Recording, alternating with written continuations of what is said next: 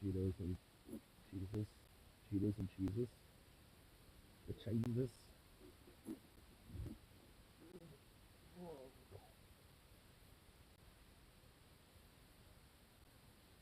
Yeah, stretchy.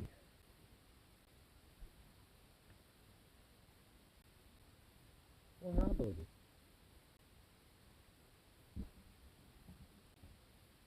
You goober, you baby little boy.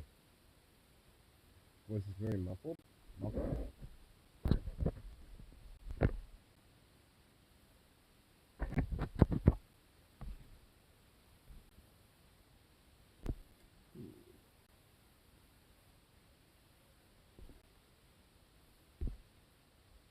Should be better now, I think. Huh. Well, here, let me do this real quick. Let me see. Well, that's what I'm saying here. This is interesting.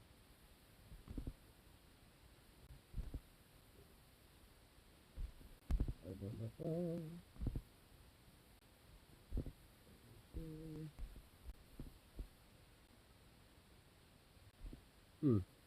Is it muffled?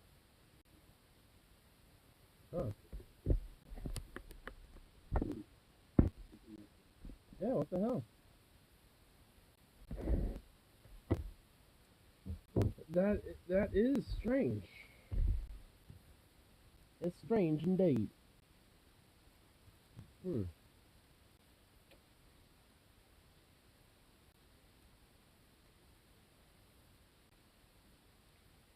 Still muffled. Yeah. Okay. Hold on.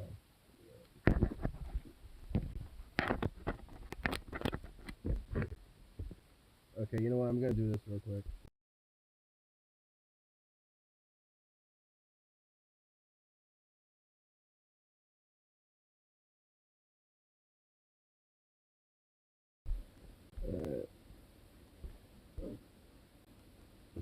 Hmm.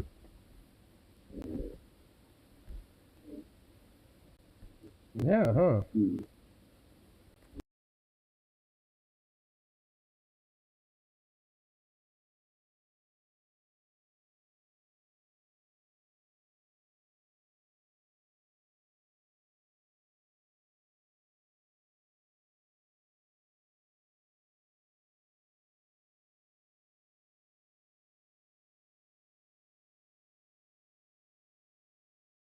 There's some funk in the mic. That's what it is. In the mic. That's what it is. All right. That should be. Okay.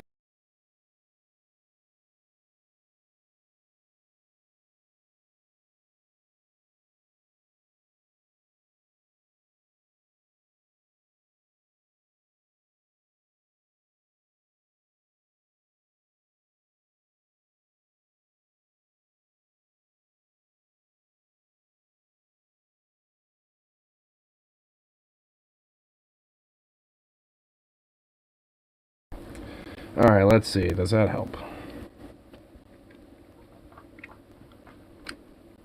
Does that help? See, does that help? Oh yes, it does.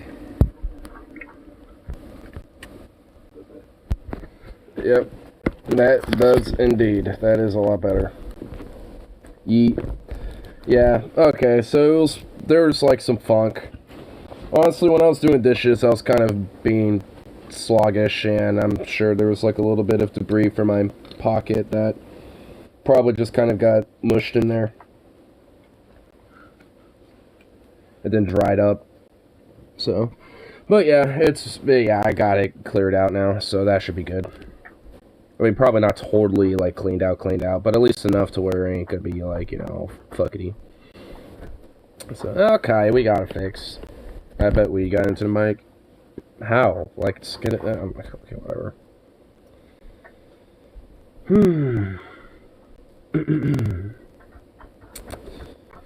Anyway, she got shit on the tube now. All that fun stuff.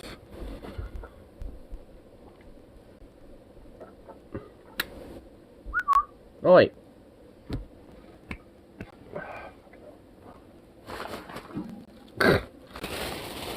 Hey, punk.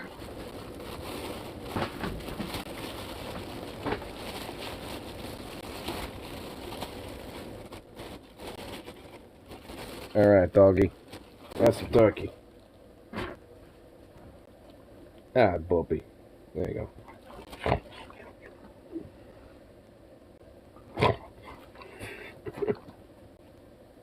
Paw? Oh. You're a goober. Here. Take this chunk of ham and enjoy yourself. Careful! Damn! Fucking little mutt ball of absurdity and chaos. Jesus. Dog's fucking absurd. Dog is absurd. I do tell you one then now. Anyway,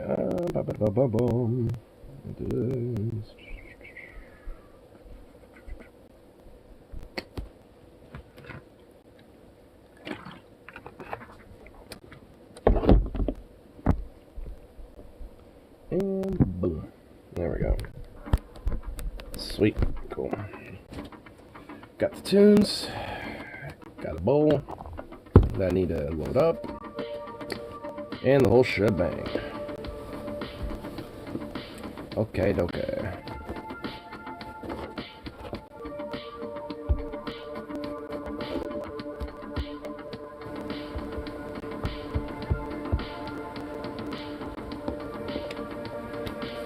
Alright. Did you enjoy that? I bet you did. I bet you did, you little punk. And now he just wants more. Because he's a fucking fiend, dude.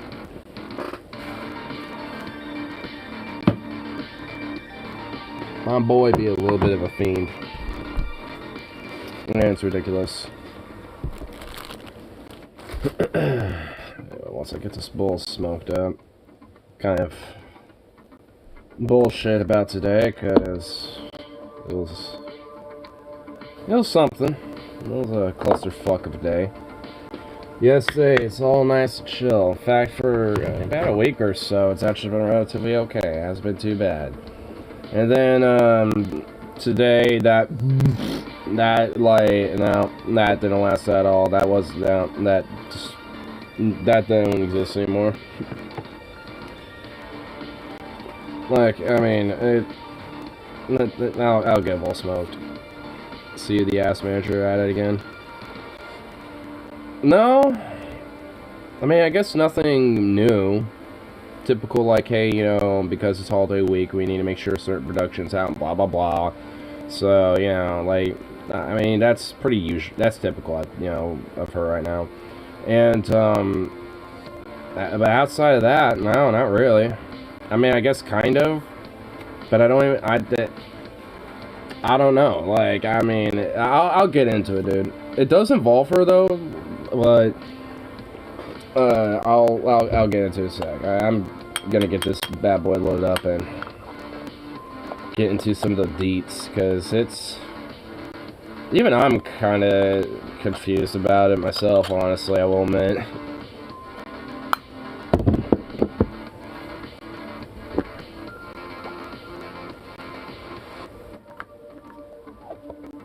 Do you work Saturday? Think about slapping bars melty? No, I'm not working Saturday. At least Yeah, I'm not. Yeah, that's one of my days off. Yeah, I switched Tuesday with Friday because of the shit I'm gonna get into. On top of,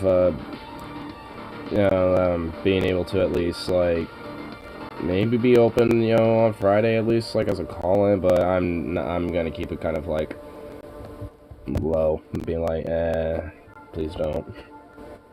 Please no. Because hanging out and at least kind of, like, recouping a little bit would be nice.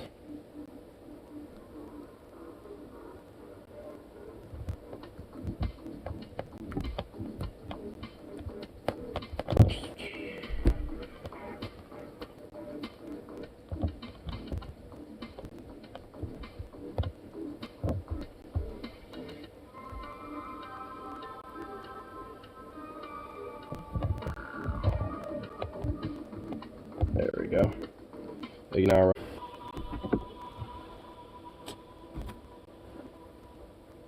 YouTube, I'm not happy with you right now. I already have, like, event, like, stocked up and ready to go some rapid fire with, and you're not making it better.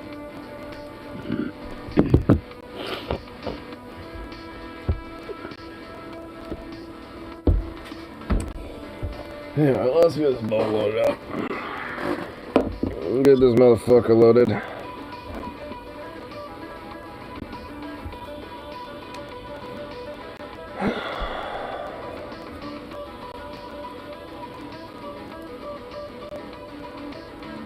Fucking YouTube, bro.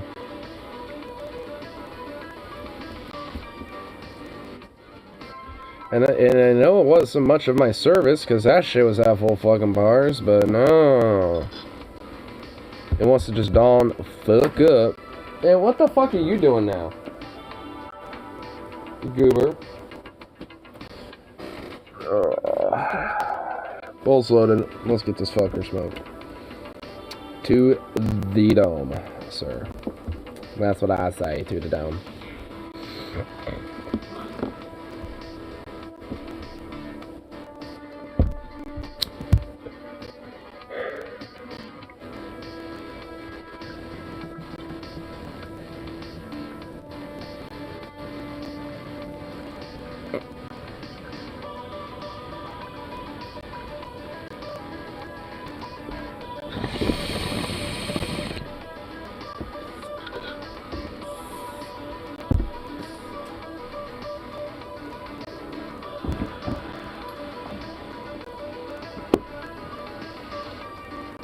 Well, can I help you?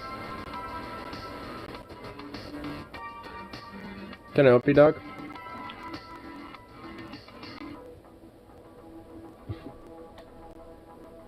Yeah, what? Flame. Flame. You know, if you, like, breathed on this, you could blow it out. Like I did, dog. But no. You fear the flame. Actually, you respect the flame, unlike me.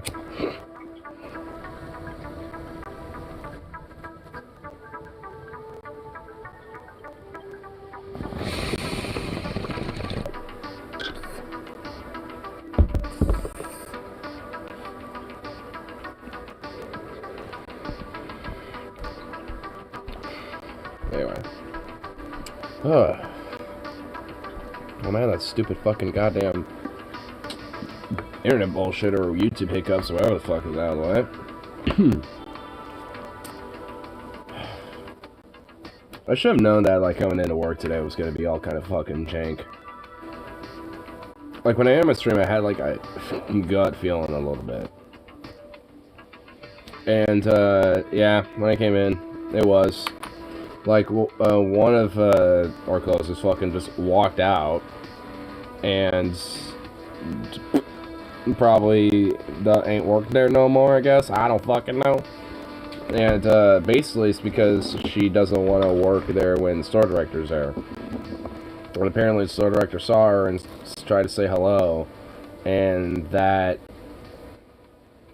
like, from what I understand, I guess. I wasn't here for it, so from what I understand, it's basically, like, like, she was trying to, like, say hello to her, she ignored her, and then she just ran into the back department, grabbed her shit, and just walked right the fuck out. Like, pretty much just right after she came back from her lunch, and it was like, what the fuck? So, now it's just like, at this point, no, yeah, I was like, well, we don't have her, so that's kind of a predicament. And then, because one of our other co-workers no call, no show for 2 days because he was in the hospital, he got taken off schedule for 2 weeks, so they had to basically rewrite the entire fucking schedules and shit for this week and for fucking next week. I mean, for the next couple weeks, honestly. Because we're essentially down 2 people, and we lost somebody like a week or 2 ago as well, so that's really technically 3 people. It's just like, what the fuck? And of course, it's just basically like me and my other closer Skittle after like 4:30 or 5 about. So we're just kind of a little SOL. But luckily, one of the courtesy / PIC guys came back to help us out a little bit. And which honestly helped out very tremendously. And especially when it comes to dealing with our lunches, getting that out of the way. So, I mean, the later half of the day at least wasn't that bad. But,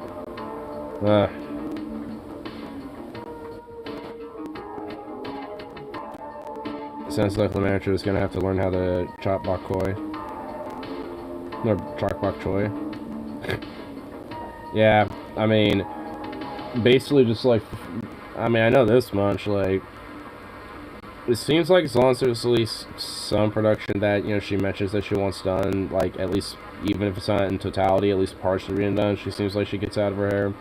As long as there's a game plan, at least stick to it, at least, like, halfway. Thanksgiving crowd is safely brutal. Not really. Depends. Apparently last year there were some people that thought that we would heat up like dinner, so some people were kind of weird and butthurt last year about it, which I don't know why. We never have changed how we've done the holiday turkey dinner meals and shit, outside of just how we package them, basically. Like, beyond that, that's the only difference. Like, I mean, it's like, it's just like, no, these have always been like this. All you have to do is just reheat them or preheat them, because they're already cooked. Like, so all you have to do is just heat it back up and season it accordingly and all that shit. So,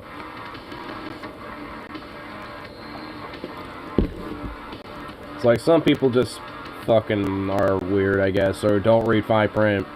Oh, and then there's like this one fucking lady, oh my god, that was on the phone. I don't even know how she is still, like, alive this long, honestly, considering how, like, goddamn oblivious this old lady was. I mean, not really oblivious, just fucking deaf. Like, and just kind of going around the world assume she isn't. Like, because it was basically just like, oh, you're gonna have to speak, loud and clearly. And I am, about, like, this way, I'm talking, distinctively, with a loud, decent voice, and, not that fast. And that was still not enough. It's like, you need to speak up. What? I can't understand you. And I'm just like, at a certain point, I was just like, bitch, like, this ain't on me. Like, at this point, this is on you. Like, I'll speak up, and try to be more distinct, like, the first couple times and shit, but after, like, the 20th fucking time, I'm gonna get annoyed. It's like, cause at that point, I just think you're fucking with me. And then she was like, oh, I'll just have my granddaughter call up, in like an hour when she gets here. And I'm just like, okay, I hope you have a good one. She's like, I wish I could understand you. I hope you have a good day. And she hung up, and I was like, did she understand anything I said? I was just like reflecting, like, huh?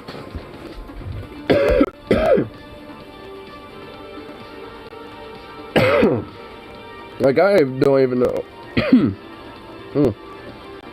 I don't even know how that person, like, just, like, was, like, is going around, being able to, like, talk to people. Because if you can't understand someone on the phone, like, well, at least for me, like, in a lot of ways, like, I understand people a little bit more clearly on the phone, honestly. I mean, just depending on the mic quality of the phone, I suppose. But, I mean, beyond that, it's just like, how do you not, I don't get it. I was about to call Karen, but then she was just a nice old lady. Yeah, she was just, I mean, I wasn't, like, gonna get all, like, Karen-y about her or whatever the fuck, or say she was. She just, like, she was just kind of, like, like, she was just kind of starting to get a little annoying just because it's like, unless I talk like this, there will be no way she would understand me, and I don't want to be a robot. So I need to figure out what I'm gonna eat for things. She needs to learn how to text, lol. Well, if only if, when people want to call up our store, or anything like that, ask questions, if only they had that option. Marco Robo, yeah, go Marco Bot.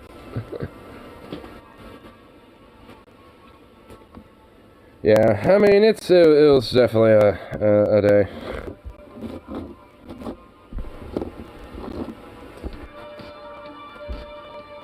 Oh, yeah.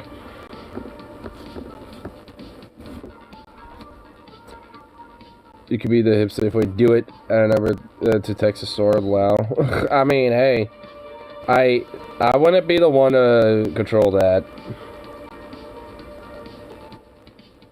Talk to corporate about that one. In fact, they probably will be like, well, we have that in the form of the Just For You app, where basically we can kind of slowly extort you for more money by buying our stuff with sales. Unless they're an employee, then it's just like, okay, then, you can actually get some free shit occasionally. In fact, at least on the whole Just For You app thing, like, the employees are, given, like, a free turkey that's between 18 to 24 pounds.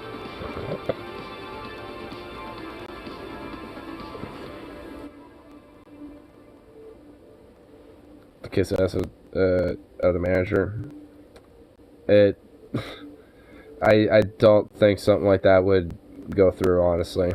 That just doesn't seem like, there's, like, there would be a possibility of anything from that. At least not that I could think of. If I wanted to kiss ass to the current manager right now, or the store director, or whatever, fuck, I mean, I just do the production that she wants. I will say this, though, she's at least trying to prioritize us on trying to have at least 3 closers at night. Which I have at least kind of noticed a little bit, that there's at least, more of an emphasis on trying to do that for the schedule. So, at least it's something. At least it seems like she's trying. I guess. Doesn't seem like she's like a total corporate ass kisser or whatever the fuck. At least unlike, the last 2 so far. I mean, she is just not as much, because it seems like she is actually... I think, honestly, the reason why I think she probably has at least a little bit more care is because she actually used to work there, I think, as just a regular PIC. Not like a store director or anything, but just like... still disappeared in the back alley, though. Well, she doesn't know anything about that, and... like, I only had, like, one, like, 2-second interaction. It's like, hey, would you be able to do sandwiches for production? Yeah, actually, hold on, never mind. And then she walked off, and I just went, okay. And then, didn't see her for the rest of the day. So, it's just like, honestly, I was going to say something to her today, because I knew she was here today. But she was just like, you just saw all over the place. So, it's like, well, and the one time she came up to me, I was about to say something, but she was, like, her head was all, like, all up in tizzle with it.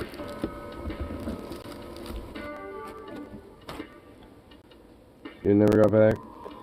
Well, I never directly hit him up about that specifically lately. It's been more about the Shopster thing right now.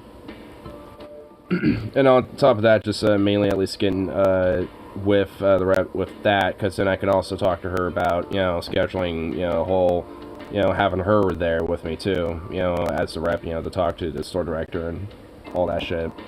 So just trying to get a time worked out with that, because I know just recently there was like some stop search training, and I know they're doing some more of that in the future here.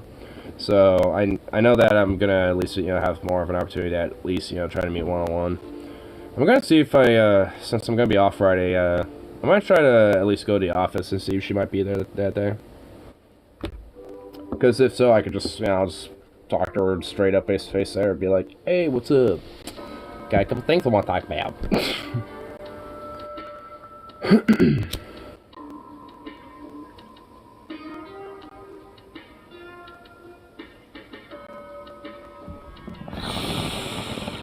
At least the Yode's been busy doing some productive stuff too.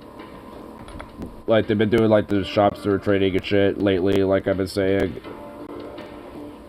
And I've been kind of at least, you know, individually when they can, you know, when the reps do have time, you know, trying to get to, you know, different grievances that employees have and shit.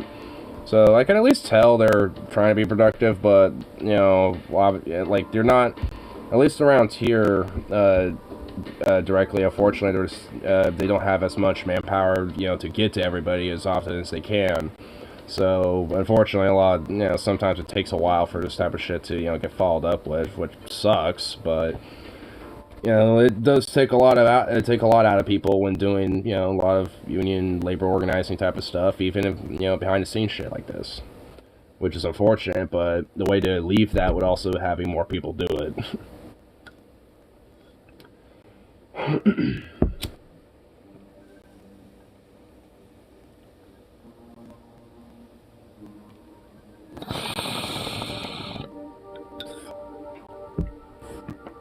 So, it's at least kind of like I know they're not, like, you know, totally just me, like, you know, fucking it off. At least unlike the company. Like, I know corporate just straight up, you know, is fucking it off. At least, you know, the store director, she seems to at least have a somewhat positive view of me, at least. So I'm thinking, you know, as long as I, you know, if I at least do get the time to just talk with her, you know, and stop her and her little zooming around everywhere and shit, like, then I could probably at least, you know, get something squared off and, you know, let her know, be like, hey, you know, maybe one of these times, you know, with me and the rep, we can, you know, call up, you know, one of the corporate offices and just try to get this settled and not have to worry about it no more.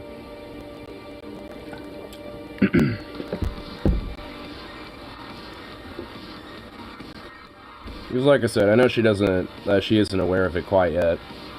I'm sure she's probably aware that there are some employees that probably aren't, you know, getting, you know, their pay properly and shit, but whether I know she's, you know, been dealing with that or not, I'm not too sure. I haven't talked with anybody that is also kind of getting fucked a little bit. I know there's, like, one of the customer service desk ladies that was getting underpaid and fucked over, actually worse than me, which for someone who's working customer service, they technically should be making a little more than us at 1950 or whatever. They should be making more like 20 something. So it's, you know, I don't know if, you know, her shit got fixed, but I know at least, you know, there's been a couple people that have. Because also, like, I mean, it's been kind of like a whole news story, too. I know you sent me, like, a link about, like, Kroger's just, curiously, because of computer glitches, that seems to always be their fucking excuse, by the way. Like, literally, always their fucking excuse for everything. It's like, whenever they say that, they just mean that their glitches is the human glitch of, oh, I decided not to, you know, properly put the pay in there correctly.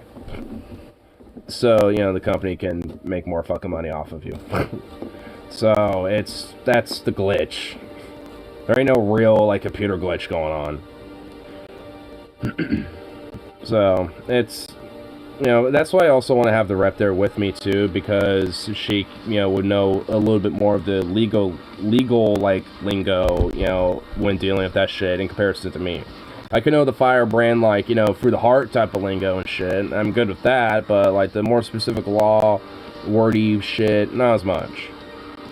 Which actually is something I should kind of look into at least a little bit. Just kind of learn some of the more basics, especially at least with Oregon labor law.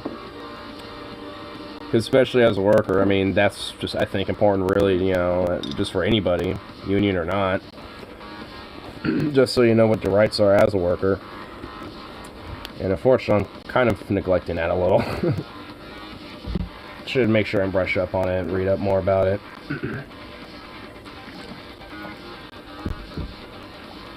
Because I think in Oregon, you're also technically obligated to at least like a 15-minute break when it comes to your break times. Though a lot of companies like mine will say you have 10 instead of 15. Which is why I never follow the 10-minute rule. I always skip it and sometimes take a fucking 20-minute break. Oh, until that one time I got gaslit and I actually took an hour break that one time. God, I'll never let that fucking... God, that still grinds my fucking gears. Oh, I didn't want to mention the whole wage thing to that corporate higher-up stuff fuck of a suit shitbag. Like... You like on the sense of like how I need to lead by example and, you know, like be more of like a team and all this other shit. And I'm just like, fuck you. I've been here for like goddamn near 7 years at that point at least. And it's like, you're gonna tell me this shit? I have been this entire time. And because shit be stressful and I don't feel like I've been, you know, properly respecting, you know, with the company, all things considered, you know, you're gonna be telling me this shit. It's like, so there was a part of me that I was about to, like, if the store director really was not there when that motherfucker was there talking to me about that, I would have, like, bursted up a little something. I would have, like, I knew I definitely would have gotten her to come back and be like, what the fuck, you know, but I'll be like, yo, I mean, it's just like, you know, like, what I was telling him, honestly, is kind of how, you know, what he, you know, saying to me is kind of validation of how I felt, you know, and just kind of be just straight with her on that one. I will say this, though, like, at least, store director at that time evidently didn't check the cameras or anything, because I never got back about that. And no one came back to me about any of that, even though they said they would, to make sure I was, quote, telling the truth. It was just straight up like a scare tactic. That's just all it was. And did it work? No, it just pissed me off.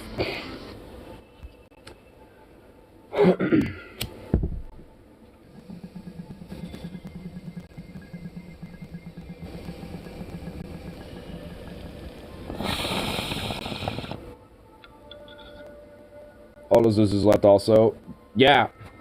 Well, all the ones besides store director weren't even like permanent workers there anyway.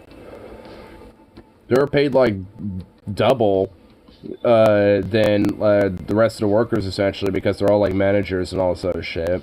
To basically work 10 plus hours, you know, for like 4 to 5 days, which basically means they guarantee overtime. And with 1.5 times pay with that, sometimes they're getting, you know, for at least some of those hours, they're getting paid like probably fucking like 55, you know, fucking dollars or some shit probably, you know, an hour. So it's like they get, you know, paid extra and shit to fuck around and fuck with our shit, and then want to lecture us about, you know, how we, you know, operate our fucking job. It's like, go fuck yourself. Take nobblers.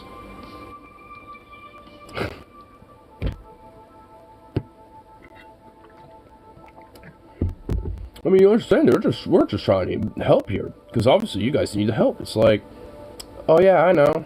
Your help is making everything fucking worse and ridiculous. And in fact, we, like, over the course of, like, the next, like, 3+ something days after the El Duce, you know, had to walk through on Friday, which, like, I wasn't working that day, like,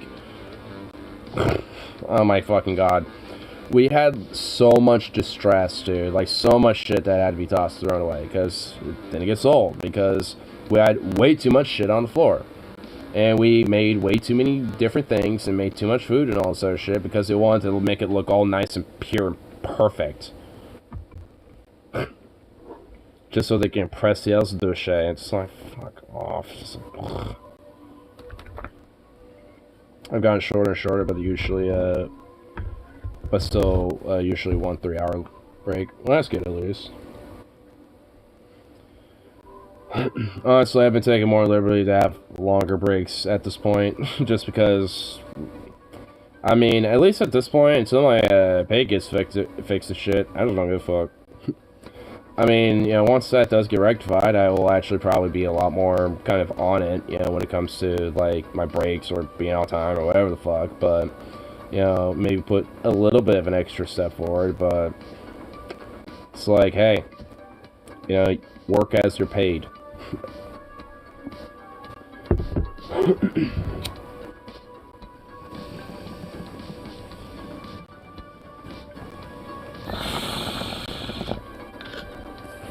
They pay the right wage, then they'll work it, you know, they'll work the fucking, you know, right wage. Work how much they're giving you. They're giving you shit or cheating you out, then cheat them out. It's pretty much my motto with it.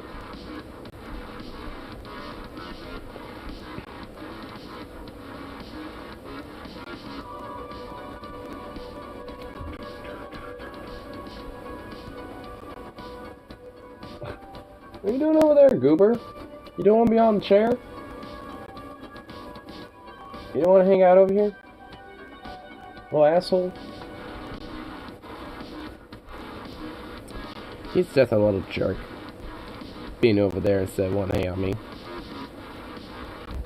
Oh shit, it's Thanksgiving week. That means musical chairs week for what day I get paid.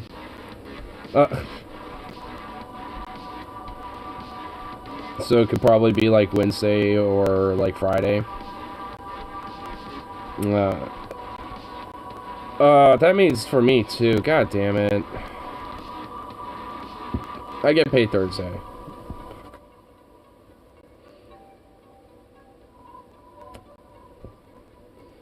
Well, I just hope that I have my shit. That's all I care about. I think technically, like, all the pay for and all the wages thing and all that shit, I think it's all technically taken care of by Tuesday. And sometimes that shit can be sent by Wednesday night, but usually by the time the store's closed. So maybe.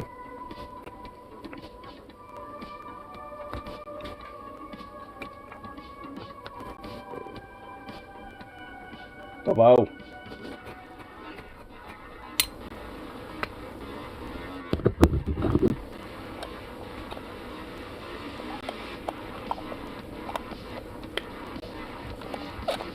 He's such a goober.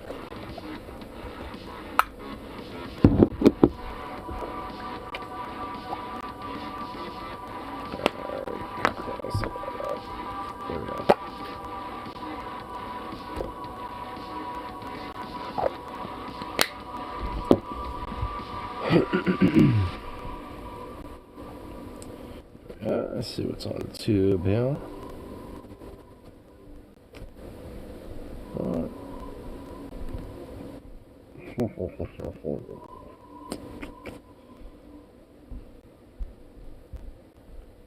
I guess there was at least like one thing I kind of want to check out. Where the fuck did it go?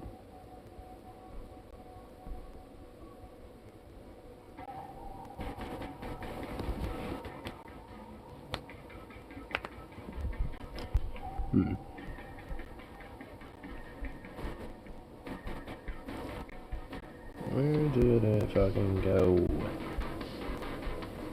I saw something earlier I wanted to check out, and now I can't find it. Boo. Boo.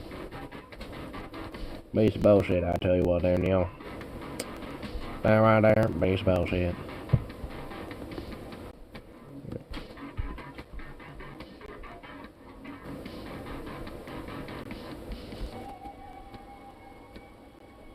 Oh, here I go. I think I found it. Conservative parents versus libs teachers Jubilee. Oh my god. Oh yeah, that's it. That's the one. So Reb, you know the whole Jubilee, right? Like with like every now and then they'll do kind of like the middle ground. I think it's literally called middle ground, where they'll take, like, please no to cringe.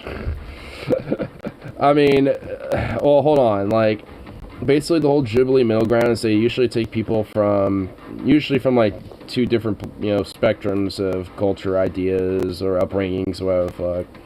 Like, I know at one point they had, like, conservative teenagers versus liberal parents at one point. They had, like, a vice versa of that, where they had, like, conservative parents and liberal kids, and, just, like, conservative teens and, like, liberal teens and shit. Usually shitlids and cons. Yeah, usually.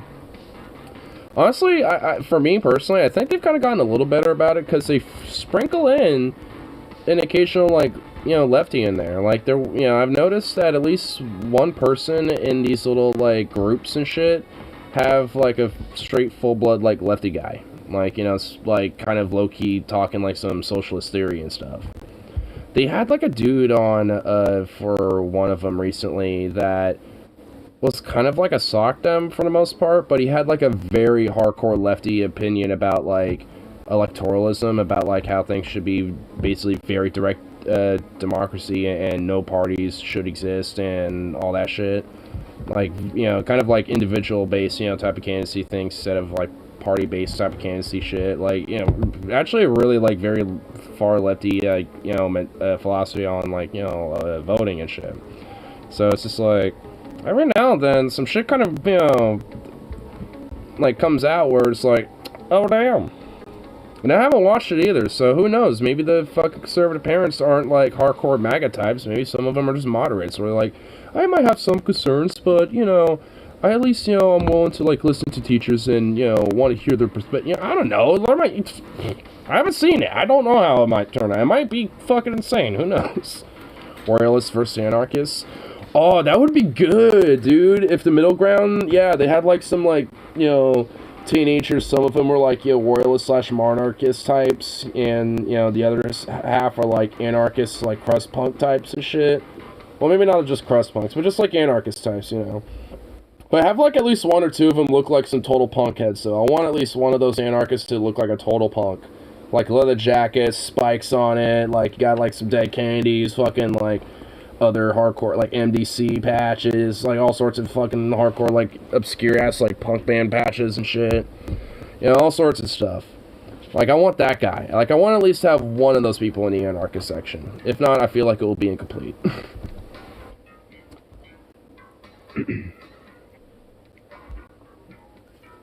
Knowing them, they would do royalists versus maybe the monarchy isn't the best idea, libs.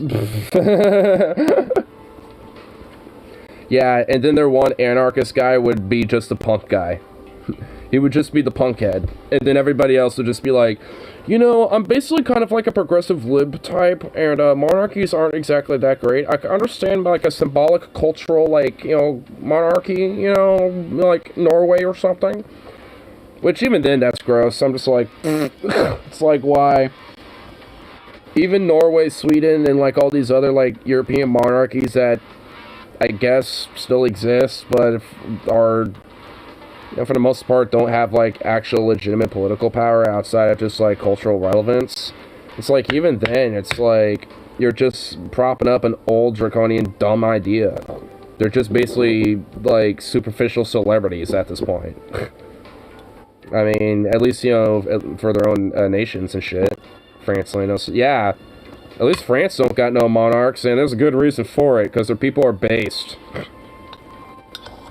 So, yeah. Say what you want about the French, yeah, there could be some memes made about the French, I mean, yeah, say what you want. But there's enough of their population that makes them, in my mind, based. Because they know what to do when shit, hits the fan, and when push comes to shove. I love the French, honestly. I respect them. Also as president and prime minister, suck at libs. Oh yeah, that's right, they do. See, I feel like that's a little bit too complicated, but, hey. Yeah, it works for them. Come on, move. Damn it. Ah, jeez. Zooks. Come here.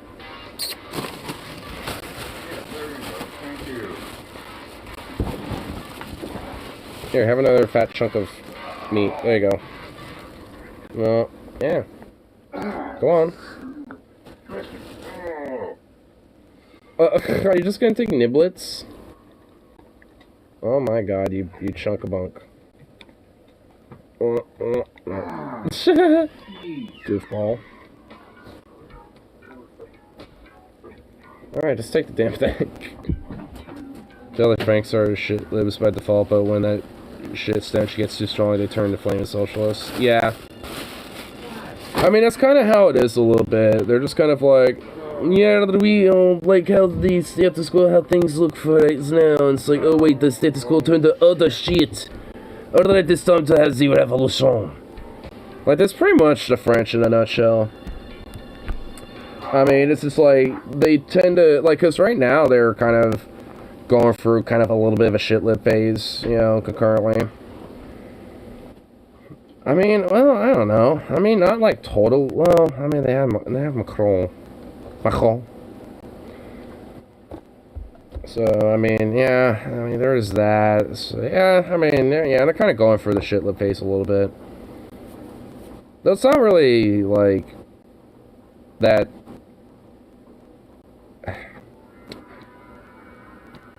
I don't know, I wouldn't necessarily say maybe, like, Libby, just shitty. Because there's also, like, kind of elements of, like, right-wing conservatism that's kind of been propped up, not just in France, but just in Europe, primarily places like Hungary, which is basically slowly turning fascistic, you know, with Viktor Orban there. Poland is another place. Though, maybe not to the same degree as, like, Hungary, but, you know, kind of, like, creeping up. It's been creeping up for a minute. What other, like, I know, at least Germany's been kind of having issues with that off and on for, like, the past, like, 10 years and shit. With, like, I know one of the more recent ones that I at least was aware of was, Alternative Germany or something like that. It was, like, I think, like, the acronym was literally, like, AFD or some shit. Funny thing is that Hungary is so extremely even Poland thinks Orban's fucked up. Yeah. Because Orban is straight up fascistic. Like, Poland is very, like, more, like, Polish nationalistic. Like, they're more like Polish nationalists, more so than, like, you know, outright fascistic fucking, you know, cretins. You know, like that Orban and his administration's doing, and trying to spread that shit. Like, Poland has, like, a strong history of, and like, a history of struggle when it comes to its sovereignty and identity as a nation, you know, so... You know, a lot of their right-wing extremism is more like, Poland, you know, it's like, we are the Polish and we are the superior people, fuck all of you, you know, like, it's more like that shit.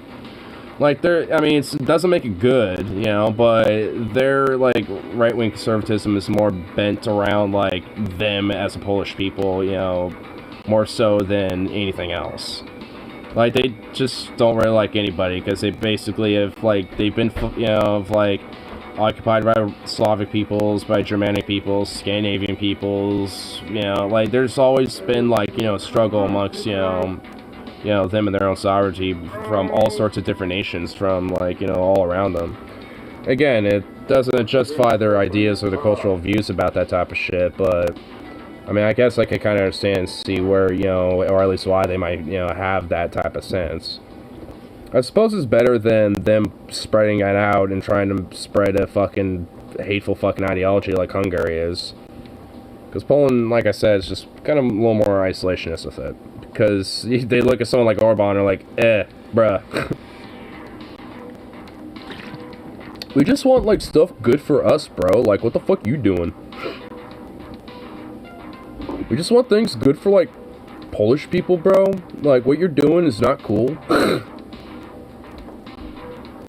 Like, we agree with a lot of your stuff, but you're just going too far, man. Like, I mean, come on now. It's basically like what Poland's saying to Hungary, you know? It's like, hey, we agree, but you can chill. You can chill a little bit, you know, and calm down there, you know?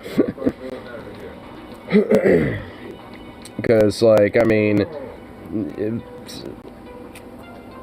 At least just, like I said, for what it seems like, Poland just doesn't have, like, as much of this spread of right-wing extremism in comparison to, you know, Hungary.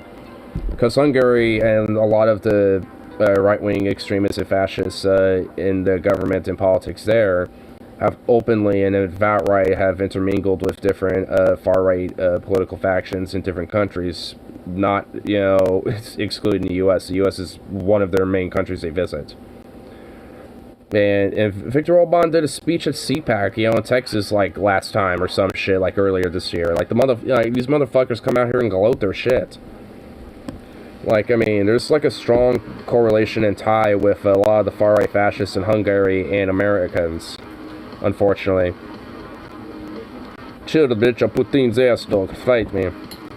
Which, I don't know how well that'll work out for him, because he has Romania to the east. Fucking, I think also, Ukraine kind of borders Hungary, I think. If I remember correctly. No, it doesn't. It's primarily Romania, Moldova, and Poland. At least in the east and, like, northern areas. Like pretty much all the countries that that doesn't like Russia. So, like, fucking Hungary doesn't exactly have many friends, you know, if that's the case. In fact, I'm just gonna see what countries surround Hungary right now. I'm going on that map. Give me that map. Yeah. Give me that map. Let's see where Hungary is. So, yeah, so directly to its north is Slovakia. And then, yeah, they border Poland, Slovakia, Romania, Croatia, Austria, Serbia. Yeah. They don't have many friends around them. Oh, no, they border Ukraine. They also border Ukraine as well. At the border where Mukashevo is. Mukashevo, Ukraine. Yeah, so, okay. No, Hungary has a border with Ukraine. Yeah, so... yeah, like... I guess the closest country that might be a buddy to them would probably be, like, Slovakia. Maybe Croatia? I mean, Serbia maybe? But Serbia is all, like... I don't know, they're all, like, Serbia's the best of all the Slavs, and fuck you. Like, they're hardcore, like, you know, weird about it. So, I don't know, like, I mean, yeah, they don't really got many buddies. Like, you know, Belarus is over there, and they're worth, like, little fuck. And then, you know, Russia's just way over here and shit.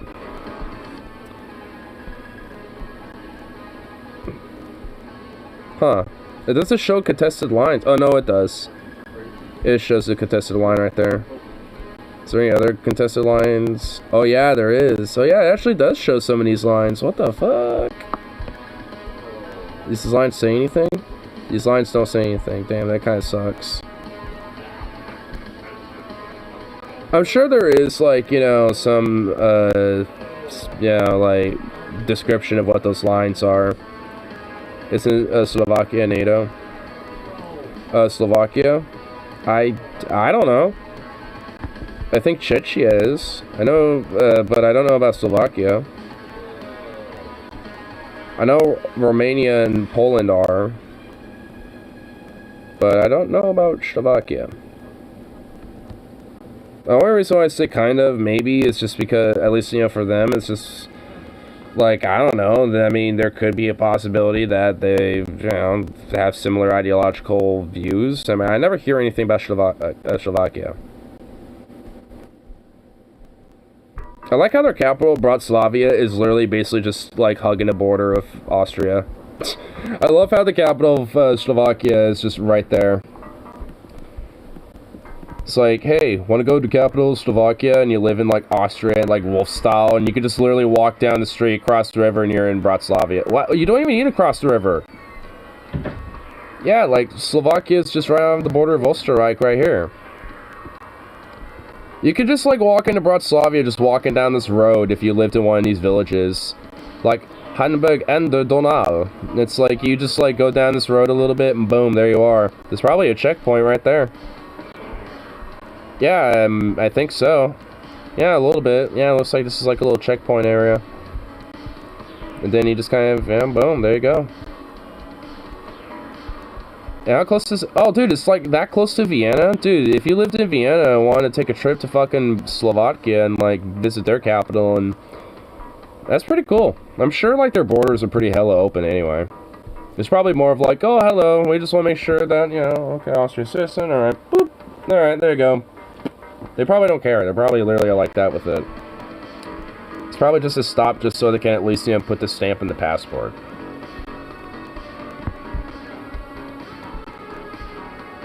In Hungary, yeah, there's like a lot of different, yeah, there's Graz, Austria, that's kind of near Hungary. I wouldn't mind visiting maybe one of these, like, smaller towns, maybe on the border of, like, Vienna, like where Bratislava, Vienna is. Like, there's this little Hungarian town called Gubor. I mean, I'd visit that place, check out some bars, check out some Hungarian chicks, or dudes. I think there isn't even a stop. I think Slovakia is Szczecin.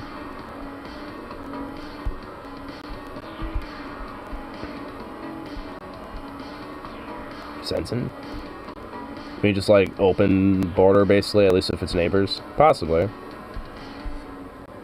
At least with like NATO NATO/EU members, probably.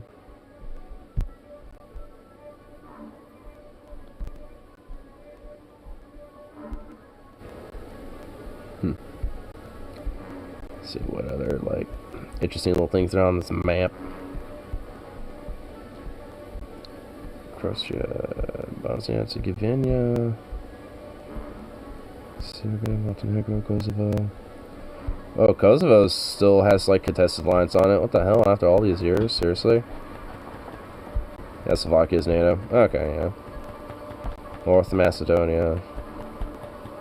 I like how like Yugoslavia doesn't exist anymore, just because like all these countries here just can't get along with each other. Bosnia, Herzegovina, Croatia, Slovenia, Serbia, Montenegro, Kosovo, North Macedonia, like, because, oh, none of it, like, for some reason they all just can't get along, even though they did for a while.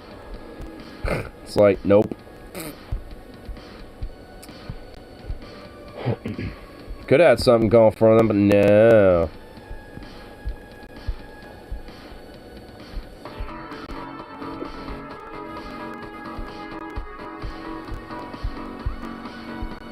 Alright, done looking at the map. I'm done looking at this map. There we go.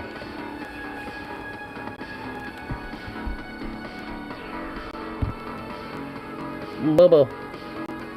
The football. You're finally on your little chair. Little goober. What a little goober. Let's get another bow loaded up, hell.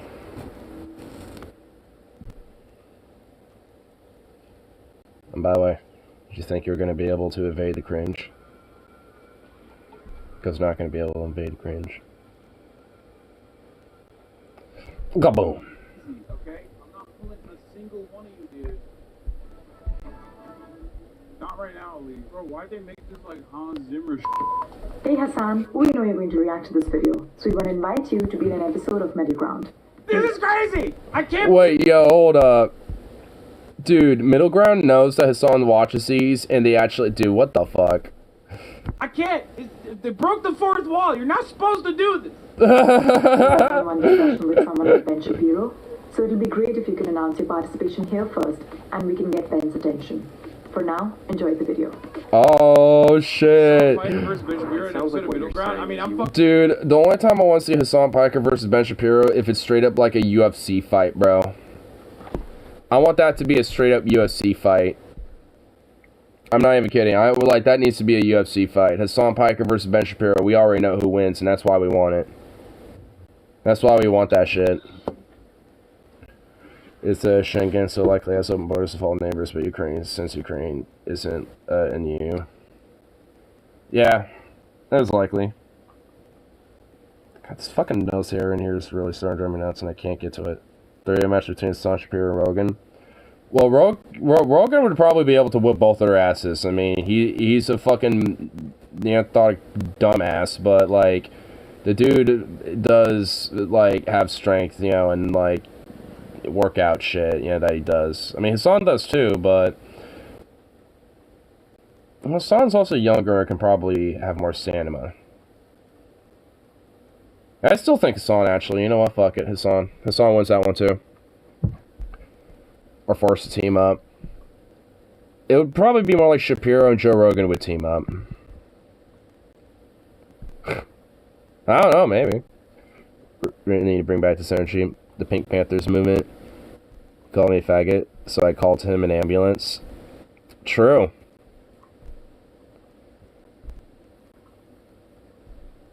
That is true. And I too definitely agree with that.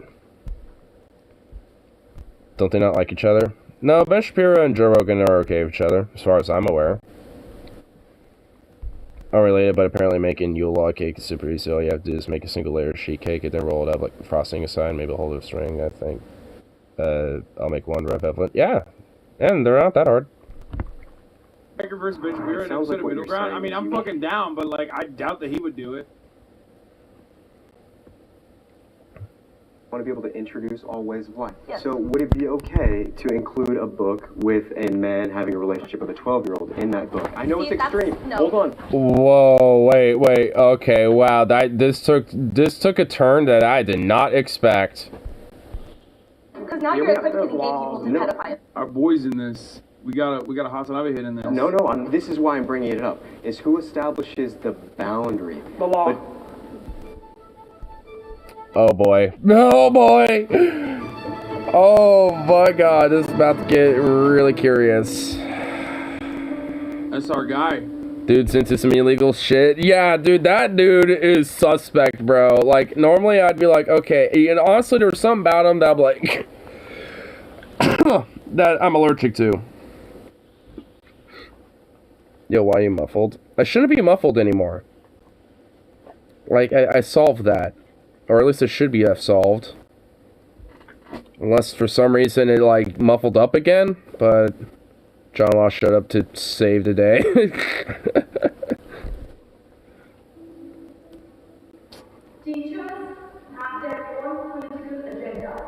Teachers have their own political agendas.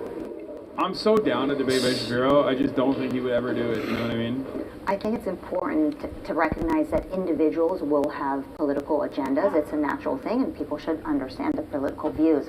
I think where we need to differentiate it is whether a teacher should have a political agenda in a classroom. Oh But my is your God. idea of a political agenda like these teachers telling students this is who you should vote for? If you vote for these people, it's wrong. If Yes, you vote for or these people, it's ridiculing the beliefs that they may have for political. You totally thought Thanksgiving was next week. I kind of did too, but I can't really help myself besides, you know, just realizing that I have Thanksgiving holiday dinners I have to give out to people. And using their position of authority to mold the minds of everyone else.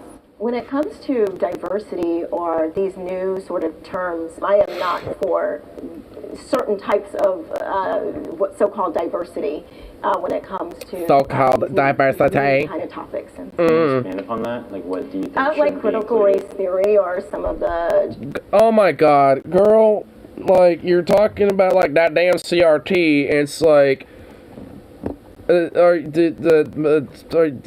gonna look yourself in the mirror? Easy, dude. Are you like, dude, she is just like, dude, she is tone deaf. And there it is. Yep, there it is. Yeah. And that was like the black conservative thing. It's like, I can't be surprised, unfortunately. There's like Uncle Tom's and I guess the equivalent of that, you know, would be an Aunt Jemima in this case. I don't know. I feel like that's a little bit more harsher. But honestly, you know, still, being an Uncle Tom, just a female version, which I still feel like, you know, would be an Aunt Jemima, but either way, whatever. Like, she's just like, you know, not giving a fuck, just being like, oh yeah, that's the RT, even though it's like, that's literally like telling you, like, yo, this is what the fuck happened to your, like, to the people that, you know, like, in, like, literally not even, like, that many generations ago. Like, 4 or 5 of them ago. If that, you know, for some people, depending how long they live, you know, it's just like, Like racism, okay? Topics like history, black history from the perspective of a black person. The concept is something you can apply to everything. Don't blaspheme Aunt Jemima like that. I do like Aunt Jemima, though. I do like me some Aunt Jemima and maple syrup. It's some good stuff. Literally, you're upset at the fundamentals at that point. If you're saying, I don't like the idea of children's minds being molded by random strangers, you're not upset at liberalism. You're upset at the concept of teaching. It's literally like a fucking stupid person saying, oh, how do you know? Oh, you're a Butterworth stan? I can respect. I prefer, real syrup. See, I do too, but if for some reason I can't find any, I go for either Aunt Jemima's or Buttersworth. You didn't experience it personally. It's like, yeah, dude, you're literally defining how education works. You're talking about foundational principles. You're talking about how people fucking learn, okay? You didn't fucking experience everything. You didn't invent the wheel. Someone else did. You're just taking advantage of it. Actually, I tend to put jam on my waffles instead. Ooh. It's so stupid. It's so stupid. When Interesting. It's like, oh, I don't like the concept. Like, it's a fundamentally flawed perspective, okay? Unless you are quite literally anti-learning, okay? Unless you're quite literally Honestly, conservatives are about anti-learning, though. That's kind of the problem. They're like, fuck these teachers and their agenda of basically learning our kids. I'm supposed to learn the kids because it's supposed to be my property. Fuck you. I don't want some random stranger, basically just like, getting in the way of shit and just telling me how to raise my kid, basically. I mean, it's like a lot of these fucking far-right dipshits do legit believe, like, nah, it should be me that, teaches my kid and raises my kid. Like, I shouldn't, there shouldn't be no, like, schooling system or education system in place, for my kid to get propagandized to and shit. It's just like, I mean, and it really, honestly, like, those are the motherfuckers that don't deserve to have children. If they do, they probably shouldn't have kids anymore. You get cut off and probably, questionable if you even should be having the kids that you do have. It's like, just freaky shit. Which is going against humanity and the human condition. I mean, it's very cult-like. I don't know what to tell you. Yeah, it's how you end up with the Leatherface family. Okay? It's nuts. I hate it. I'm yelling because it pisses me off. The stupidity of this shit pisses me off. It's like Republicans talking about, funding government programs. It's like, Got bro, some cream, add a little sugar, vanilla extract, whip that up, sprinkle some blueberries on that situation, and damn. Up in that situation, I love that word phrase. Okay? We're just gonna have some blueberries up in that situation. I tell you what, damn, son. Damn. This is not how the world works. Gender ideologies. It's not. Oh my god, gender ideologies. Like what?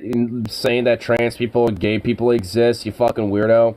Like, you got a dude that basically looks like he's like some sort of crazy ass looking fucking like, 8th century warrior that is about to take some shrooms and go berserk on, some motherfucker with that like hairdo.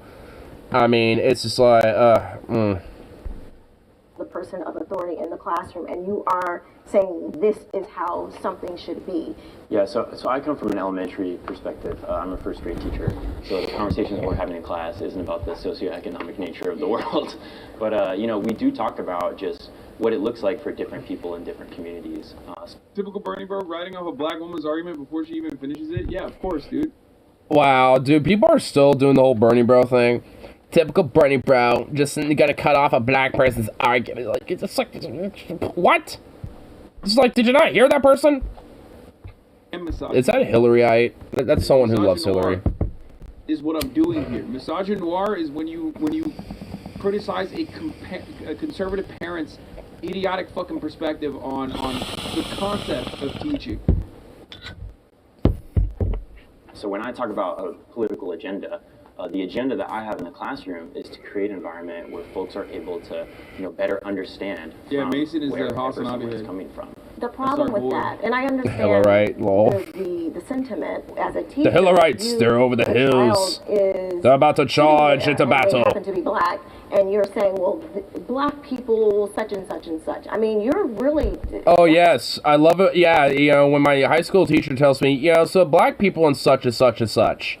Yeah, I learned a lot when, my U.S. history teacher told me about that, Oh, yeah, black people, such and such and such, So, anyway, on to the civil rights movement, such and such and such.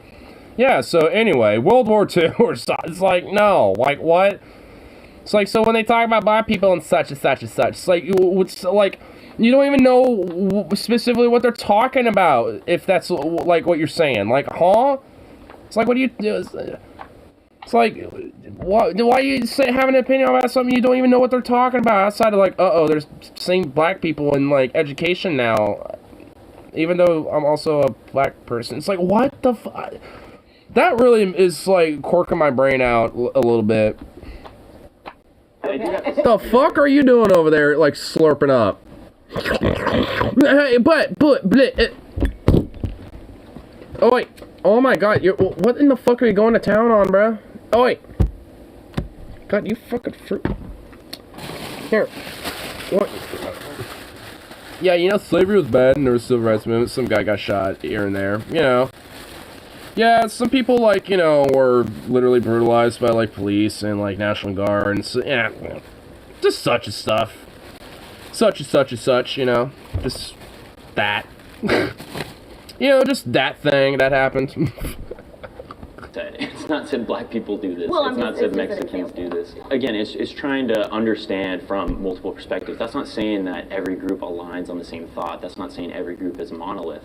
What it's saying is, even if you disagree with somebody or you come from a different tradition or a different cultural background, those people's opinions can still be valid.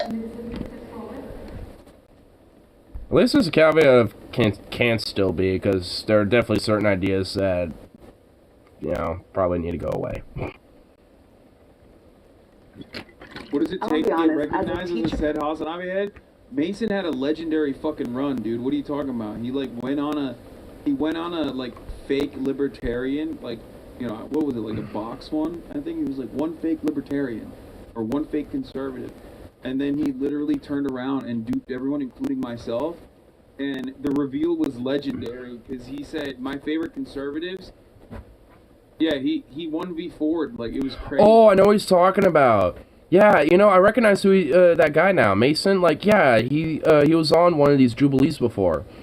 And it's like in the box or whatever the fuck. It's like the one where you have to like find out who's like the real one or the odd one. I think it's called the odd one out. Like, I kind of like some of these Jubilee things, honestly.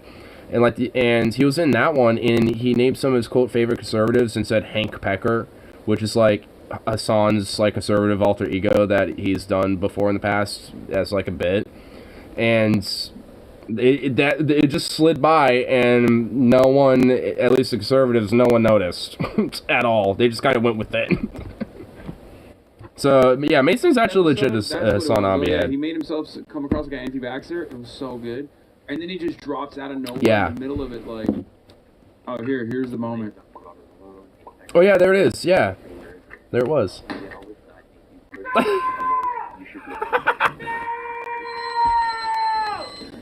Are you fucking joking? He said Hank Pecker, bro.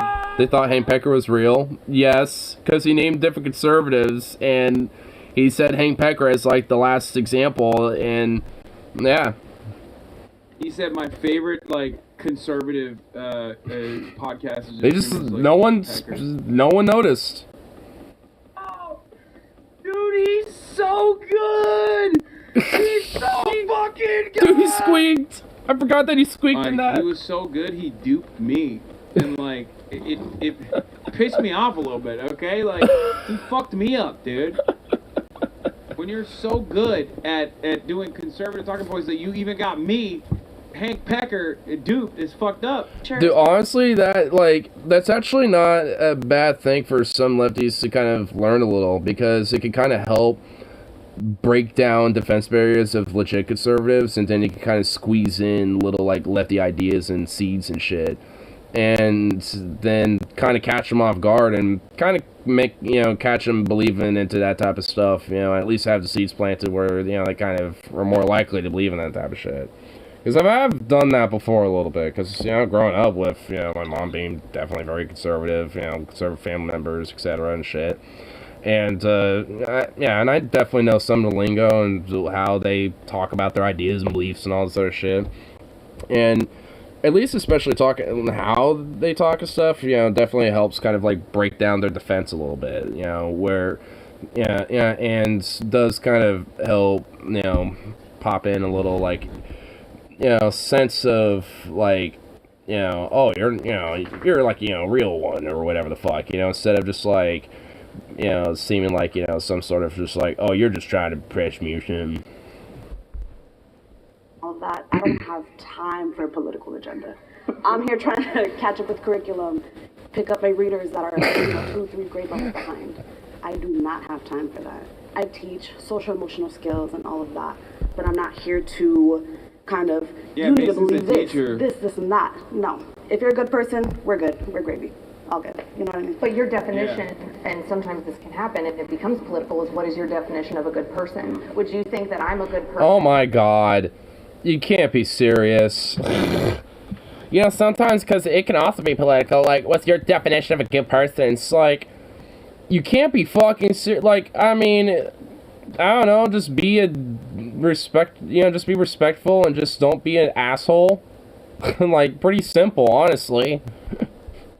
Raising my kids to be with Judeo. Dude, only... Is it weird when people say, I'm fine with gay you, I just don't want it in my face? Like, do you think gay guy's gonna pull his dick out and wave it at you?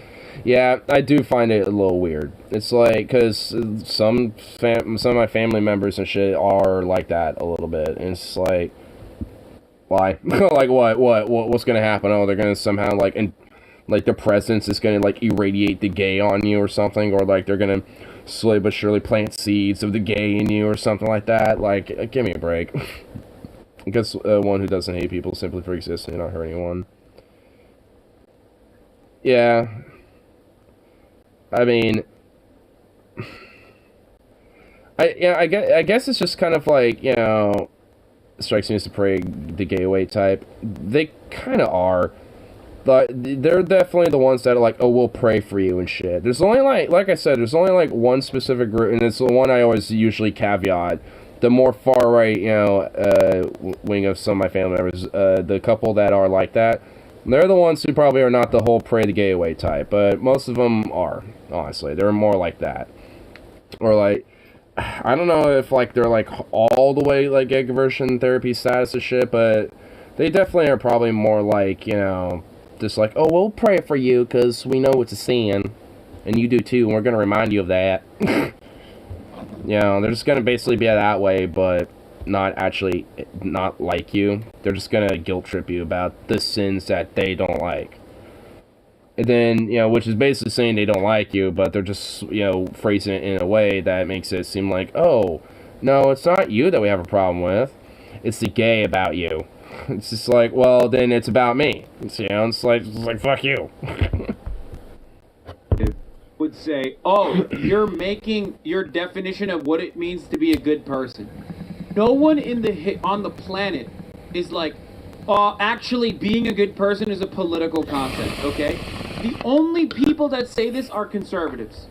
I've never heard a liberal go, fucking, actually, like, being a good person is subjective. No, it's not! It's not! It's not! It's not! You just know that your fucking worldview is, like, designed around hate. I mean, I will say that I guess like how you could be a good person can be a little subjective because there are different ways to be a decent good person.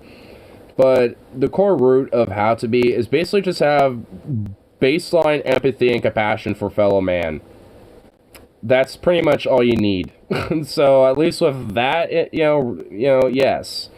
Like, there's no, like, there's not like some weird like, subjective thing around it. Like, how you go about that, can be subjective in a way. Like, you can be a good person by, finding, good charities, to donate to and volunteer help out with. I mean, that's just one example. I mean, there's all sorts of different things, that can encompass, someone, being a good person.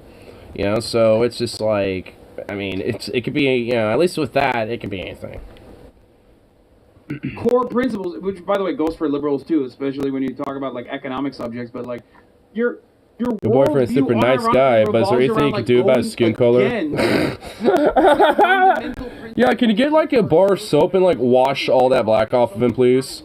Can you do something about that skin color, please? Your boyfriend's nice, but have free It's like, oh my. Dude, I mean, imagine if, like, some weird-ass, like, white grandma from, like, 1890s that, for some reason, is still alive, just, like, you know, whip that up on you. Just drop that. Just, like, can you get a bar of soap and try to wash some of the black off of him?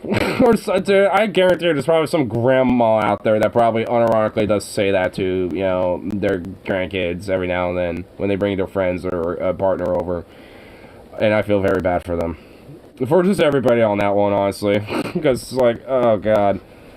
There's a certain point where old people legit just do not give a fuck anymore. Especially when it comes to, like, you know, what their thoughts are.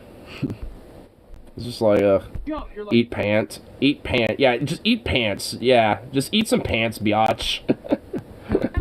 Don't read that shit, brother. You fucking kidding me? Oh, brother, that right. I don't read that French garbage. That's communist, brother. Sharing is caring. Get the fuck out of here. Get out of there, that communist shit. Gonna eat that out of here. Yeehaw, brother.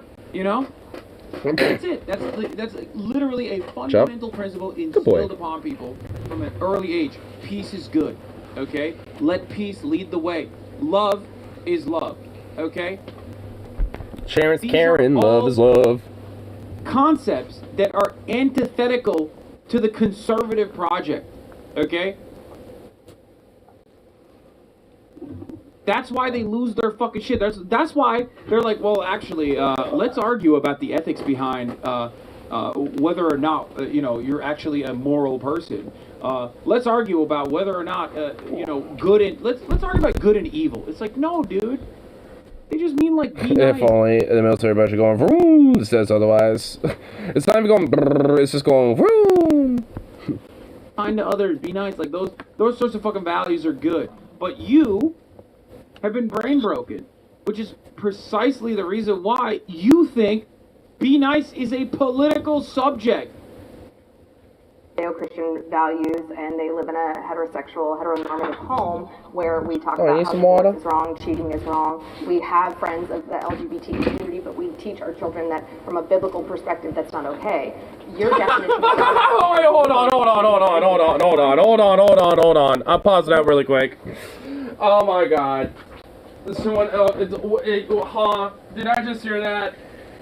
We have friends who are in the LGBT community, but, you know, from a biblical perspective, we teach our children that's wrong. It's like, fuck you, you don't have friends in the LGBT community, then you fucking wretch. It's like you have, like, little, you know, like, basically, like, little pawns for your social circle to kind of, like, throw around and be like, hey, look at my token gay that I have, you know, that I can throw around as a little chess piece. You know, to get some clout, you know, with my church friends. It's like, fuck you, cunt. If anything, the only reason why they are, quote, friends is basically just so, you know, they can gossip about them, you know, in church sessions and be like, oh, I know this person is just such a sinner, you know, because they love that shit. They love it. They absolutely love it.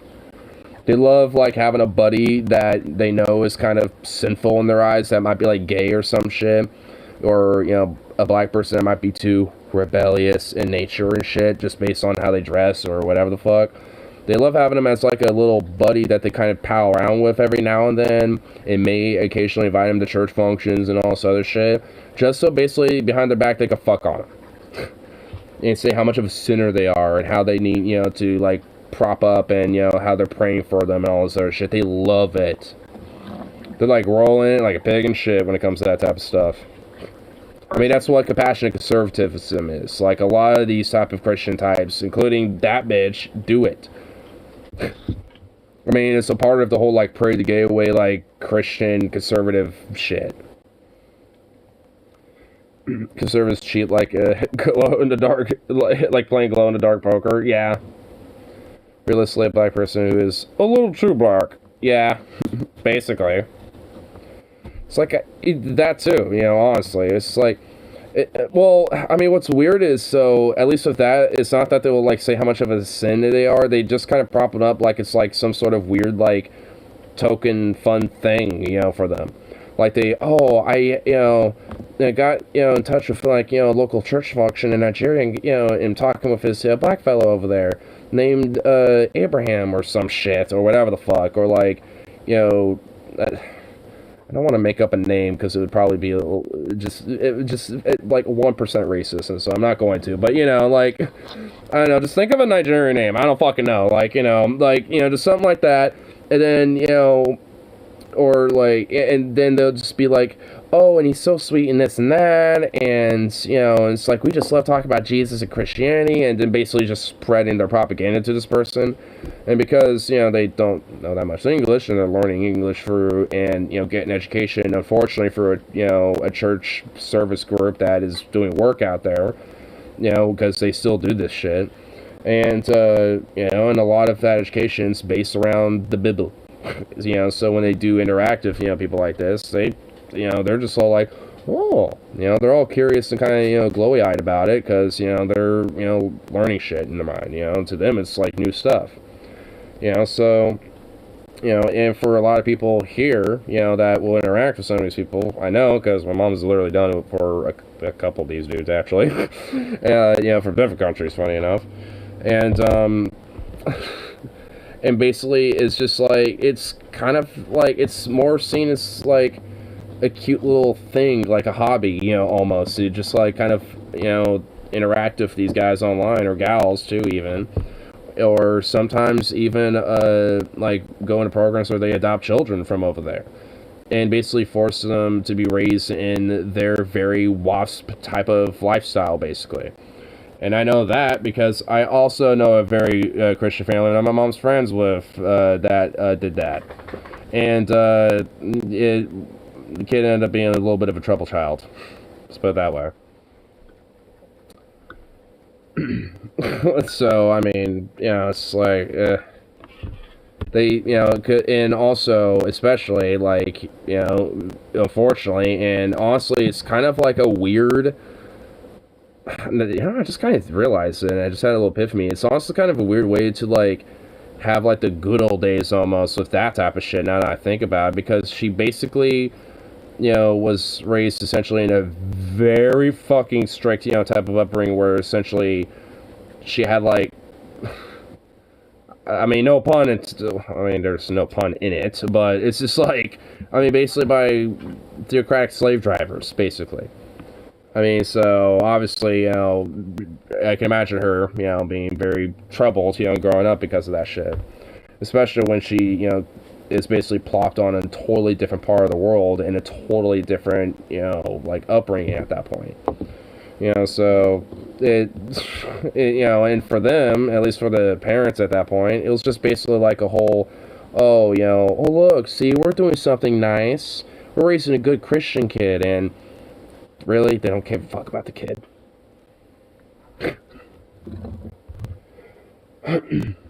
And frankly, I still don't think they did.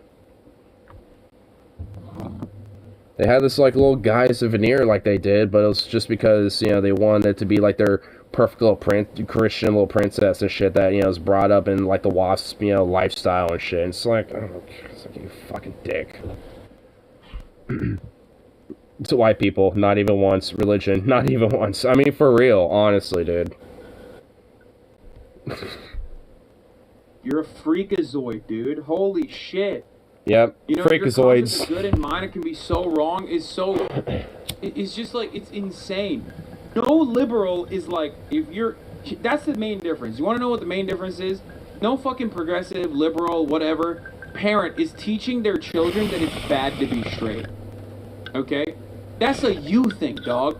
You are the problem. That's why you have an issue with what it means to be good. Because deep down inside, you kind of understand, like, you have that core value instilled in you because you're a human being, and it's like kind of at the fundamental building block of living in a society, which is that, there is parts collectivism and parts individualism in there.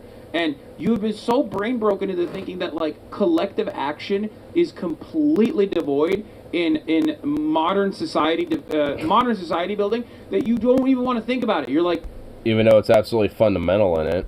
No, it's actually, sharing is caring is bad, and good and evil are actually concepts that are up to the individual, and that, like, the other side is actually bad. We should teach our children to not be gay. Okay? It's so stupid.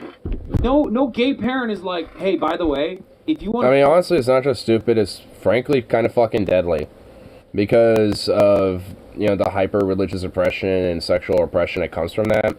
But also the excitement of, like, legit, hateful, and bigoted type of ideas that spring into very deadly, nasty fucking shit. Like with what happened the other day. Like, I mean, it's not just stupid. Honestly, a lot of this type of shit is very fucking dangerous. members of the opposite sex, like, you can't do It kind of goes back to earlier what I was saying. It's like, yeah, some ideas, you know, it's like can be valid, but some need to just be thrown away in the trash bin and disregarded forever. Anyone advocating for it needs to shut the fuck up. You're the only dumbass doing it. That's actually funny. That would be a funny sketch if it's like gay parents, if they were like conservative fucking heteronormative parents, how they would educate their children. To kind of clarify, am I Oh my possible God. if they're kind and they're not bashing anybody, judging anybody, kind of throwing out names, anything like that, they're good. It's not to say that topics like that don't come up in class.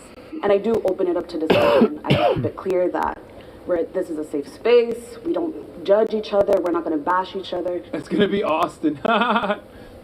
No, Austin is way too. Unironically, I'm Gay parents of a straight son. I just don't understand where we went wrong. I mean, we've been making and watching watch She-Man since he was 8. It's like, what? It's like, I don't understand where we went wrong. straight coded. He wouldn't It's even like, be able hey, to do that. you didn't show Lion King, because honestly, you know, I don't know. Like, something about that, you know, like, Scar's personality is just like, bruh. It's like, what the hell? Have your own And experience. plus, they straight up had, like, a literal, like borderline fuck scene in that movie. Like, unironically. Like, you know, like, Simba and Nala and shit, like, you know, in the little meadow and stuff, like, in that little lick and her looking like, what the fuck do you think's going on there?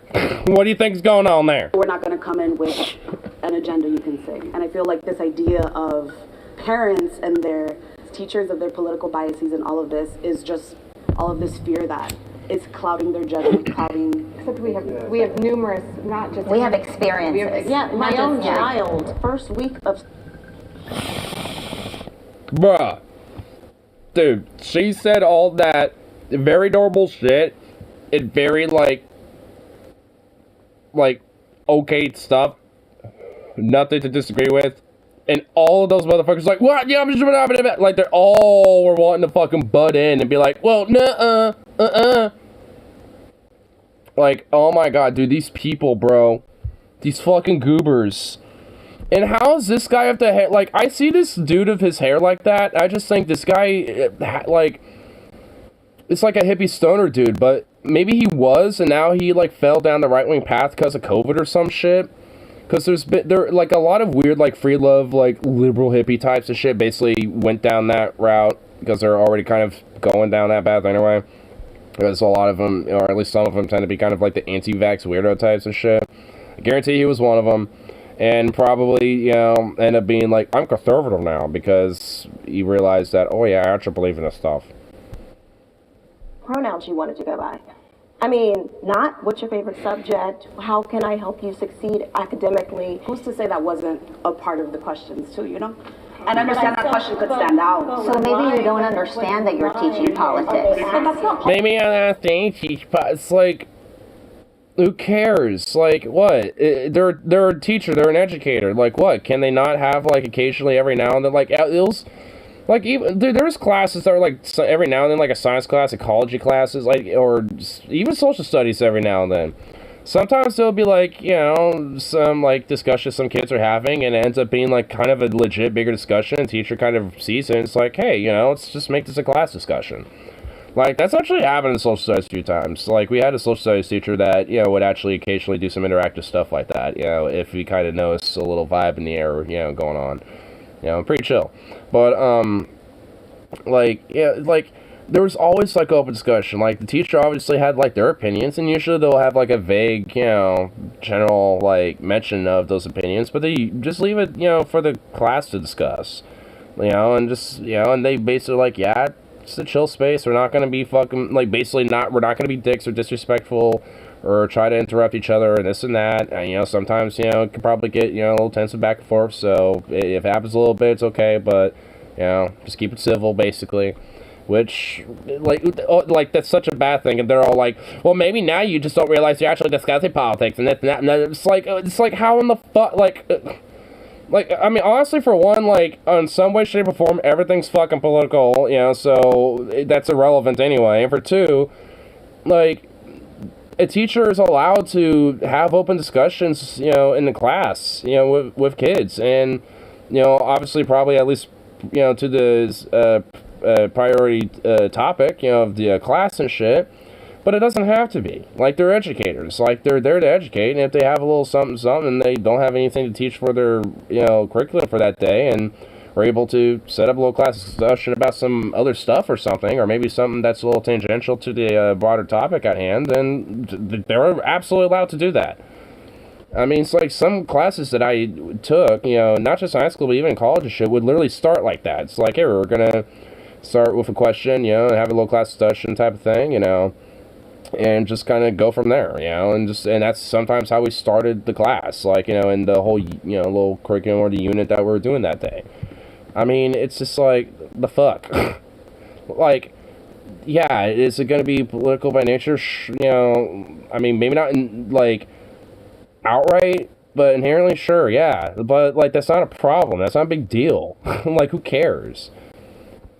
As long as they're being civil and not being a dick, I mean, a kid and, you know, the teacher can say their opinion, but as long as they're not doing that as, like, I'm trying to outright, like, you know, force this as an idea, but just say it as, like, this is just my opinion about the discussion, and, you know, like, you know, adding to the broader discourse of a class discussion, because teachers can do that. I mean, there's nothing wrong with being, you know, letting a back and forth class discussion, you know, between the students and the teacher, you know, like, that's always been the thing. It's like, obviously, if, you know, teachers making outright, like, claims and decrees and shit politically, that's one thing, but if they're just making, like, a little soft opinion about, like, a broad topic, I mean, there's never been anything necessarily wrong with that. Because there's definitely been times where, you know, I've had teachers that would do that occasionally, and sometimes there'll be a little disagreement between some students, even between me and stuff, and nothing ever came from it. It's just like, okay, you know, it's like just one little thing, and no one gave a shit. Like, I mean, it's like, because it wasn't such a big deal or such a radical thing. And I was also in high school, like, just before, like, the whole woke and PC and all that shit was, like, becoming a big thing. Just, like, you know, 2012 to 2015, where it was kind of creeping up. So, if it would have been a big deal in that type of shit, like, I mean, it would have definitely, you know, been a thing. You know, it's just like, you know, where nobody would have cared. Like, chances are there probably would have been some weird conservative parents, and they are now at this point, where they freak the fuck out, and frankly, they always kind of had, like, a little hoopla about it and shit, but have never been so vocal about it up until recently, because they feel emboldened by a lot of these ideas, and it's to a point where, yeah, like I said earlier, it's kind of fucking dangerous. I mean, not just necessarily, like, queer folk, you know, like with what happened the other day, but to teachers, to doctors and nurses, like the fucking Boston Children's Hospital. Did you guys know that, like, that fucking hospital got evacuated, like, 3 times within 1 fucking week because of that shit? Because of Matt Walsh's stochastic terroristic fucking garbage? It's like, it's like, what the fuck? It's like, it's insane. And yet that motherfucker is still able to have a platform. It's like, bitch, please. Yeah, that's but it's not true. Oh, wait, hold on. I remember the Crenshaw Summerford reason we were talking about abortion in genetics class, and the shit class president was arguing over shit. Oh, I actually remember who that was. I know who you're talking about. Obviously, I'm not going to say her name, but I'm actually... I don't even think I remembered what her name was, but anyway, I won't mention it, but even if I do. But, yeah, I remember that. I think we were all in the same genetics class, weren't we? Yeah. Because, I mean, having, like, you know, a topic about abortion isn't necessarily, like, at least in genetics class, it's kind of tangential to genetics in a sense, but, like, having this, whole, like, heavy, you know, like, mega discussion about if it's, like, good or not it's, like, that's, I mean, a little, like, ridiculous. I mean, at least when it comes to just, like, should we restrict it or not? I mean, it's a genetics class. Like, the social shit about it is irrelevant when it comes to the genetics about, you know, about that type of stuff. Like, the whole, like, process or whatever the fuck. Like, I mean, it's that's where I think it's a little dumb. Especially like we shouldn't ban it, but heavily restricted, basically. So like women can't get it. What do you think about World War II history? I like it. I like a lot of World War II history type stuff. I'm kind of a nerd for history in general, though.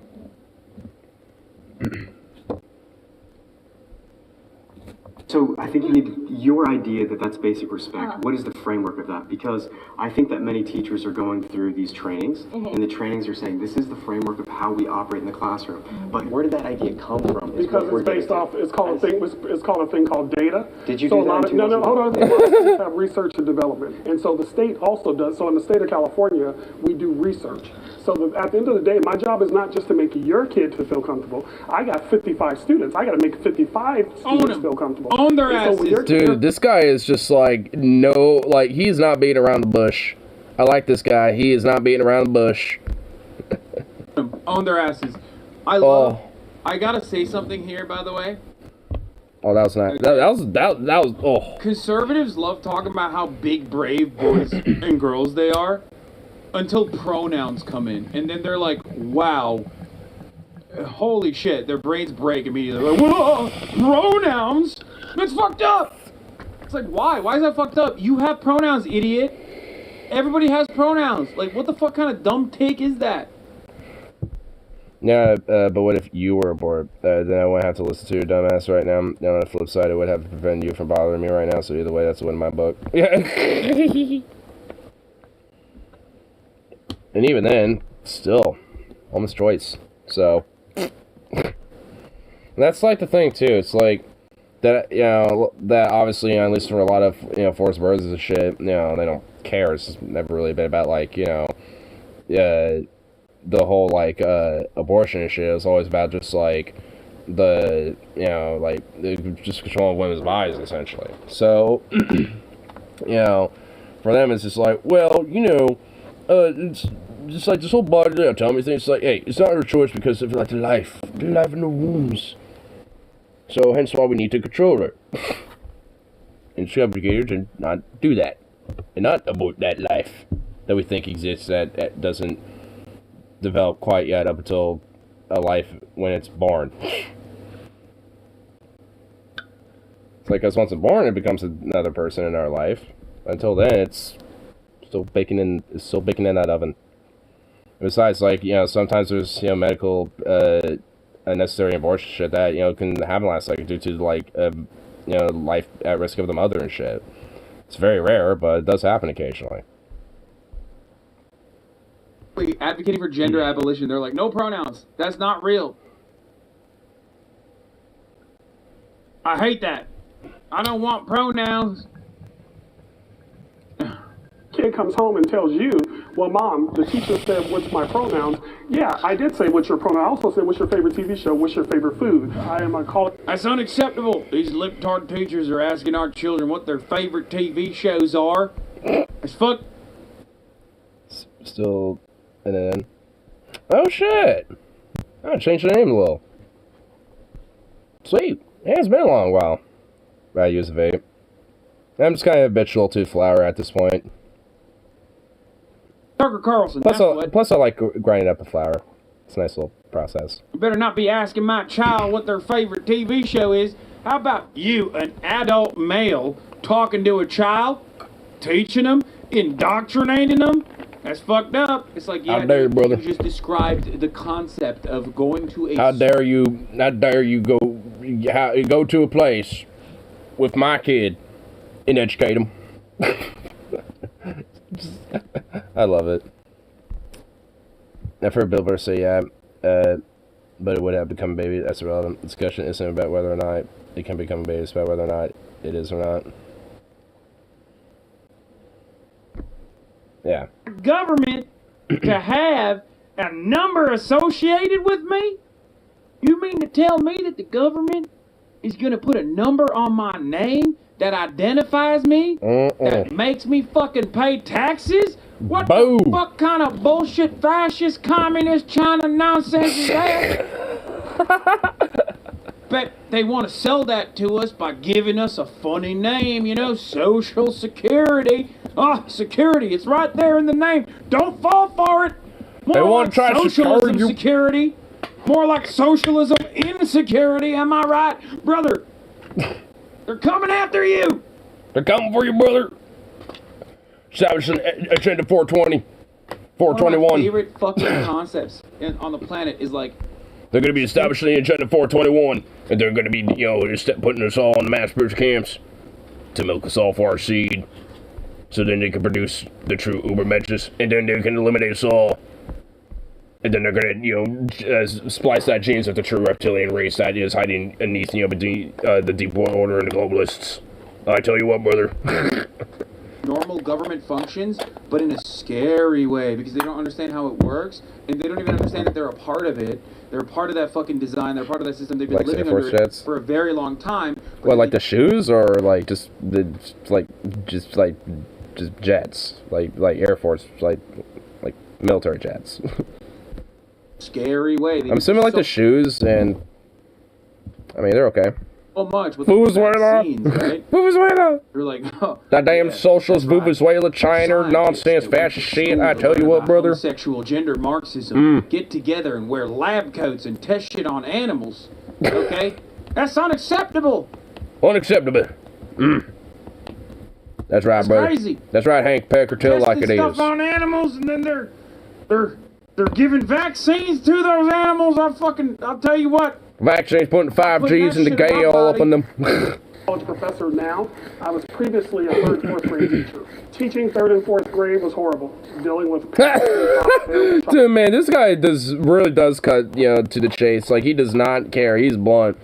Teaching in 4th to 5th grade, or 5th to 6th grade, whatever he said, it was horrible. Dude, he's just blunt, dude. I like this guy. His bluntness is very respectable.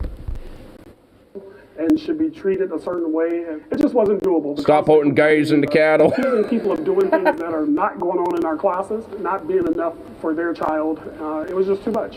When parents don't have the knowledge of what goes on inside of a school, I think it's important for those parents to go to the school, and we as educators like our parents to be involved. You know, again, I have too many students. Be careful what you wish for, my man. Yeah, be careful what you wish for, brother. Like, because unfortunately, that has led to some very sad and stupid and very angering consequences.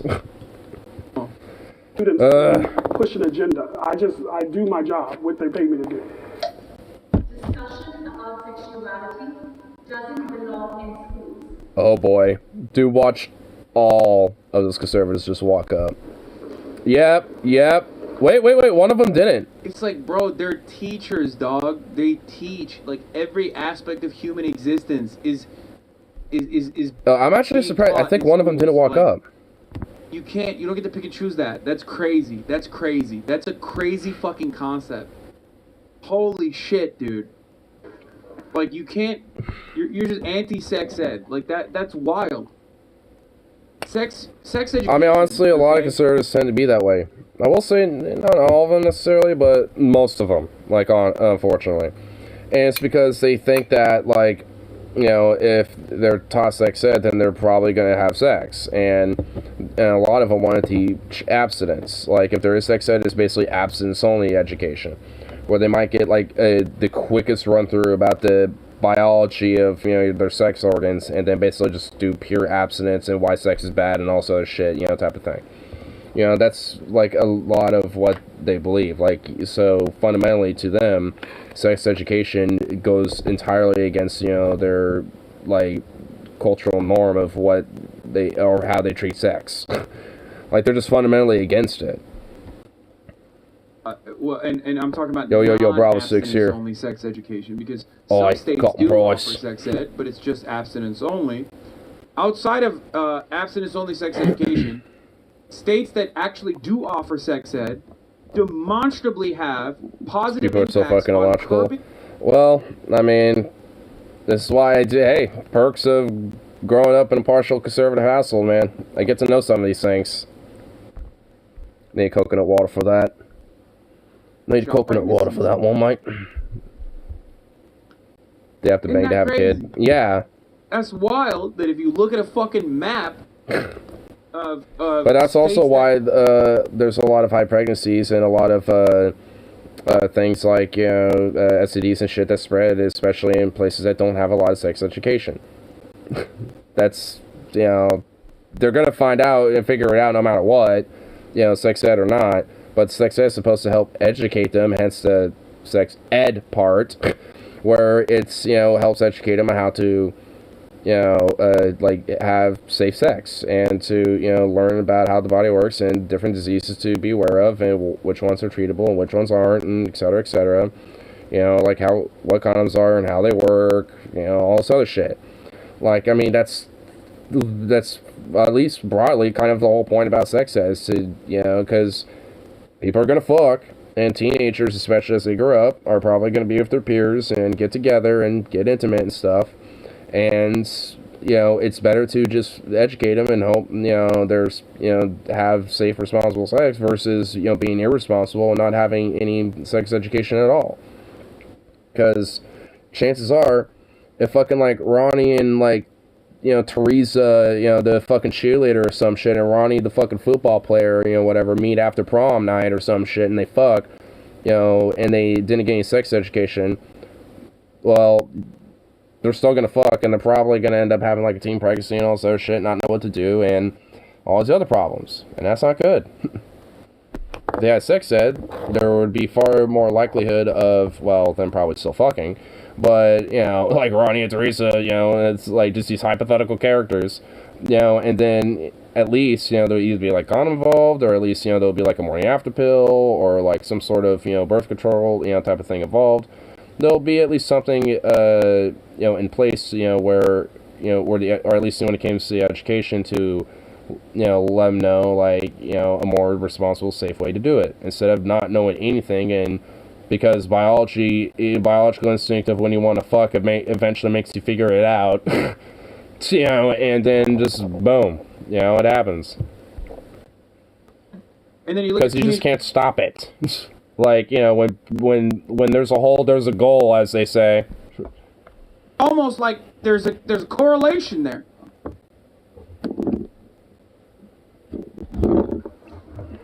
I had a sex ed class when I was in 3rd grade, and it was quite simple. Yeah, I think there was only 3 of them that walked up. Here.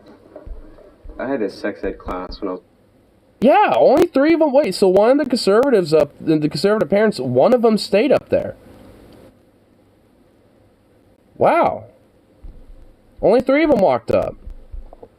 Simple. Boys go in this room, girls go in this room, they play a little video on a black and white TV. You see the genitalia, and you're like, oh god, I got one of those. Cool, now we're figuring out what I am. The fear is these... Huh? Yeah, bro, you're an adult. They had, like, a different, like, way of doing sex education back then, and it probably wasn't exactly proper. I mean, at least maybe enough, but, like... I remember back in, like, 5th grade, like, what he's talking about, I actually kind of got something similar. Outside of, like, both of, like, the kids, being, like, put in different rooms or whatever. Like, the boys and girls were in the same room. It's just that basically there was, a little forum, essentially, where it's just like, hey, we're going, we're going to have, next day or the next class, we're going to have, sex ed thing, tell the parents and be like, do you personally, want to wait for your child to, do it for next year, or or are you comfortable with it, being okay?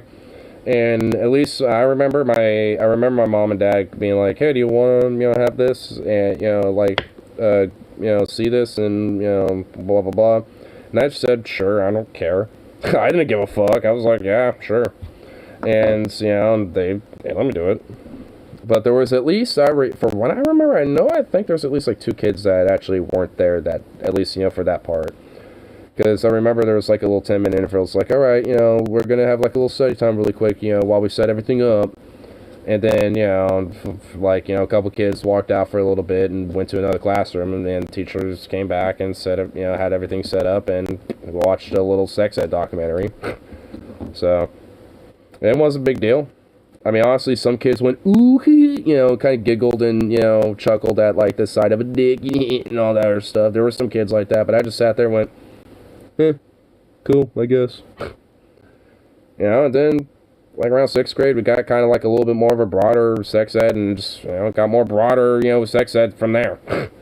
So it's just like, yeah, and also, yeah, like I noticed the whole black and white TV thing too, dude. It's like, yeah, that guy.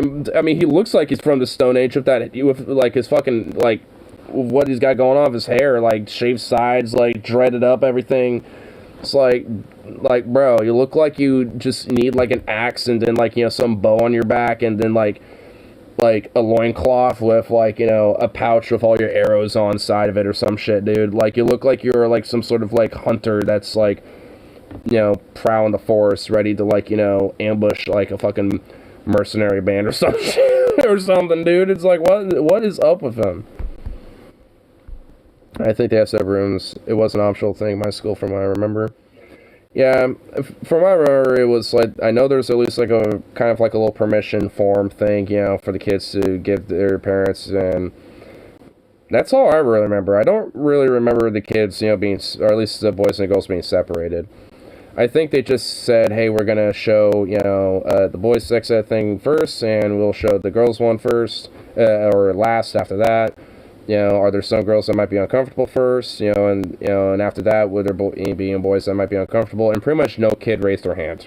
So, because, they were at least given the option to be like, hey, if there's some girls that might be uncomfortable with the boys' sex ed stuff, you can, walk out for a little bit, and we can just, bring it back in once it's over, and, whatever the fuck, it's like, they kind of let it be more of an optional thing, at least, that early on at, like, 5th grade and stuff, because, it's around, because that's when puberty starts generally, about, like, 5th to 6th grade, when you think about it in age, at least, for kids. So, that's legit a good time to probably at least start opening up sex ed education, a little bit. Obviously, keep it, just very basic and broaden it up as, they grow up and go through the education system. That's how it was for me. And, yeah. Look how I turned out. I just turned out like a nice little gem. Also, I imagine some parents don't want their kids being shown this because they'll be like, oh yeah, I've seen this before, my dad showed me this. This is also another hilarious part of like new age conservatism, is that like a dude that looks like this, bro, if you look like a Horizon Zero Dawn character, it's breaking my brain, you know what I mean? Like, I expect you not to be conservative, okay? I mean, yeah, when I first saw that dude, I didn't think he would be a conservative, but I thought he'd be like a hip, cool teacher when I first saw that guy, but nope. The assumption is like, you're not going to be a conservative person, and now every bike messenger looking motherfucker is like, I'm conservative, actually. Okay? It's crazy. QAnon has, like, broke so many crunchy granola motherfuckers' asses, dude. Like, if you look crunchy granola from Burning Man... I love Hassan's alternative to cracker. It's granola. Crusty granola, dude. Gender binaries, dude. Boundaries. If they do the classroom thing where they want to split kids up, how many genders are we going to do this? We're going to put boys... What? Wait, biological sex and gender are different things? Oh my god. I hate how these people don't understand this. They just never understand that shit, dude, do they? It's like, and also, by the time you're 5th grade, I mean, there's a chance kids are probably figuring out, like, they, aren't necessarily, like, comfortable in their own body when it comes to their gender identity and shit at that point. But... don't split them up, Lamont. Yeah, seriously, you don't need to split up the kids just because, like, because at least from what I remember, they never did that, at any point. Outside of, like, at least very early on in elementary school years, from, like, 5th to 6th grade, we're like, hey, permission slip to the parents, and pretty much outside of, like, maybe 2 or 3 kids ever in both of those years, like, every parent was like, yeah, go, yeah, get some sex ed. It's like, saves me from having to tell you the birds and the bees. I can make a teacher do it. Saves me the fucking awkwardness. It's like, if anything, that's how, like, a lot of parents are probably feeling with it. It's like, honestly, that's why there are at least even some conservatives that don't care, because, like, some of them think it would be awkward to tell the birds and the bees because they have to talk about sex, and it has to be with their kid, and they don't want to do, like, because they think it's all weird and icky. Like, so it saves them the trouble in the long ways. And also, that's why, at least when it comes to sex ed, they only want it to be access only and shit, because they want it, in the way of how they would teach their kid. which, you know, like, at least I guess silver lining is at least they're letting the kid have sex ed anyway because they're just like, saves me the trouble, you know, I guess. But I mean, if they had it their way, they would just make it so they're pretty much, you know, saying, you know, what they want the kid to hear verbatim, you know, as they would be telling it. But being my body for sex, why is it why do you lay still for like hours at night? Why do I have to lay for a gross process of using the bathroom? Not to mention the nostrils clogging up my shit. I know, dude. Yeah, no, for real. That's why I'm all about transhumanism and just, like, you know, evolving us into, like, cyborg, like, fucking awesome, like, you know, create your own fucking, like, you know, like, you like the creation tab and, like, those, you know, in any, like, game and shit that has that. You know, like, the cyberpunk shit, dude. Like, I mean, I'm legit down for, like, the transhumanist, like, cyberpunk world, and honestly, the one thing that kind of disappointed me about the cyberpunk creation tab is, where's the furry representation? Where's the fucking, like, you know, furry tails, and, like, you know, some people having, like, you know, some cool, like, cyborg, like, you know, cool-looking fucking, like, you know, like, cyberpunk fucking, like, wolf, fox, or cat heads and shit, dude. Like, where the fuck are these motherfuckers? You don't see any of them running around. No, we don't get no representation. I guess everyone's still wearing fucking fursuits in 2077, or whatever the fuck.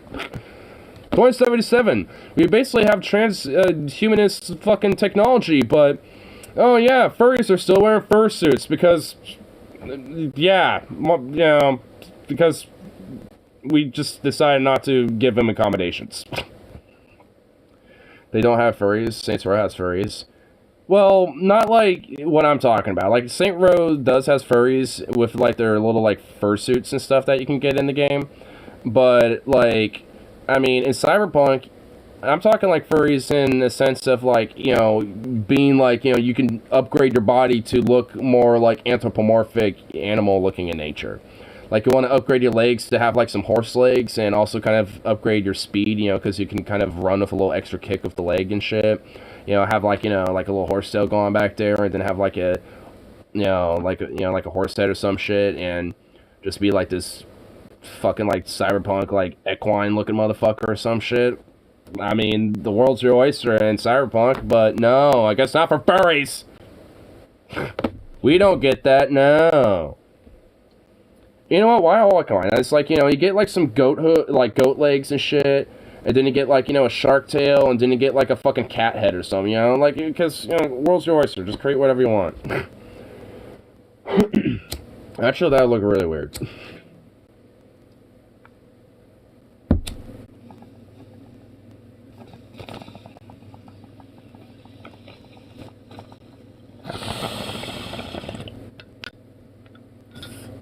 God designed just like you was drunk with a great dude, falling border first period.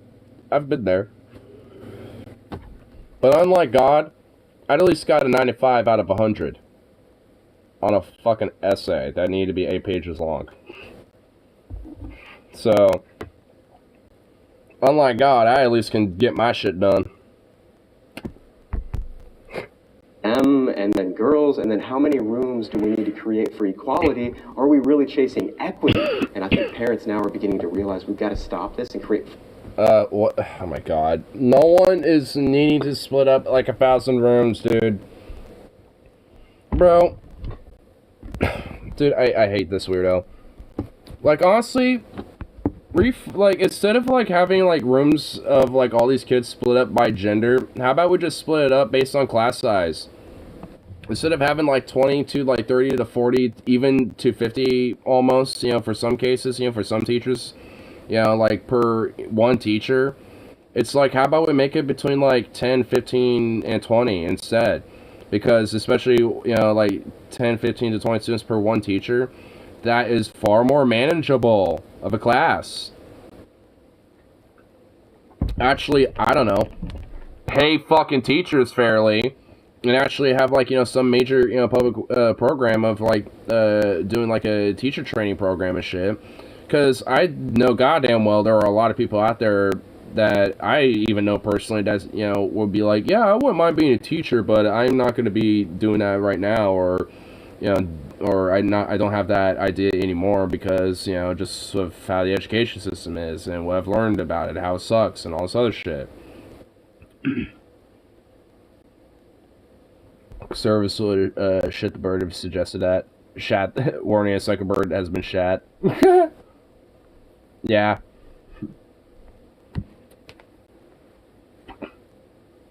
I mean, which is just... I mean, it's just, like, ridiculous, like, when it comes to, you know, just, like, how teachers get fucked in the education system, and they have to deal with so many fucking kids, and they wonder why, like, you know, hey, why, like, why aren't my, kids, getting a proper education, and this and that, it's like, well, not only is the education fucking sucks, but they have to deal with fucking dingbats like these weirdos. Sexuality, especially in a hyper-sexualized culture. Oh wait, all 4 of them did walk up. God damn it, I thought the other one didn't. My kids don't need to know. Wait, what did he just say? Sexualized cult? In a hyper-sexualized culture. Culture. It's... No one's hyper-sexualized in culture and, like, educate... What?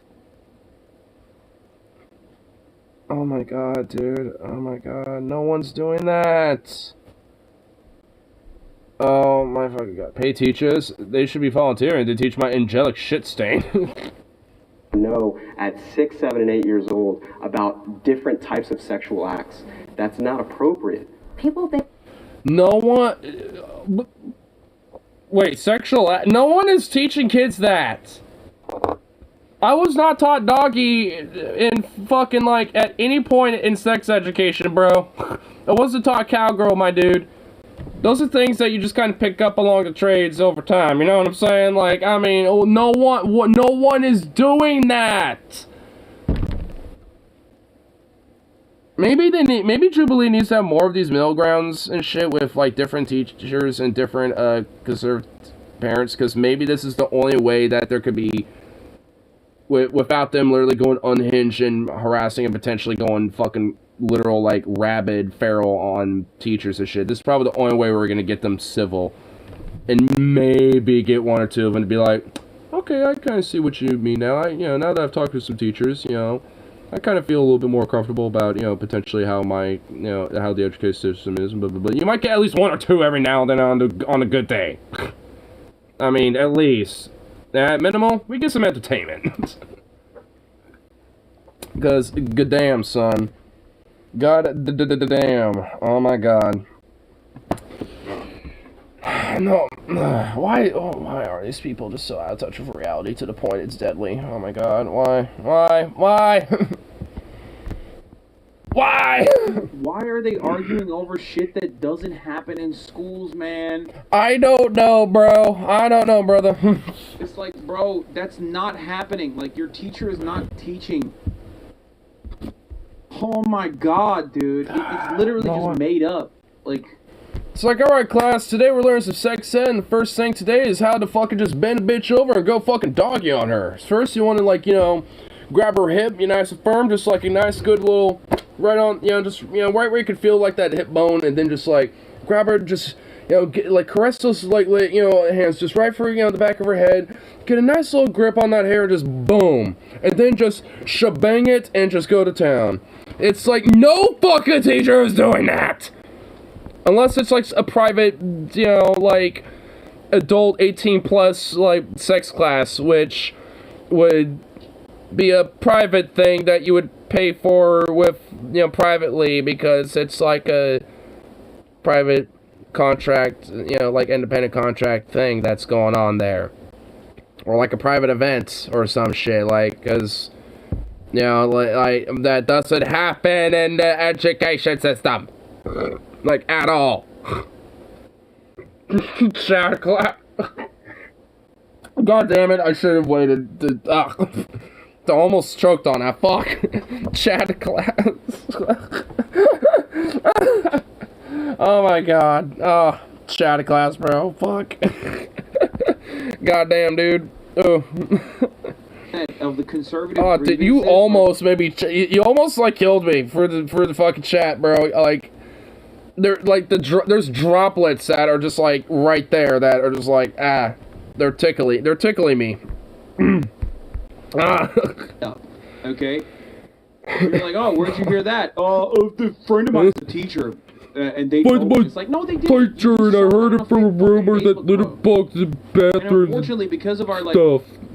increasingly online existence, your brain has no way of distinguishing what you actually learned from your own personal account of a situation and what you saw on your Facebook timeline. Because remember during those classes when teachers would come with clamps on their chests and bottomless chaps, right?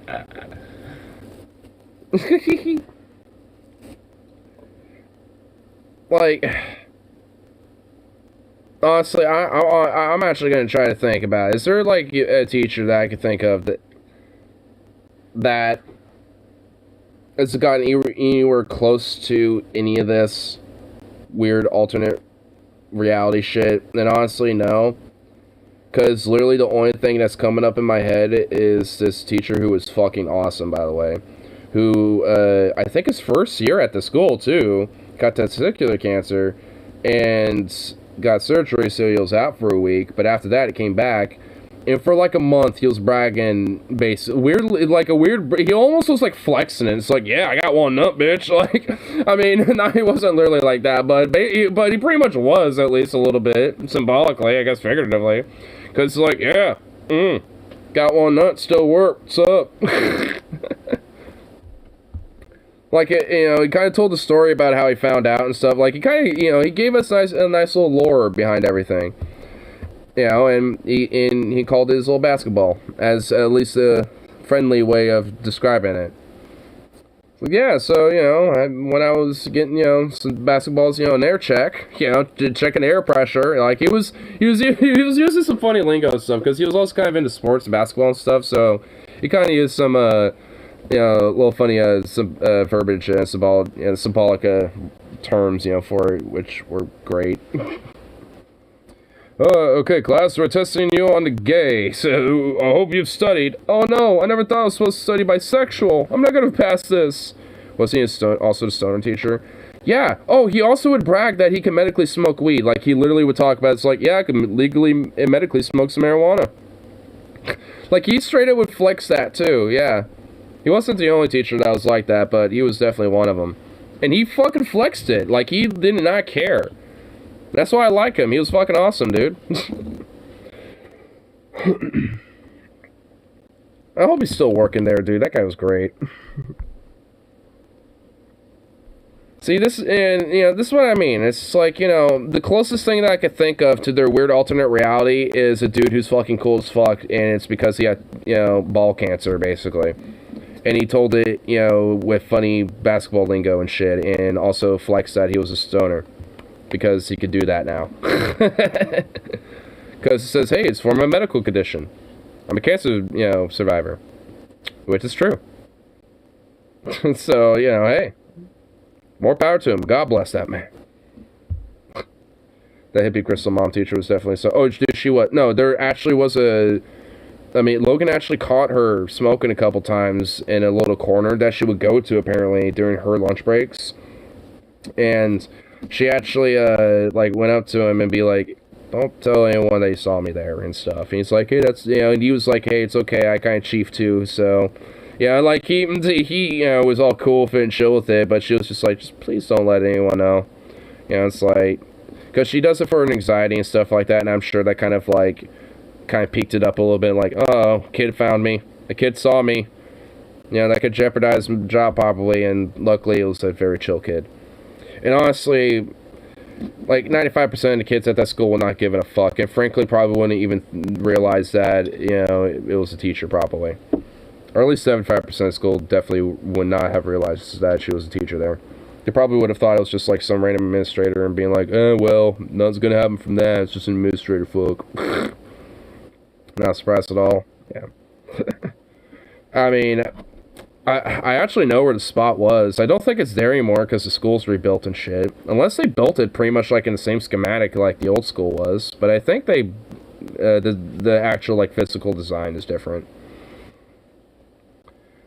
or at least, like, you know, the structure layout and shit. Like, obviously, like, the physical design of the buildings, you know, upgrading different and modernized, but at least, like, the actual physical, like, structural design, I don't know if they basically kind of kept it the same, you know, like it was, you know, the old building, or if they, you know, changed that up. So, I'm sure that spot that I'm thinking of is not there anymore. Unless that, yeah, it's probably not there anymore. Because that's, where one of the, like, one of the arches of the horseshoe of the building was. And if they rebuilt it, and if it looks different, then yeah, it's probably not there. Most of them would be like, can I have some? Yeah, dude, it'd be like little fiends, dude. It'd be like, can I have some? They'd probably think she's like, you know, some chill mom that's like dealing to some kids, so they would probably be like, hey, do you got some extra? Like, they'd probably think you got extra that you could probably, you know, spare, you know, that I could buy off of you. Like, they probably do that. I mean, honestly. I mean, it just shows that, like, I mean, that frankly, also considering that there were, you know, some teachers I know that were definitely stoners and shit, it just shows that teachers got no time trying to spill some weird personal agenda narrative on kids. Like, none of them got fucking time for that shit at all. They don't care. If anything, they barely have time to smoke weed to calm them down and be less anxious throughout the fucking day. I mean, it's like, come on, dude. It's like, fuck. Like, I mean, even when class is over and school's out, like, they're still there for, like, 2 or 3 more plus fucking hours and shit, having to do paperwork and other fucking bullshit, and get ready for the next day and everything. They rebuilt the downtown Portland high school, and it looks hella fancy, but they painted it dark red for some reason. Really stands out. Well, that's probably the point. You know, so if kids are walking, you know, it makes the school pretty easily identifiable, you know, or something like that. I don't know. I mean, having it stand out is probably a reason. Probably because, you know, it lets drivers and people driving by know that you're entering a school zone because there's a glaring, gigantic, dark red building. You know, so, because some people don't abide by the school zone shit, but if you got a big red building, that also kind of lets you know and shit, too. I mean, you know. I think that might be it. It's huge, like 5 stories. Damn! Dude, our high school's like 3 stories. That's fucking... damn! Honestly, that makes sense, though. I mean, it is in Portland. A denser population, gonna have more kids. Hopefully that means that, you know, they, you know, have... I mean, I hope they don't have gigantic fucking classrooms of like 40 kids or some shit. That, even then, I'd really feel bad for the teachers there. Because they probably have to deal with a lot of really, unfortunately sad, but true, like, trouble childs. Also, it's right across from the Timber Stadium. Well, hey, I guess for kids, you know, if they're about to get off school and there's, like, spare Timbers tickets at the stadium, then they're like, hey, let's go to the stadium and go, you know, and, go watch a Timbers game, bro, after school. Okay, bro. Let's go, man.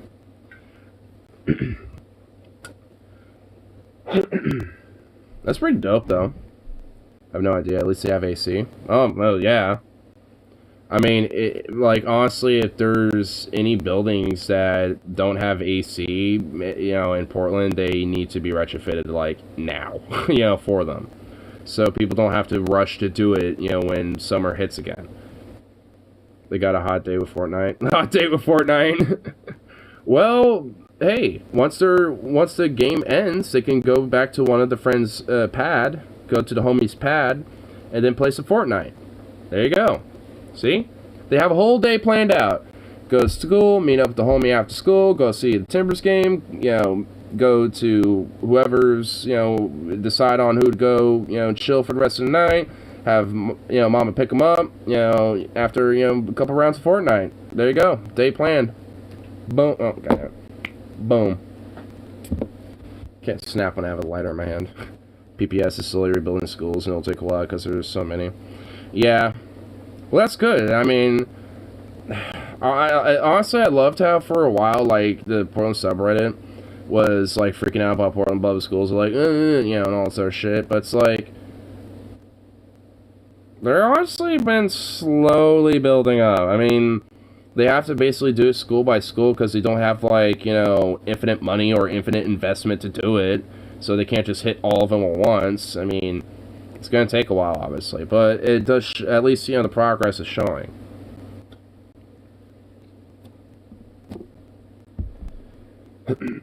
There's also a sizable anti-tax crowd on our such button. Yeah, I've noticed that too. Well, also, like, I actually noticed on the Portland subreddit, not to get to veer too far off course, but I noticed that somebody made a post and said, has anyone noticed that, like, a lot of the anti-homeless, like, anti-tax, like, you know, I'm a Democrat, but, you know, now, you know, type of crowd and all this other shit, like, you know, like, a lot of those posts that basically, you know, aren't prevalent anymore, even when there is, like, a shooting or anti-homeless post or something, it doesn't get nowhere near as much attention. And basically, some accounts have even been wiped of their content and shit like that, and have basically been, like, closed, too. So, it basically shows that there was, like, a massive corporate campaign, too, and, like, a legit campaign, which, honestly, I'm not surprised. This probably happens every fucking election cycle. And, you know, it just shows there's a campaign, at least, you know, where there's either bots or people, you know, who were paid to operate these accounts, you know, to fucking spread, you know, legit propaganda. That Caleb Schill, yep, that's one of the accounts. Yeah, that's, you know, I guarantee you that was somebody who was probably paid, you know, to spread, you know, different ideas, and he or she or whoever that was probably operating different accounts. Not just, you know, on subreddit, but probably all over platforms, like on Facebook, probably on Twitter, you know, spreading bullshit everywhere. You know, like, I mean, at least where you can, you know, spread it. You know, so I guarantee you at least that's what a person was doing, on top of doing probably phone calls and shit. That's probably what the person was doing, like, you know, while phone banking, you know, for Drazen or Betsy Johnson, whoever the fuck they were shilling for. Probably both, maybe. There's a few of them, honestly, but Caleb's definitely one of them. But, yeah, like, I mean, you know, while phone banking for them or some shit, they're probably at the same time, you know, running these platforms. Because while they're, you know, got one phone banking and shit, they could be on the laptop, you know, just making these posts. I mean, it's easy to multitask like that, so. Especially when you got, like, you know, something written down for a basic, like, hi, you know, I'm calling with the blah, blah, blah campaign, and, you know, it's like, once you got that memorized, you won't even need a paper, and you could just kind of, like, do it, you know, just whatever, and do your shit, so. And get paid for it, too. So, well, I guess it depends. I mean, I'm sure a lot of it's volunteer work, but for at least the ones who are getting paid for it, I'm sure they do the extra work and do stuff like that. Which, like I said, not surprised.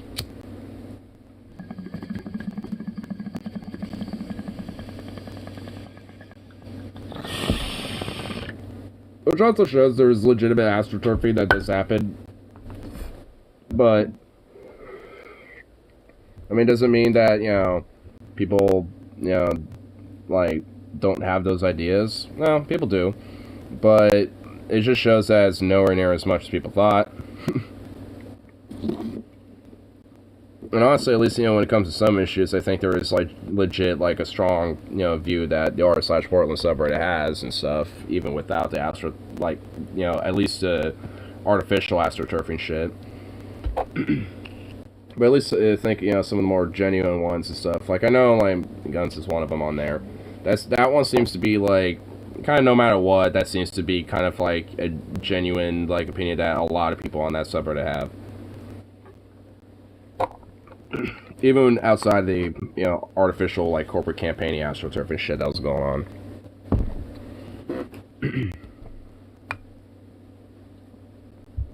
But, either way, like I said, not to get too far off course. Looking ass. Wait, what in the fuck?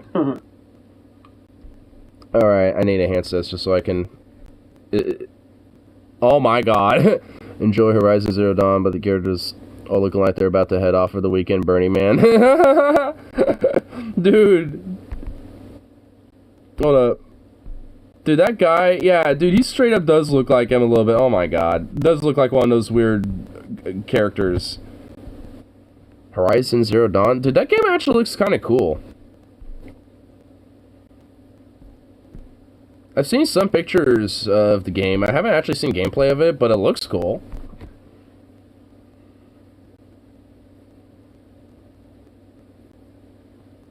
Kind of happening. It's a one-off. It is in so many schools. Where I live in Florida, there was a poster going on. Oh, well, that explains why she has her views, Florida. Kids could text Florida does that to you. anonymous strangers to get information about sex. And on the wait, hold on, okay, wait. We're gonna... many schools where I live in Florida, there was a poster going around where kids could text anonymous strangers to get information about sex. Just posters, just up in the neighborhood and shit. Yeah, I'm gonna press X to doubt and say that, yep, that is something that totally happened. That is something that absolutely totally happened. No, it didn't. This poster, that is like, are you sure there wasn't like some dude being like, you know, want to suck dick or want to fuck? Call this number. Are you sure it wasn't just some weird basic like bathroom stall shit or something that someone decided like make a poster of and just plaster it around? Because honestly, every now and then, unironically, I will see that in Portland in some, you know, areas on some street poles. I mean, some, you know, at least the wooden poles, like, they would be plastered with all sorts of, like, posters and shit. And every now and then, there'll be, like, you know, a poster of, like, hey, come here and, you know, you can meet and fuck people and blah, blah, blah, blah, blah. You know, it's like, there's sometimes you'll find that. It's like, hey, Quisha, ma'am, are you sure that's just not what it was? I get laid? Wow. That wait. On this poster in school, want to get laid? Okay, one, it was not in school, and for two, point proven. Prove my point. Like, okay, so hold on. Was it on like posters throughout like the neighborhood in town and shit, or was it in the school? Pick one.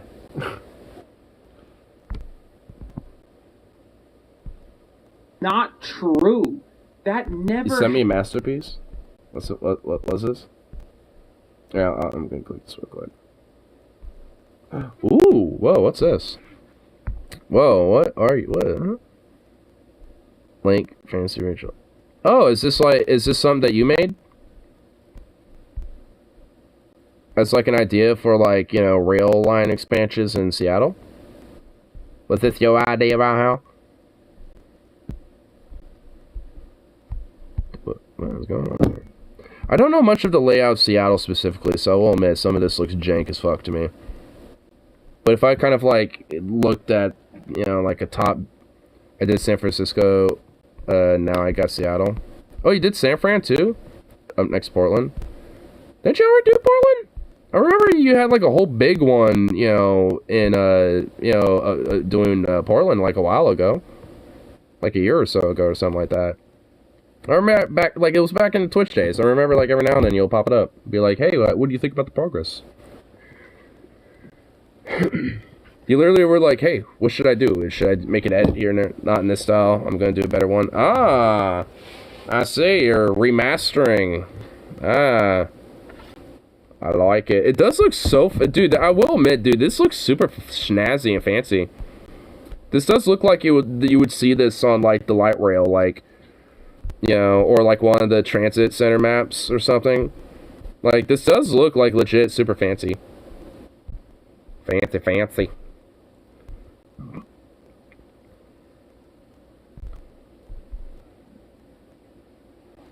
But it was one. I don't even think I've seen your San Francisco one yet. Just send me that shit. A libertarian. We're talking about Florida after all. Okay?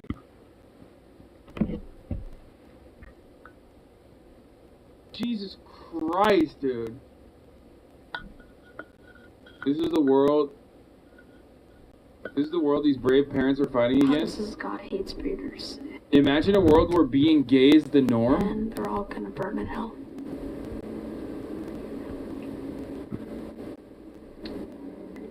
Well, can I kiss you just one last time? Please, I don't know when I'm ever going to get to kiss a boy again.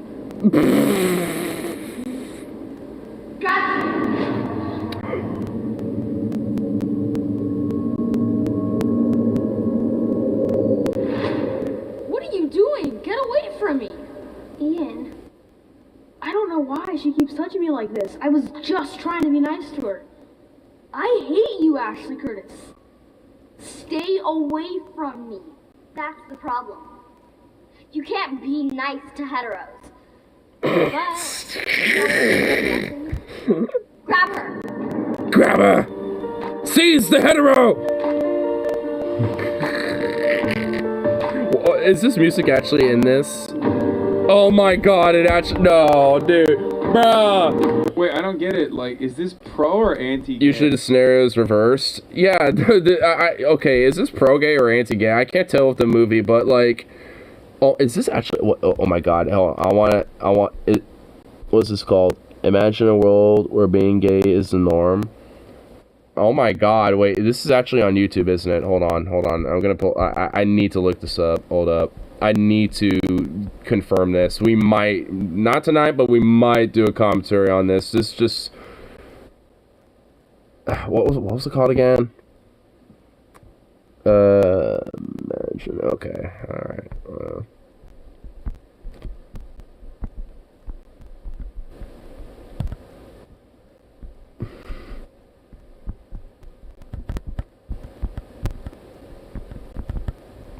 Oh my god, I can't believe I'm typing this entire thing. Okay. Oh, wait, it's not even a full movie. It's just a 20-minute thing. Imagine. Yeah, okay, so it's just a 20-minute thing. From the looks of it? Yeah, okay. I thought it was longer. Wait, I don't get it. Like, is this pro or anti-gay? I'm not even kidding. Like, is this like... Yesent? Anti-gay, and they're saying if you normalize homosexuality, this is what's going to happen? Or is this pro-gay, and they're saying, like, you know, this is what you're doing to gay people? I mean, I really don't know. I mean, that's why I'm saying yesent, because that's kind of the weird thing about some of the, you know, like, videos or, like, you know, PSAs or whatever the fuck like this. Like, it kind of gets a little too, like, in the weeds, you know, where it's like, are you pro or anti the thing you're trying to represent here? Yesent. It's like yes and no, basically. Maybe. Poorly done that it could go both ways. Yes. I still love that line. It's like, get her, seize her, get the hetero. Mark? Yeah, both. It's both. It's whatever you can't be nice to a hetero. You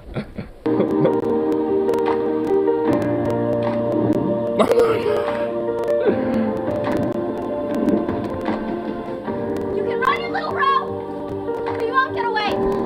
You can run, you little hetero? Play Smear the Queer. Yeah. Wait. What? You can run, you little row, but you won't get away. No, play Smear the Queer. Yeah. Wait, so they still call it Smear the Queer?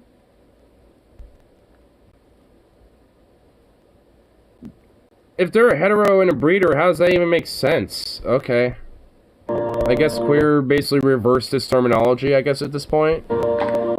Like, yeah, we're LGBT and we're queer as fuck, but now the heteros are queer, actually, and we're no longer queer. It's like, what? Okay? Like, well, I can't, what? I have to watch this from the jump. You're blind. It's not pro or anti-gay. They're just saying heteros are annoying. True. Okay, you know what? I think that is the ultimate message, yes. Pro-gay, there's a suicide scene later in the vid.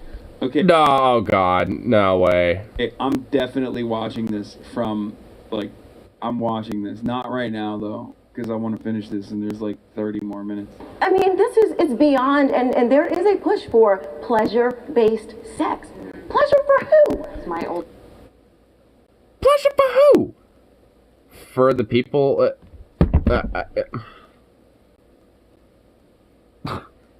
Oh my god, I can't. Like, my sister in Christ. When you teach sex can also be for pleasure, and you're wondering, the pleasure for who? It's for the people fucking having sex. That's who. Oh my god,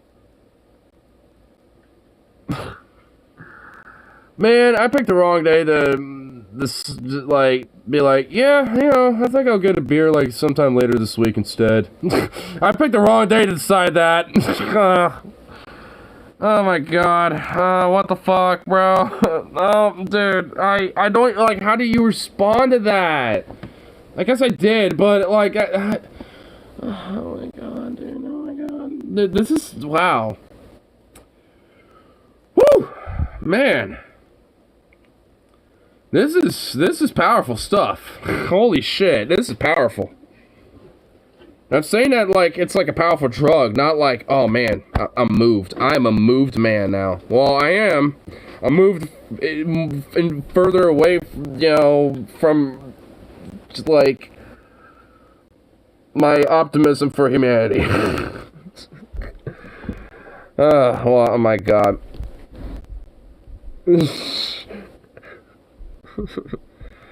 Yeah, I feel sorry for her love life. Oops, sorry.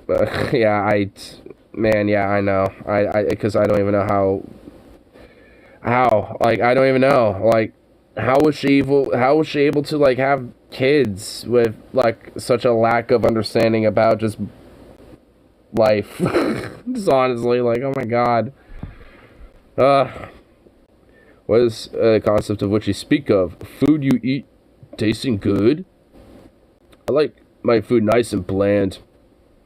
Like, you know, nice and bland. Just like, you know, a stale piece of white bread or just like a wheat cracker that was, you know, directly made from a grain mill. With no salt or anything, just plain grain. She's in 3rd grade and she's been exposed to... What the fuck? Bro, what is she saying? Like... Bro. That's not like... That's crazy. That's crazy. You're crazy. They're not teaching 9-year-olds how to fucking finger themselves, dude. What the fuck? I can't believe I even said that word. Like, oh my god. I can't... Oh my god. Psychotic that, like, I'm... Like, you're living in a universe. Well, that's definitely a moment that can be clipped. Where, Jesus like, Christ. Addressing the psychotic shit that you're saying is insane. It makes me look like an insane person. Fuck!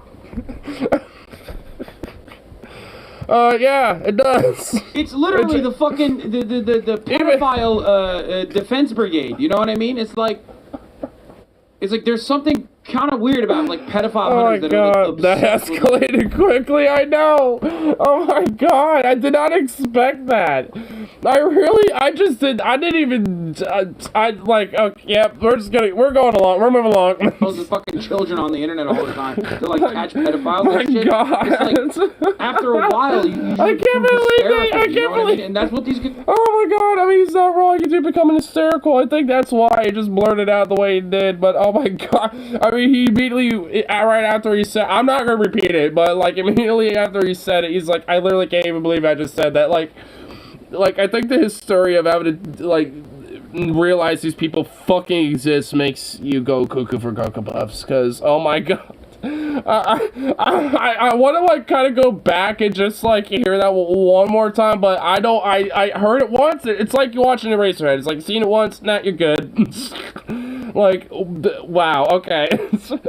I know he, like, is saying that, obviously, as, like, that's basically it's like what these fucking people think, because they're fucking weirdo freaks, but, goddamn, it's like, holy shit.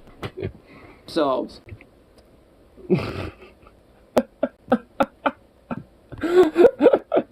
Oh my god. Conversations about it, but that's a conversation that I should be having with my 9-year-old daughter. If a 6th grader or a 4th grader should be oh my god, goddamn it. prompted by a teacher, hey, what are your pronouns? As a parent, I should have a heads up about that because they're not even going to understand the question. And so How do you know that? Like, and you know what? Even if they don't, why do you think the teacher is talking about it? So they can be informed on it. Yeah, dingbat. The idea that those conversations are started in the classroom instead of in the home is a big problem. I have a family member who first day of 6th grade. And that's why you should never be a parent. Dude, Michael, that's such a good fucking take. Holy shit. the kill your local pedophile rhetoric hits so hard for so many shitheads because it's like the one type of person who's worse than them. That's why the shit gets so dangerous so quickly. They truly think they're doing some heroic act. Yeah. Yeah, that's right. When you're the most annoying person, when you're the most, like, mentally fucking Exactly, that's where they're being taught it. Yep. Mind-bogglingly evil dickhead in the fucking, in the little homeowners organization that you fucking live in. The one person that is, like, demonstrably worse than you is a pedophile. Okay? You're just a bad person, and then there's... How much you want to bet this bitch right here is at least a chairwoman of an HOA? At least. Minimal. ...is a pedophile. That's why you, like, grab onto that. I don't know if chair councils or whatever the fuck are a thing, but... And said that as a person of faith, she believed that God didn't make a mistake making her a girl, and so therefore she identified as a she, her, and she was sent to the principal's office and punished for that decision. Thankfully... Well, okay. Well, not thankfully. For one, I can already tell that. And, yeah, if you have, you know, a student who, at least biologically speaking, is male, but, you know, identifies as a female... That's kind of the reason why, you know, like sex ed, you know, at a certain point, you know, teaching things about, like, gender and pronouns and stuff, you know, it's kind of an important thing, you know, so, you know, that kid could better understand that, you know, just the whole concept and the idea in itself, but also, so they can also better understand their own identity and their own self, and have, you know, a better sense of self-actualization while they're growing up, because that's kind of important, you know, for kids. You know, is, you know, as far as development is self-actualizing. I mean, they don't completely, you know, like, people don't completely self-actualize, you know, by the time they're adults yet, but at least, you know, like, prospering that, you know, and, you know, kids' upbringing and shit goes a long way. God doesn't make mistakes, so why does this conversation even need to be had? Yeah, I mean, that too, I mean, for real. Oh, God, you know, does not make mistakes. Then how come this person identifies as, you know, different gender stuff? Oh, mental disorder, you know, they just need to get over it. It's like, what? And even then, if that's the case, then God evidently didn't make them perfect, because obviously, you know, they have some issues that need working out, in their mind at least. Which, I guess, in reality, there is some issues that need more working out, which is affirming their identity. That's the issue that needs to be worked out, not suppressing it. Yeah! Okay. Mushroom gravy, yeah or nay? What, it's like a topping, or just straight up like mushroom gravy, just soup and stuff, just like, boom. Make it like a mushroom gravy stroganoff or something, but I'd say yay. Go for it. It's not necessarily my thing, but hey, your dinner. We got some, like, mac and cheese and bacon waiting for me that I can whip up, and that's gonna be fucking dank. Chris Rock said, God makes plenty of mistakes. Mississippi. Mistake. Mistake. Yeah. Exactly. And Florida. What's the replacement for regular gravy? Oh.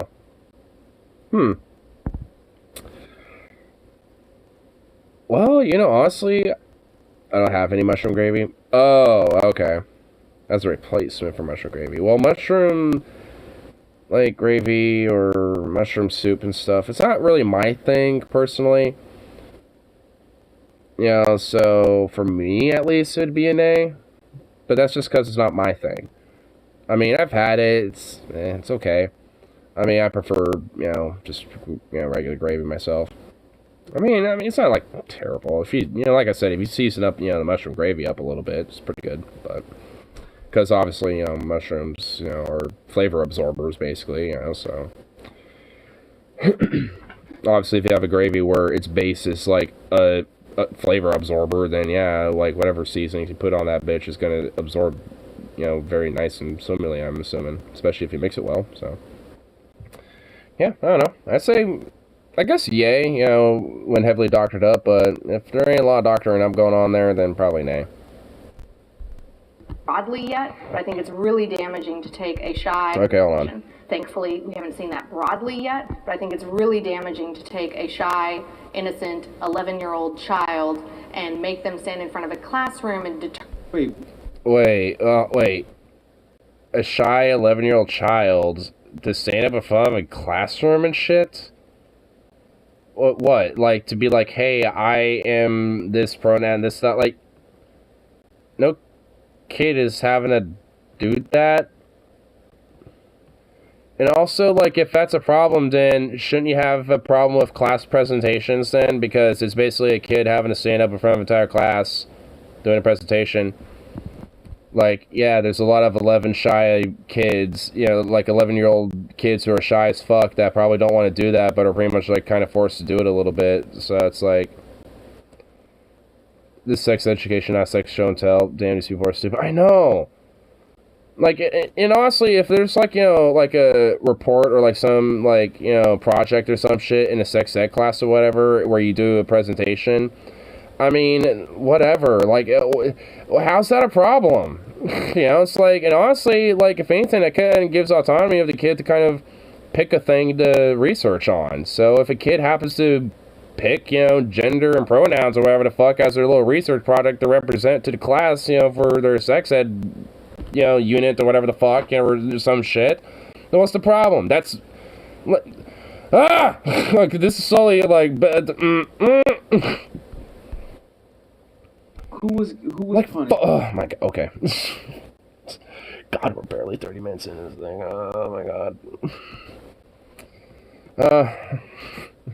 Okay, we're definitely not going for this whole thing. Eventually I'm gonna have to cut off.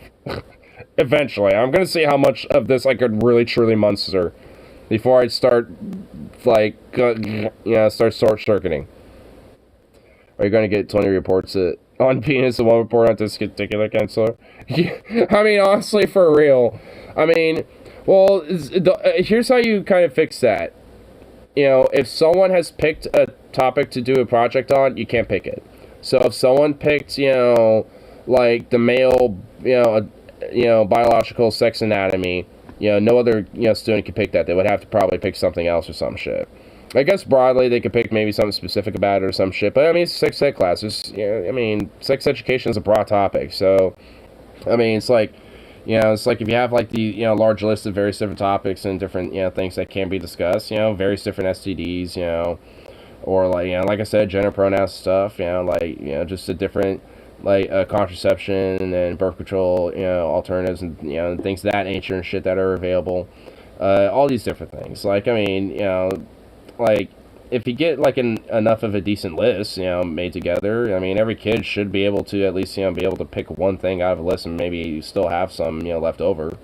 So, I mean, that would be the only way you'd be able to get around that. Like, if not, then, yeah, you're gonna get that. You're gonna get, like, you know, every kid getting, like, breast cancer, testicular cancer, or basically male body anatomy or female body anatomy, you know, and shit. Like, so I did my report on the vagina. And then you get the next kid, like, and he's like, I did my report on the penis. It's like, I mean, that's just what's going to happen, and it's just going to be like that over and over again. Therefore, she identified as a she, her, and she was sent to the principal's office. What? There's no fucking way that someone was punished for saying they're she, her. They definitely said way more than that. Okay? I mean, honestly, like, if anything, that kid was probably sent to the principal's office for other reasons. Like, I mean, maybe a kid could have been bullying them and they, you know, lashed out and, you know, was, you know, about, you know, their gender identity to them, because that's maybe just hypothetical scenario that possibly could have been happening if this even happened in the first place. And, you know, the teacher just saw the lash out, not the whole actual bullying thing. It's like, hey, you're, you know, gonna be sent to the principal's office and shit. And, you know, and, like, that's probably hypothetically what happened. And if that's the case, then both the kids probably would have anyway.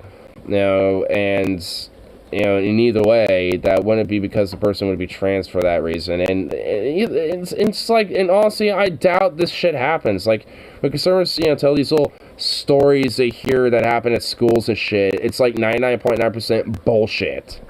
There might be like a 0.01% chance of, like, truth to it, but it's because they, like, saw, like, an actual video and they're like, well, see, look.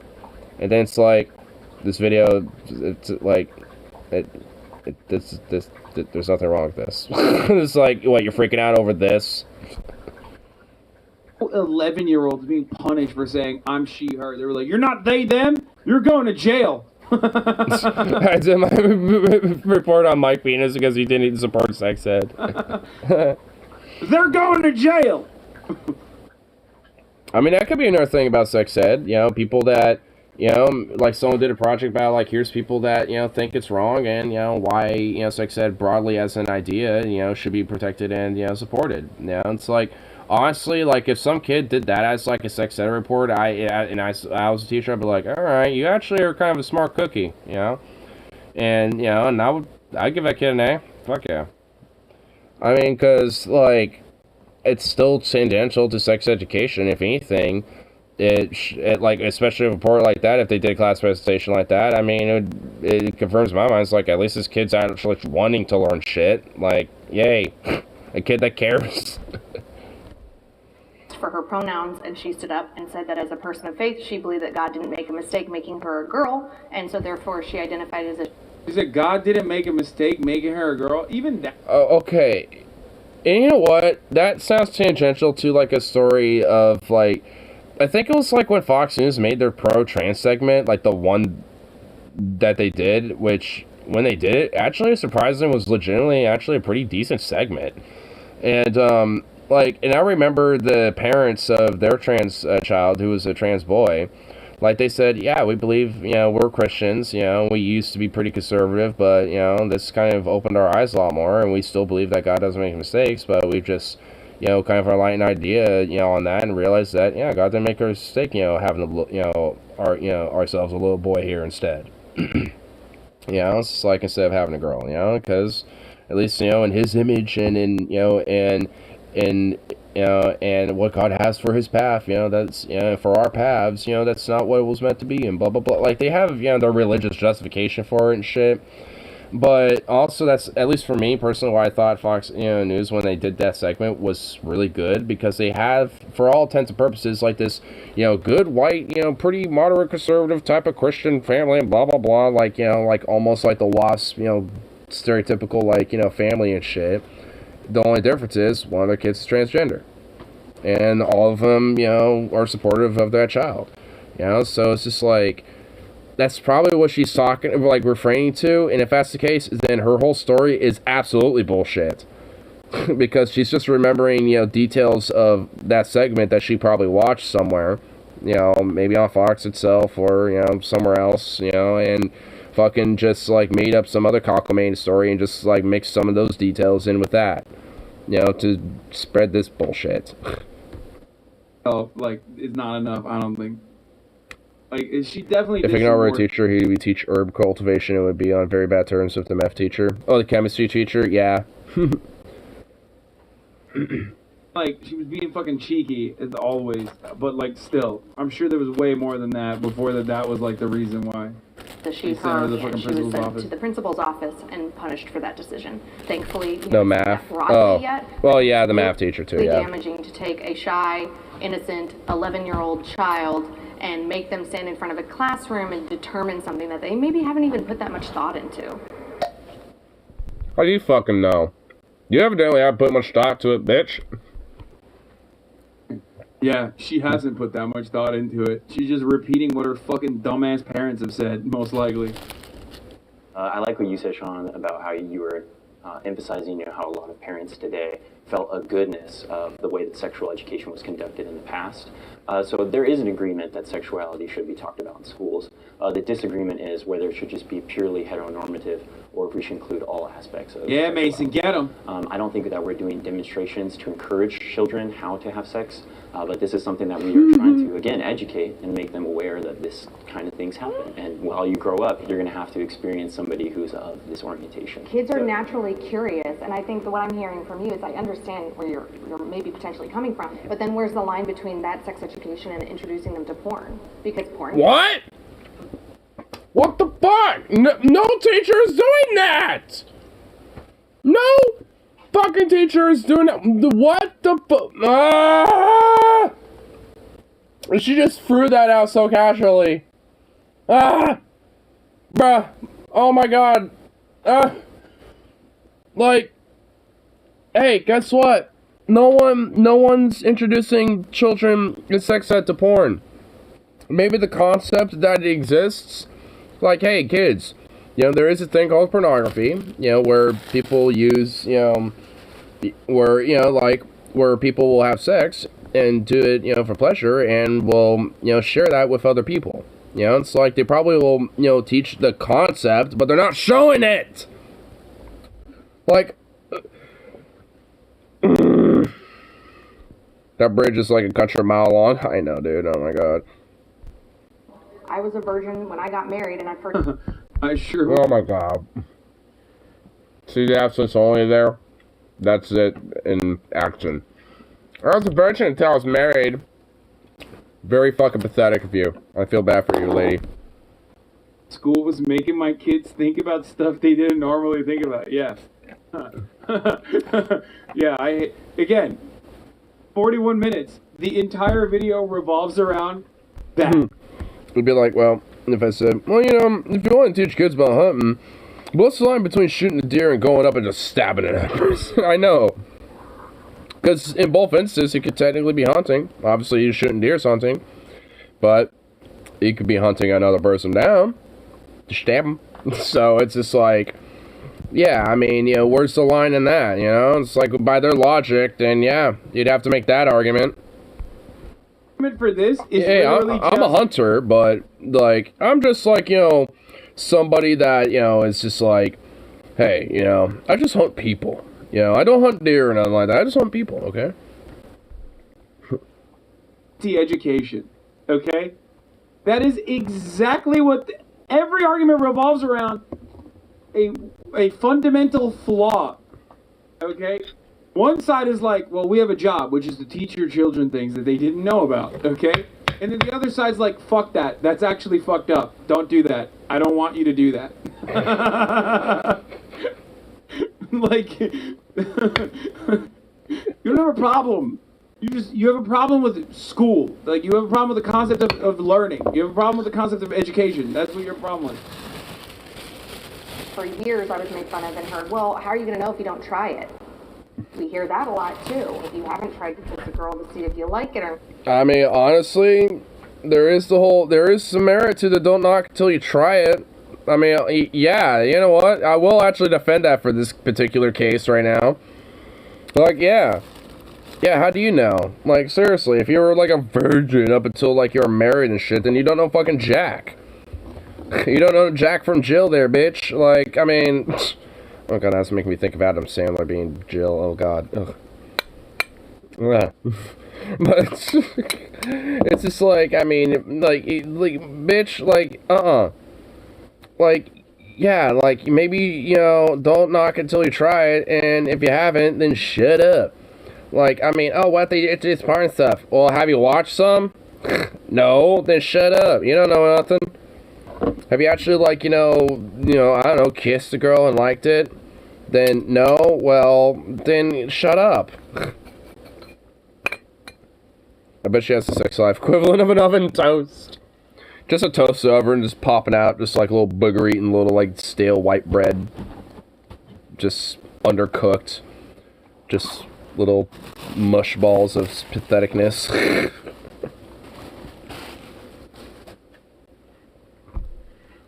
How do you really or you just kick it like, yeah, know that that you're too. not a lesbian? How do you really know that you're not gay if you've never slept with a guy? How do you really know that you want to be... I mean, yeah, honestly, lady, seriously. Like, yeah, you know what, lady, how do you know? Because evidently you've repressed a lot of these ideas and have not explored these ideas or questions. And why is that a bad thing, you bitch? Like, I mean, because, hey, sometimes, like, there are people that will be, like, bi-curious or whatever the fuck, and think about, I don't know, am I gay or am I bi or something? And we'll explore it a little bit, and sometimes people will come out of that being like, no, I'm not. Or being like, oh, yeah, actually, I kind of am. And either way, it's because they, educate and explore themselves, and their identity, and are able to be more comfortable with that. But no, you sad little Christian fucking moral abstinent virgin bitch, fucking want to, oppress all that, in you. So you don't really know. So yeah, that's why, there's merit in this particular case. Like, cause yeah, how do you know when you don't think about it at all? Outside about how bad it is.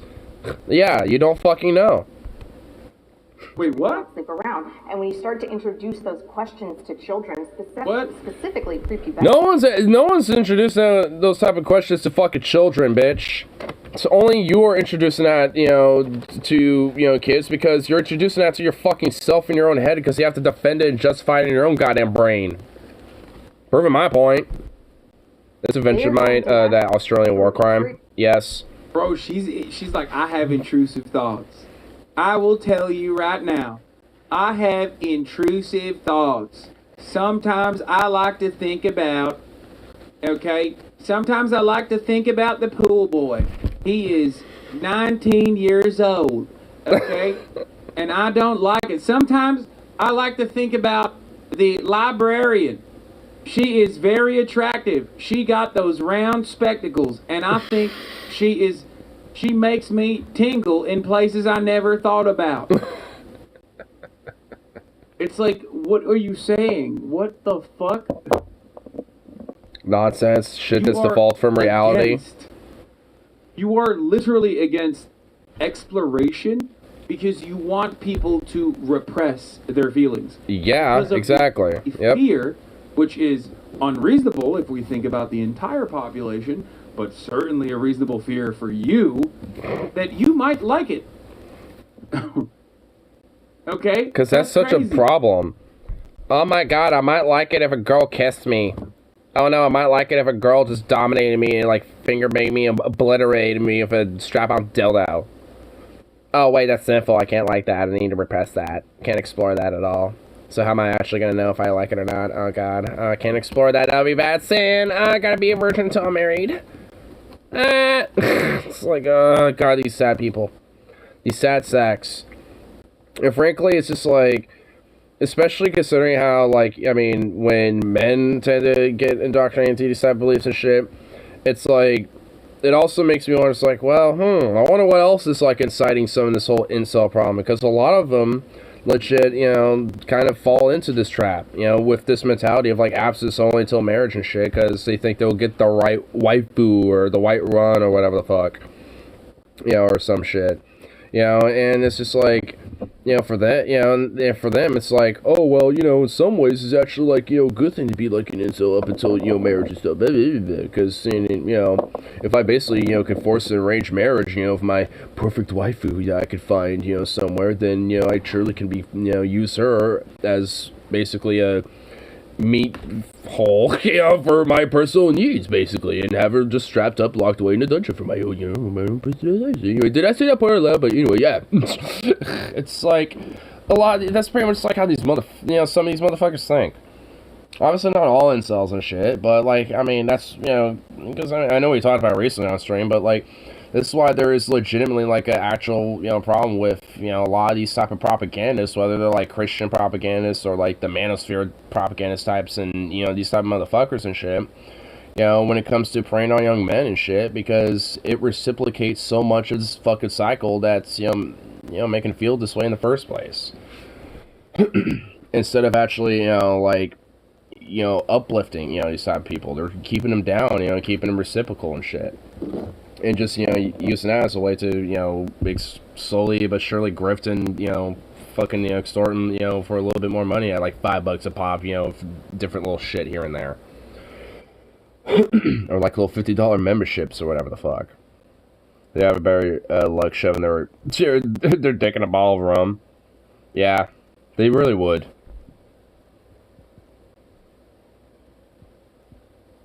Emotional and hormonal maturity is Cooking Cubans for Thanksgiving? Hey, not there to be nice. making those types of decisions that have lifelong impact. Well, you're right, and a lot of them are learning at home, because just like you guys are saying, they come home to tell you things. By the way, the other hilarious part about that argument is that, she is right technically, but not in the way that she thinks she is. If you repress your sexuality like that, yes, of course, sooner or later, it is going to lead to complications in your life. If you repress your sexuality without exploring it and figuring yourself out in a healthy way, yes, one pornography, one porn please could like dramatically change your life. You're bust, okay? All of a sudden you're like, oh fuck. You know, I'm in a fucking marriage. I'm really unhappy. I just realized why I'm unhappy because like, you know, I want to watch lesbian porn. Guess what? Those same kids come to school and talk about what you're telling them at home. You'll be surprised what I hear from students when I do a "What do you think?" Well, let me tell you what my mama and daddy did. And look, I don't have time. Your kid is not that important to me. Dude, I love how these two right here look at him like, "Excuse me, bitch." Like what my mama and daddy did. And look, I don't have time. Your kid is not that important to me. Not to be rude, I got him like 3. Dude, I love this guy. Your kid ain't that important to me. Students. Your kid is no more important than 299. So I don't have time to sit up here and let me get you to think. This is a really good take, by the way. Like highlighting how selfish conservative parents are. Remarkable take. 100% on point. It's great. Like me, I can't you know he's had to deal with a lot of parent-teacher conferences, by the way. Like, yeah, dude. Honestly, just the way he's going about this just tells me that he's dealt with these people 1,000 times over, and he's just like, I'm cutting to the chase. I'm done with their shit. Of a lot of experience. My own 23-year-old to think like me. At the end of the day, what needs to happen, and this is just my own personal take, parents need to start being parents because a lot of times the teachers are the parents. They're parenting your kids because absentee parenting. I think that this conversation is really interesting, and I think we need to step back and look at why we automatically assume that if Alright, why does she look like she's in like a wedding dress? I mean, am I the only one that did she literally look like she either just like, you know, came from a wedding or she's about to go to a wedding after this? Like, what the hell? Lesbians, gay people, queer people, why do we immediately equivocate that to telling them about what sex is? That can just be something. Or like saying that we're showing them porn in skulls or something. Simple as here's a book. In this book, there are 2 dads. This book character has 2 dads. And kids, they can be inquisitive and that's good, right? But also like, they're gonna be like, cool, there's 2 dads. All these kids know that there's a dad and a dad and a mom and a mom, and the culture is teaching all of that. So what we've noticed is that Okay, so what's the problem then? And we've noticed though, it's like, no, yeah, you notice nothing but just regular education happening. Like, just like, fuck off. enough. It's a lot deeper than that. It's more like, here is how you... Okay, and she's like, oh, interesting. Interesting. You seemed like you initially had no problem, but, you have an issue. Weird. Curious. Pregnant. Yeah. Illustration of anal sex. That is the stuff that we're now reacting against. And there is okay. Yeah, do you get taught that there's different types of sex? Yes. You know, at least I was in high school. That's when I was taught that. You know, it's like, yeah, you know, students, there are different types of sex. There could be oral, anal, and vaginal sex. And guess what? There was not any illustrations. It was just like, hey, here's the different types. There you go. You know, it's like, it was just kind of described and like kind of like definition of what they meant and the differences, you know, between the three, and there you go. Boom. That was it. There was no like illustrations or any of that shit. Like the only illustrations was just like, you know, you saw like the human anatomical like body, you know, whether it was like male or female, depending on like what we're looking at for like the graphs and shit. You know, whatever the fuck, you know? Like there's no illustration of like, here's like two dudes like going fucking ham, you know, like, you know, like here's like, you know, some like Chad fucking stud of a stallion just like with a fucking like hog of a dick just like ramming this fucking femboy, dude. Like, yeah, you know, yeah, here's an illustration of that femboy bussy just being creamed, dude. Yeah, like that's totally happening in high school. Like, look, anyway. Here, we'll take a quick little moment to make Chungus. Oh, chipmunk fishing. Today, chipmunk! We're going to start by collecting the peanuts that still have the stems attached. We're going to chum the bushes and go for some bush babies. Here's one lurking in the weeds. We're going to jig up and down. It's hiding behind that cover. Big chipmunk, big chipmunk. Bam! It just popped out of nowhere. We call that move. Okay, I'm going to try to do this with a squirrel. Jack in the box. Now we're going to go to the woods and fish for the sarlacc chip monster. He's really slow today. Oh. Maybe he just woke up. Let's give him some breakfast in bed. Oh, he just took that peanut like it was the most precious thing ever. Let's give him a pat on the schnoz, because isn't he the most precious thing ever? He's adorable. Today's our lucky day. It's not every day you get peanuts like this. We're going to see if we can catch Sir Chips a lot. Oop. Here he comes galloping in. Oh, he just chip slapped that peanut. Boom, look at that. He just... Oh, damn. He just hopping up on him. He's like, yo, that hand, it's mine. Is to shark attack that peanut. We call that move the Jaws. Catch and release. Best day ever. See you next time, folks. Oh, my God. That felt cute. Oh, that was a nice little interim. Oh, nice. Sadly, is That's Oh, that was interesting. adorable. It's also like not happening. I didn't know chipmunks are so but that's friendly. cool. Yeah, squirrels can be just as friendly. I mean, you basically just have to, like, you know, like, daily, like, be outside and, like, feed them and stuff. I mean, honestly, the squirrels would be more friendly with me if I had that time. I don't, but they recognize I'm friendly, so they tend to not be as skittish when they see me. But they don't get too close to me. Like, they recognize that, like, me and this general area that, you know, right here is friendly. So, you know, like, when they see me, they usually just kind of, like, they used to just, like, hang out way up in the trees. But now at this point, they just kind of, like, hang out, you know, more, like, in the center of the trees. Like, they'll kind of hop up on the trunks and then kind of, you know, nestle in the little nooks and crannies at, like, the base of the trees and just kind of sit there and just kind of watch me. And just, like, wait for the nuts, you know. Once I'm done, I just kind of sit off to the sidelines, and they all kind of come out and start doing their thing. So, they're, you know, they're not, like, that friendly with me yet, but they recognize that I'm, you know, I'm a friendly one that, you know, brings the nuts to them. So, I mean, if, like I said, if I had a little bit more, like, you know, just, like, consistent, you know, time, you know, to do it, like, you know, I would be able to get them to kind of, you know, run up like that. Maybe not, like, you know, that friendly, but, you know, squirrels can be at least just as friendly. I mean, chipmunks and squirrels, at least behaviorally, aren't super different. I mean, they're different, but, like, at least, like, they're pretty similar, so, you know, like this, you know, like, the same trick, you know, can apply as well. How you can have sex without getting pregnant is, like, important to learn. As far as, like, anal sex, or whatever the fuck they're talking about, I don't know where that's coming from, but I suspect it's probably left to either the imagination of these hallucinating parents, or if they're talking about that, they're most likely talking about it from, like, you know, other ways of other methods of having sex include, or whatever. Yes, that's exactly how it's happening, because that's how it's taught. It's like there are different forms of sex. There is oral, vaginal, anal, you know, it's like, you know, it's that, yes, that, yeah. That's literally how it's taught. There's no illustrations or anything. I was putting condom on a banana. Look, I don't know. I don't think that they're talking about anal sex in schools, but I don't know.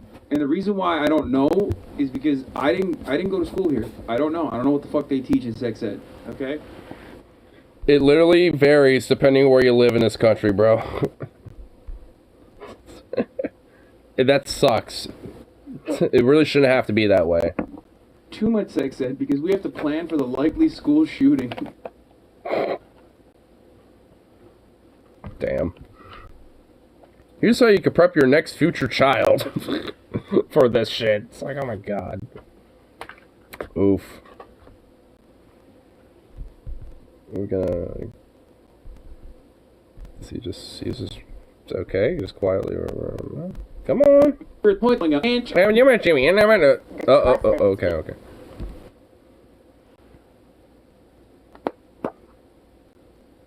The trust that's being broken between There's one of the teachers conservative and parents. Yeah, and I think we're moving into a conversation about comprehensive sex ed. What I am talking about is when I go into this classroom and I'm teaching kids, I'm not going to just teach kids material that is heteronormative. Out of curiosity, it sounds like what you're saying is you want to be able to introduce all ways of life. Like these are the people that you will. Okay, wow, yeah, that's like the one agreeable thing that came out of your mouth there, Sean. And yeah. Why is that a problem there, buddy? out why. That is what I'm arguing. Yes. So would it be okay to include a book with a man having a relationship with a 12-year-old? Oh god, that's where that clip came from at the beginning. Oh my god. Oh, that's where that stupid oh Jesus Christ. Oh my. Okay. Hey, hold on, but just hear me out. Because now Hear me you're. out. Bro, there's a difference between pedophilia. And I like how like, hold on, we gotta like look at what was his name? Kendon or Kendon? And having a relationship with a 12-year-old in that book. I know See, it's extreme. no. Hold on, but just hear me out. Now He's just like, hear me out. He's like, I want to chime in and just shut you the fuck up right now. Like, dude, you know he wants to just like, lay down the law, son. Dude, look at Mason. He's just like, I can't believe I just heard that. Between pedophilia, Jesus which is Christ. not a victimless crime, and consensual homosexual relationships, I really thought that the Pastafarian bike messenger looking motherfucker would know the difference. This is the most libertarian self-report I've ever fucking seen in a conversation. Why do you always bring up pedo shit? Oh my god! Because they probably are. I'd be like, dude, is there something you want to confess? I mean, no, seriously. They're crazy. They're crazy. They're crazy. They're crazy. They're crazy. They're so crazy. People to pedophiles. No, I'm not. No, that's not who that is. No. You're drawing a line that I'm not drawing. And Yeah, you are. No, that's exactly what you're doing. You're like, oh, so you're teaching about all life. So, if you're teaching about, that gay people and all these other people exist, so why aren't you teaching that, like men, being in relationships with 9-year-olds exist? It's like, what? It's like, you want to say that again, bitch? Like, you want, you come again? Huh? I agree. I agree. And this is why I'm bringing it No, up. you don't. Is who establishes the boundary. The law. But what law? The law. Yeah, the law. You don't drive it, you color it in fucking cement. Yeah, you carve that shit in cement. That's a good starting point. Also, morality could be a boundary there. I mean, Yeah, and also the innocence of children could be too. The law is But the law that's been signed in is No, some I'm sorry. No, there's laws against it. Oh, what? But the law in some blue states, like, shut up. No. Like, what? This makes me question the legitimacy of having, maybe, like, people, like, having voting rights.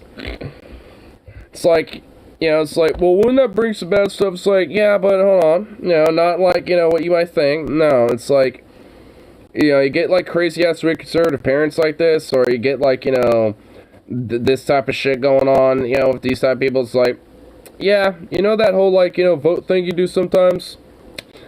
Yeah, we'll pretend to let you, have your vote count or whatever, but, yeah, when you turn it in, like, it's going in the, slot that basically goes right immediately in the shredder. It's like, nope.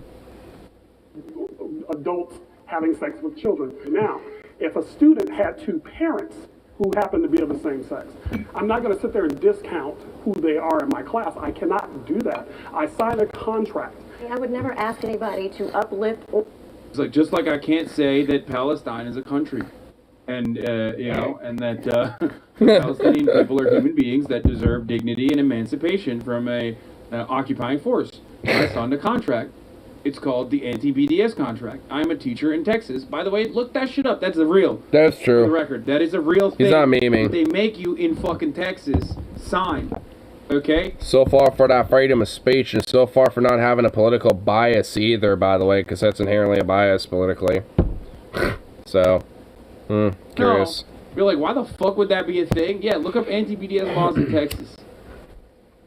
Or suppress any child. I want there to be equality in the classroom. What I am saying is that there are factual instances where this is being taught in classrooms. I pulled my children out of public school because there are so many. I feel bad for your kids, and you should not have those kids anymore, frankly. The CPS should come, they should come and make sure you don't have kids anymore. Yeah.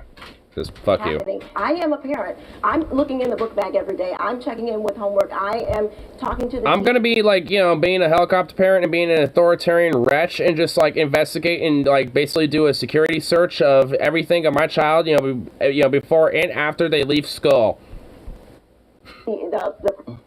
What a psycho bitch. Oh my god. She's the most annoying motherfucker at PTA. Dude, she is the most like... But we didn't know that. Sounds really invasive. Dude, she is the most like insufferable wretch of a parent, you know, honestly, when it comes to her neighborhood. Dude, she's probably like the gossip of like the fucking neighborhood of like, oh my god, that like annoying nosy bitch over there, dude. Like that, yeah, it's like, I mean, she just keeps buttoning in everything, you know, wanting to make sure to see what everyone else kids are doing. It's like, God, what...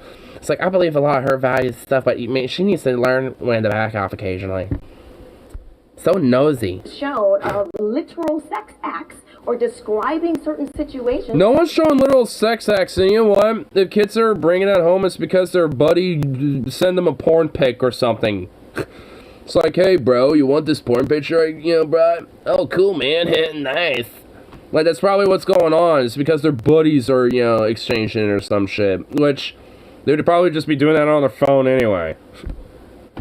For young children. We have a belief system at home, and the children want to break the boundaries of that belief system naturally because we're human beings. That's just what we do. Okay, alright, well, he's saying another agreeable thing. Okay, well, he's at least... So, he's... oh my god, I don't even know. I don't know if this guy...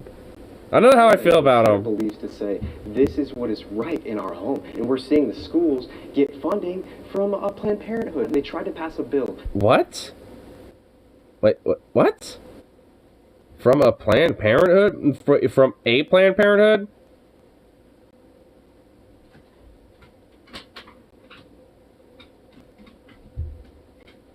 Bitch, they barely get fucking funding from the government. Like, what?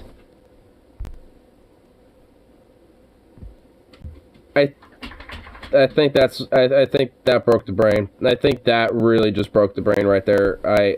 Medical facilities to offer abortions in high schools here in California, and that's a good thing. You're saying that like teen pregnancies are a good thing, and how dare they? Like, what the fuck? This guy is seriously giving me some really sus vibes. I really don't know how I feel about him. That guy is straight, really, actually, legitimately kind of fucking sus. Right? He's like saying some really like questionable shit. Like seriously. This is a book that has two dads. This is a book. Bro, first of all, this is a book that has two dads. This is a book that has two moms, and this is a book that has a dad and a 9-year-old. It's like, dude, this guy is that dude is sus, dude. There's red flags, you know, creeping up every time he utters his fucking mouth. Good. Number one. Number two. Okay. You know that was like literally,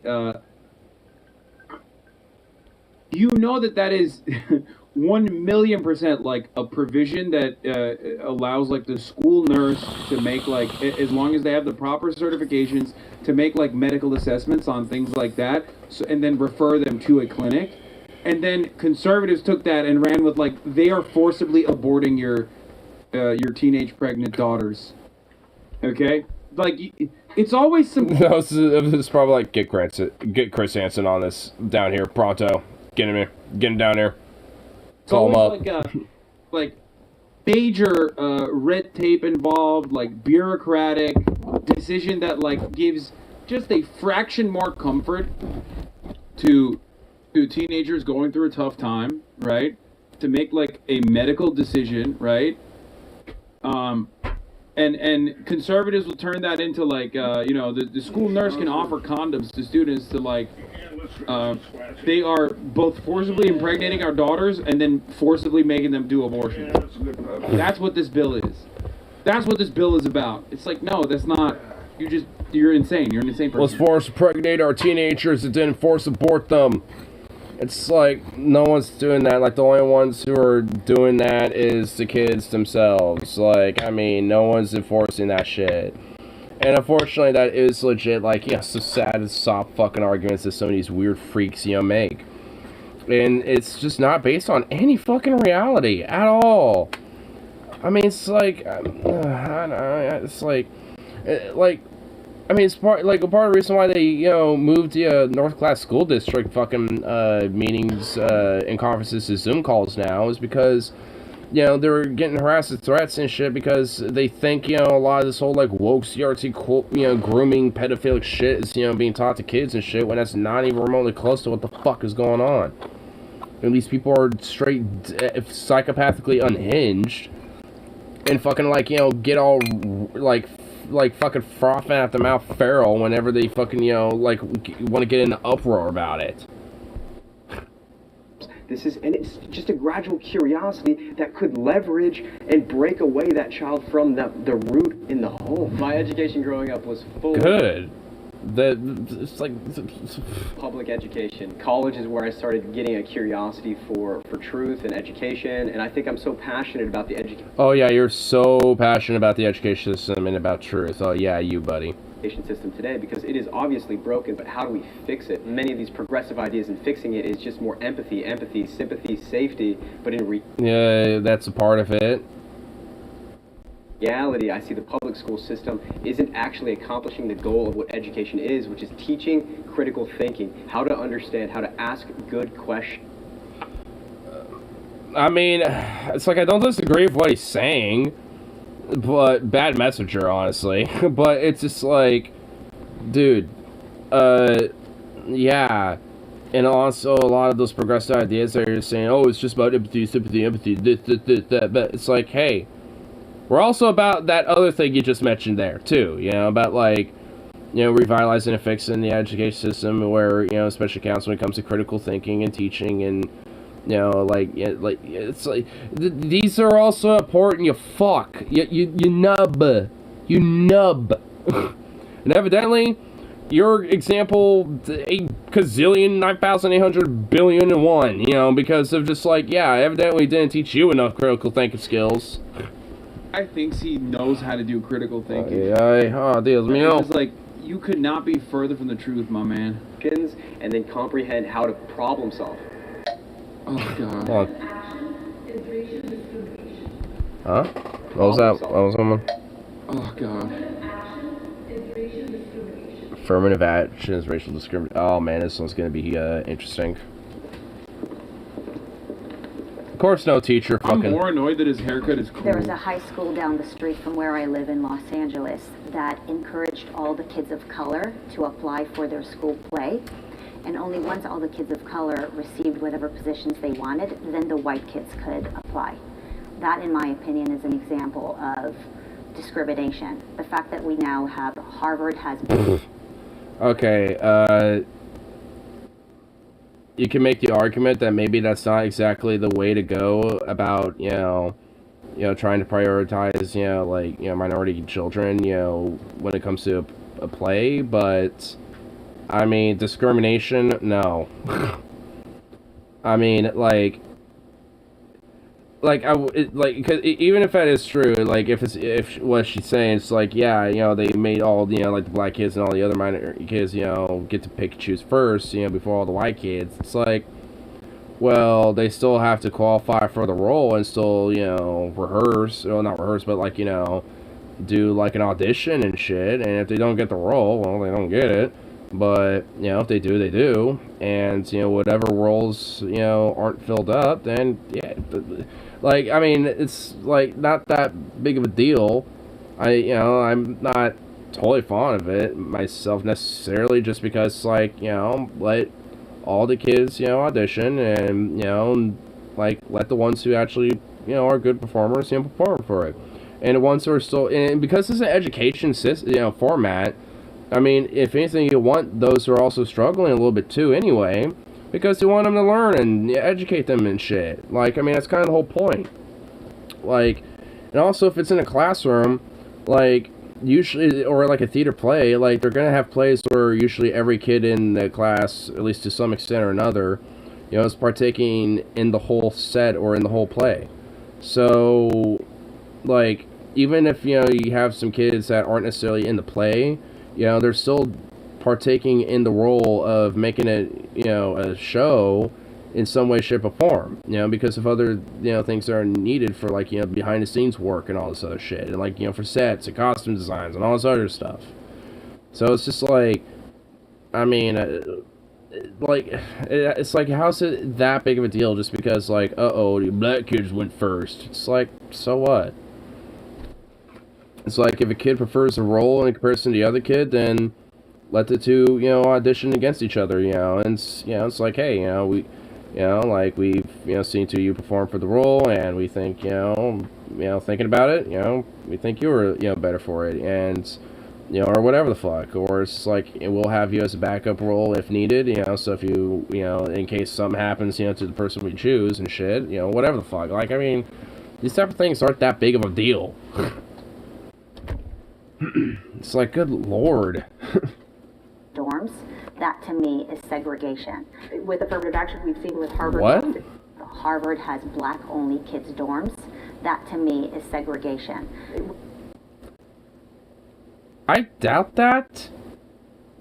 And even if that's the case, couldn't it be because the students chose to, you know, be in a dorm with, you know, all black kids?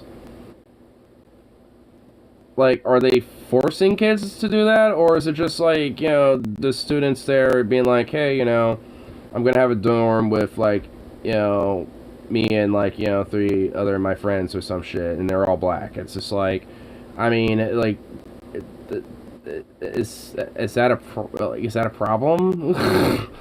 Like, if Harvard's, like, saying, like, yeah, we have specifically, then sure, but I highly fucking doubt that Harvard's doing that. I highly doubt it. Press an X to doubt. Segregation, or hear me out. It's just a coincidence. Yeah. That's what I'm thinking. It's like, oh, you know, maybe there's, like, you know, a few dorms that, you know, have a couple of kids, you know, that have, like, you know, kids in there that, curiously enough, are all black, you know, that in these dorms and shit. You know, but, yeah, it could be just coincidence. Like, I mean, Thor says blacks only. Yeah, I mean, if I just don't see that being a reality. Maybe back in, like, the fucking 60s, but not now. I just don't see that being a thing, and if it was, it'd probably be a big news story, wouldn't you think? Like, I mean, like, oh shit, there's, like, this segregation and shit. Like, you would think, like, people, like, the quote wokes, you know, whatever the fuck, like, the woke mob or some shit would, like, freak out over that, you know, because it's like, hey, this looks kind of like, you know, the whole whites only, blacks only segregation shit, you know, whatever. Like, you would think that, you know, there would be an uproar over it, not like this, oh, it's just a thing, yeah. It's why I doubt it.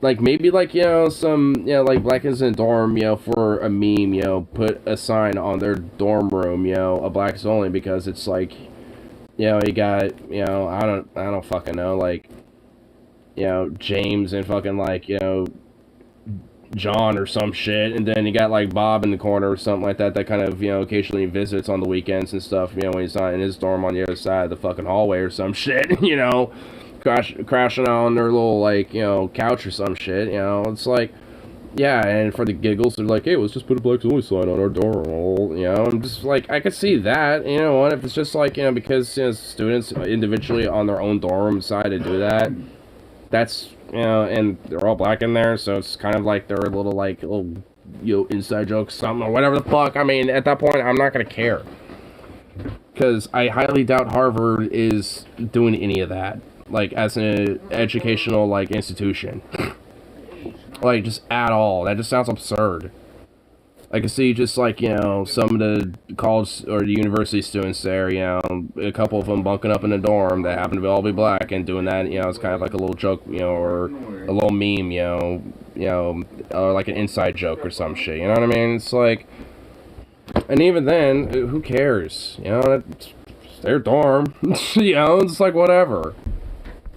It's their dorm, they can do whatever they want with it. Well, within reason. They can't, like, destroy the place, obviously. But if they want to decorate it up and put a little something on the door or some shit, they can do that. Like, whatever. Harvard lawsuits and other things, how it's backfiring and it's picking and choosing of which minorities can and cannot have success. It was done to try to create or make up for That's how our education system was before And it's still kind of like that in the opposite direction there, lady. Yeah, like what? Huh? But I think it's really backfired. Yeah, it's really, I mean, excluding those excelling students in other races to fix the problems of the past, like you said. But I think the past, there were a lot of minorities that were excelling and doing really well. Despite... Care to name a few? Care to name some examples? The government on like... Where? Who? Of minorities that were excelling and doing really well. Despite the foot of the Exactly. government on like... Wait. What? No, there weren't. What? No, they were like... What? Bro, he's not talking about like... What the fuck's he talking about? Is he like literally saying like, oh, in the past, like there was what, like some people really excelled at like what, fucking picking cotton? Like what the fuck's he talking about? What? The Uncle Toms that were in the plantation owner's mansion, you know, with them because he was the good one. I don't know. Like, well, I'm trying to think like, at least in America, like who could like. The closest motherfucker I can honestly legit, like, think of, at least during, like, the slave time eras and shit, could be maybe, like, Frederick Douglass, possibly. But, and, yeah, like, just because he was a very prominent, like, philosophical figure at the time. And, especially a socialist theorist as well. And, you know, so, you know, he was pretty successful because he kind of, you know, got, you know, very close and in with academia. But he's, like, at least off the top of my head, the only real example. I mean, at least when it came to, quote, excelling. I mean, other examples I could think of, you know, I guess excelled in other ways, but not necessarily in, like, economic status.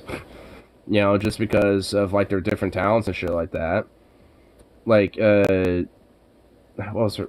Betsy Collins. Like, I mean, she was the first female black aviator, and it's just like she wasn't necessarily the most like socially economically successful, but she did you know garner at least some success, and at least you know especially for her talents and for what she was able to do, excelled, but wasn't like the most successful person because she was significantly severely held back. So it's just like, realistically, who are these minorities that have excelled and all this other shit? It's like, yeah, because, yeah, every now and then you could find a, you know, nice, like, good heartwarming story of, like, you know, overcoming and shit like that, of, like, Bessie Johnson or Frederick Douglass or whoever the fuck else. But it's just like, it's because they, you know, tried to excel despite, you know, and even then, they couldn't necessarily truly excel and, you know, like, in, you know, with their actual, like, you know, like, on the equal playing field because of that oppression and shit, and marginalization, and segregation. So, it's like, oh my god, these people could be able to do that. I felt like I was gonna blow a gas, but now I feel like my brain's just mushing out. Past are literally... There'll probably be something else, you know, that'll make my... explode. Slavery. Betsy Johnson gonna win the governor. Like, what the fuck do you mean? What, gonna be on the governory, I tell you what. What is he talking about? What kind of fucking take is this? I do not understand, Mr. Critical Thinking. What the fuck? And all the blame for the leak. Well, I kind of was earlier, and I think it did. Cause What the fuck? I have 100% bought shrooms for this dude at Grateful Dead concert. This guy looks like he would be at a Grateful Dead concert, and you could buy shrooms from him. Frankly, I probably would eat them, because evidently, you know, it takes you to another world. For him, he took too many and never came back.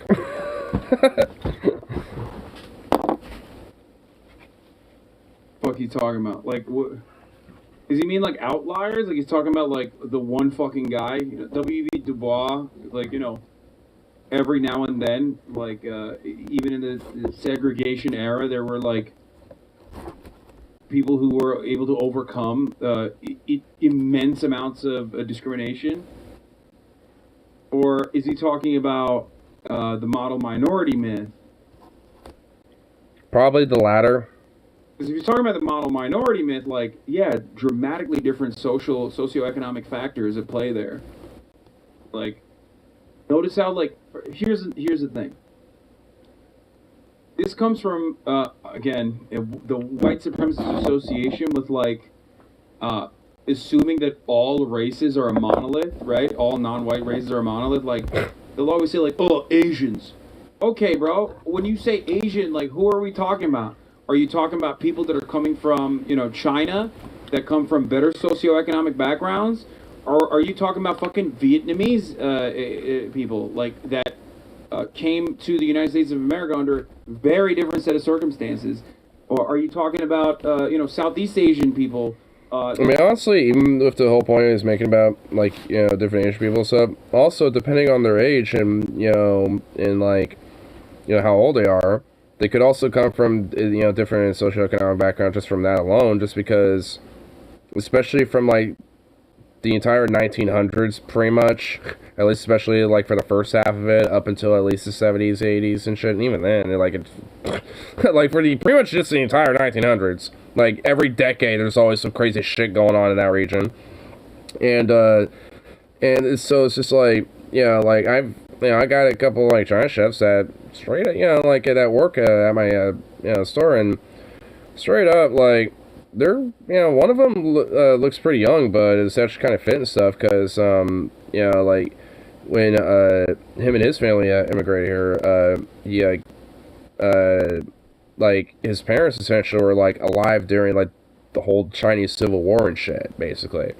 which, you know, and I could kind of tell a little bit that, like, kind of some of his little quirks, a little bit, I guess you could say, like, some of his mannerisms, you know, are, you know, kind of, in some way, kind of probably related to that a little bit. Like, he's a very frugal person, and, like, oh, I gotta make sure I have, like, you know, just the right amount of what I need and stuff, and, you know, get the right amount of type of stuff, because of, like, if I don't, and it's like, oh, you know, not good, you know, and so, and he kind of gets a little stressed, so it's, like, I can kind of tell certain things like that, where it's, like, especially if you know, have parents growing up where they had to especially be hyper frugal, if, like, you know, basically having, like, a small bag of rice for, like, a week or some shit, you know, you're gonna kind of have a mentality of, like, yeah, save everything you can, you know, type of thing, and that, I can kind of see that, you know, have been passed down a little bit. Just, you know, one of those little small things that, you know, you kind of, you know, like, kind of notice over time, basically, in a sense, when you kind of, you know, connect dots a little bit.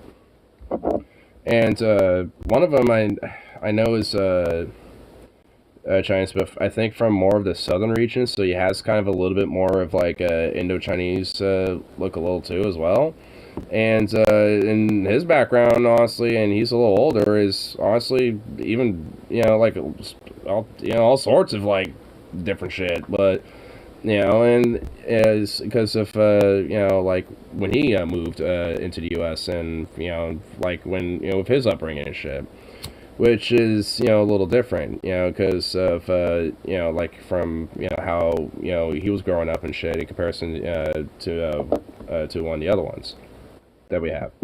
Which just shows, even for China itself, like, just depending on where you were regionally, you know, depending on, you know, like, what background you were, you know, socioeconomically, you know, in that region, on top of, you know, like, you know, like, what era, you know, you kind of, like, grew up in and shit, you know, like, what decade and stuff, you know, that, you know, it could lead to a whole swath of, you know, different, you know, background and culture and experience and shit from it. Which I think is really cool, honestly. Because it just kind of, you know, proves and shows how, like, diverse a region really can be, you know, with just, even though there's, like, a couple 100 miles of difference, you know, really in landmass and shit, you get, you know, while maybe similar, you know, very different, you know, styles of culture going on. It's pretty cool. I like shit like that. United States of America under very different circumstances. Like, the idea that like the idea that like all Asians are a certain way is such a fucking stupid thing. It is. It is It really entirely is. dependent on the Also, I'd say Asia's, as a continent, is probably one of the more, like, culturally and ethnically diverse regions of our fucking planet and shit, honestly. Maybe not the most, but at least kind of one of the more, culturally and ethnically diverse regions and shit. economic factors and whether there was like amnesty or refugee, like whether there was like a time when refugees were allowed. It's so dumb.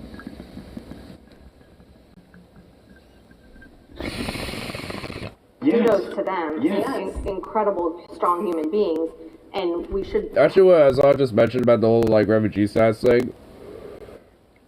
Actually, I think I remember one of my Chinese his family, I think, did that because, like I said, his parents grew up in the Chinese Civil War.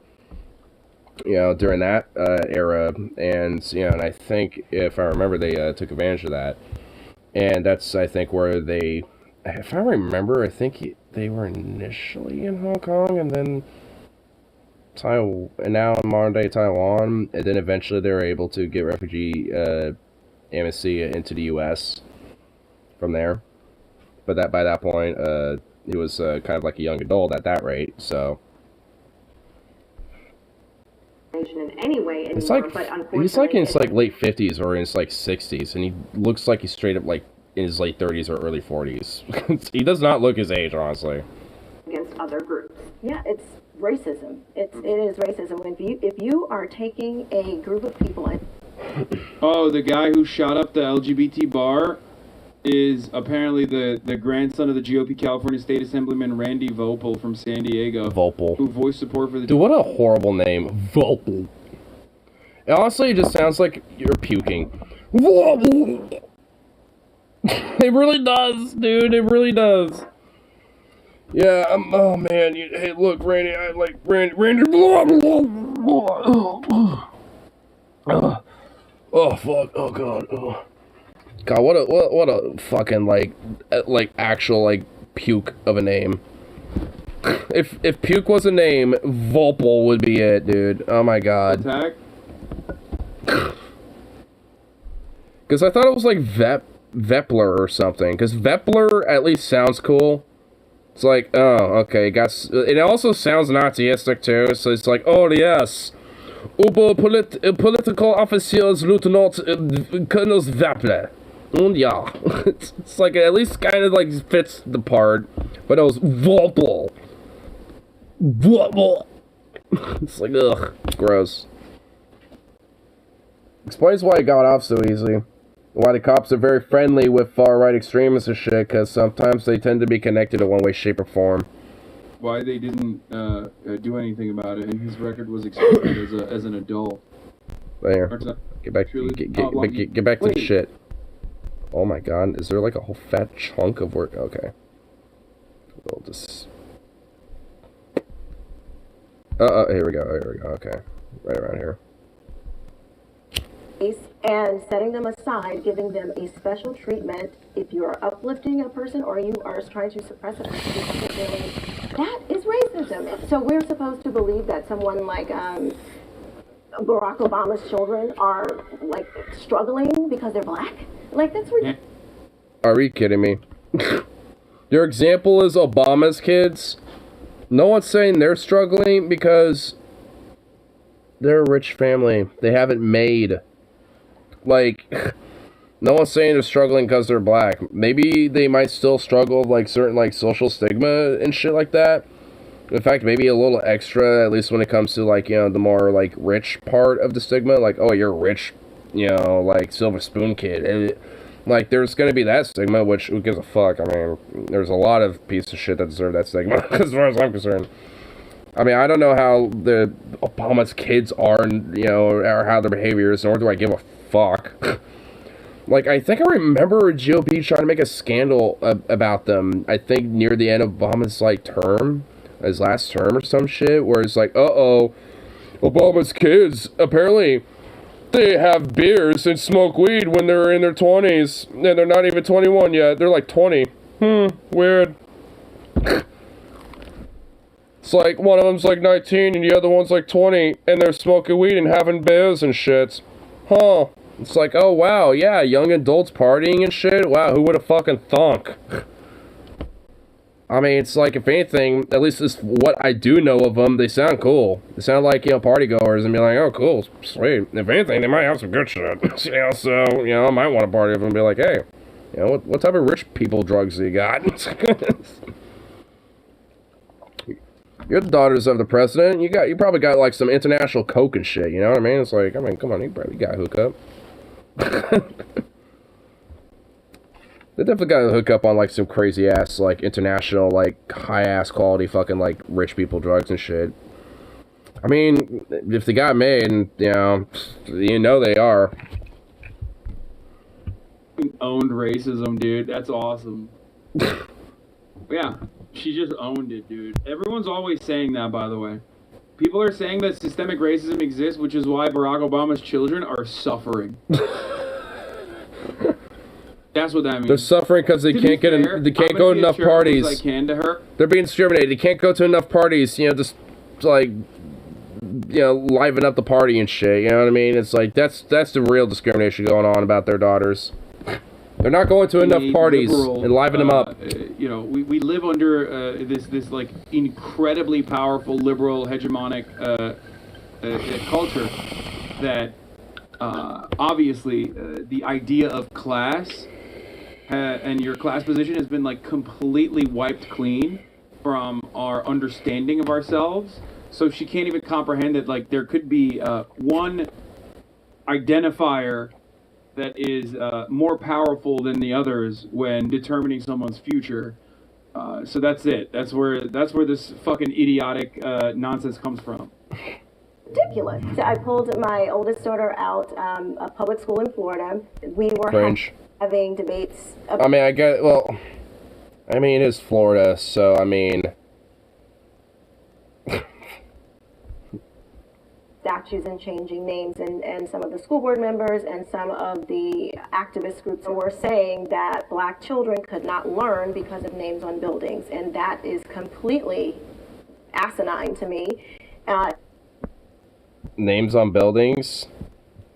Lady, you do know that there are, like, schools that are named literally after Confederate leaders and racist activists and shit. Like, in fucking, like, you know, racist leaders and shit, you know, when it came to, like, the Klan and the Confederacy and shit like that. Like, you know this, right? Like, you know Jim Crow was a thing, right? Well, you know, they barely teach that in the South, so that's why I said, well, took them out of public schooling, but Florida. It's like they're not really getting an actual education anyway, so it's like, I guess, realistically, what is the difference? Unfortunately, sadly, but at least kind of something is better than nothing.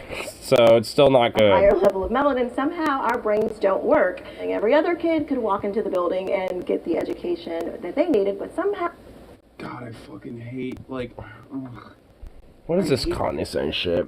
It's like, oh, apparently to woke people, because we're darker skinned, I guess, you know, because of a building, we can't learn. It's somehow mysteriously unlike white kids, I guess, or something. It's just like...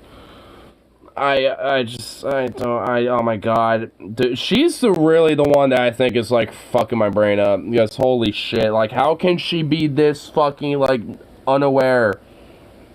How are you this not, like, how do you have, like, this little, like, you have, like, reverse self-awareness. Like, if you could somehow, like, blow self-awareness away to the point it, like, blows it off of other people, like, oh my god, like, Jesus, like, fuck, she has that power, dude. Like, oh my god, because what the, like,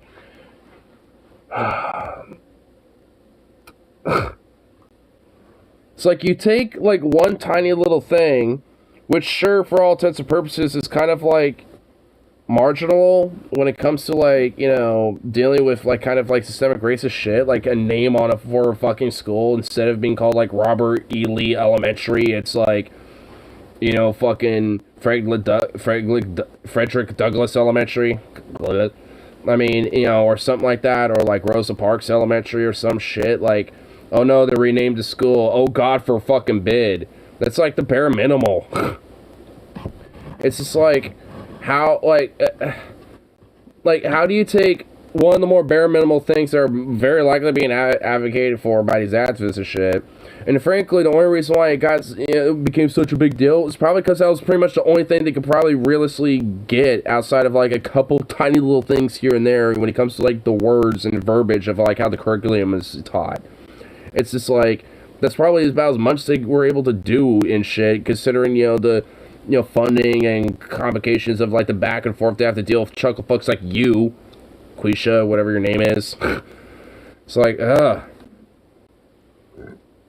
think his name's Quisha. I think I think this was said earlier when her name popped up. But like, it's just like, fuck. Goddamn.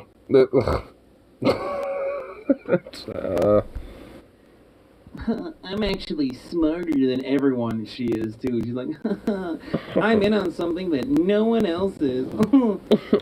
I'm a critical thinker, unlike the rest of the blacks. Like, okay, dude, chill. What the fuck? Like, she really is having this vibe. At, she has like a really legitimately like holier than thou like view about it, dude. I mean, she probably views like about that like with the black teacher that's on there and shit. Like, I mean, because she's like, oh, I'm better than you because I'm smarter than you, even though like you have like a gajillion like years more worth of qualified experience, you know, in comparison to me for all intents and purposes. You know, yeah, never mind that, but I'm better than you. Like, she really has like that holier than thou like just vibe, and that shit just rubs me the wrong way. So I think she's what's making my brain mush, because not only does she harbor these views, but she has like this holier than thou fucking mentality that just has like this little extra level of like, I'm confident, you know, like flex and shit that just, it grinds my gears, like a lot, like, because I mean the other like you got the weird libertarian, very red flag pedo sus guy, which he's all like free love, man. He's like weird about it, where he's like, we're just having questions, man. You know, you got that dude, which he's just really just kind of insufferable, but that's about it. And very red flagging a suspect. And then the other ones, they're just like, they're annoying, but like I kind of they if anything they just get drowned out from her because of just her very like hyper confident, like holier than thou, like fucking shit. It's just thing. You haven't arrived at like one correct position this entire time. At least like the weird red flag fuck at least has maybe partially, but then like veered off course and drove off the cliff. At least he kind of was on the road a little. Like at least every now and then I can find something about that bastard. Time you fucking bring this shit up. Every single time you bring something up, it is completely made up. It is a completely made up grievance. Okay?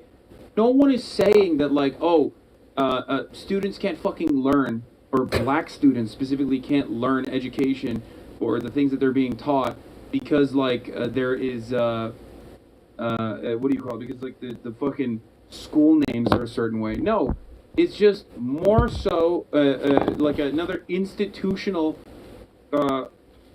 It's just another institutional reinforcement of like where black students are going to school. Okay, it is the same exact concept as putting a fucking Robert E. Lee statue outside of a courthouse during the civil rights movement, okay?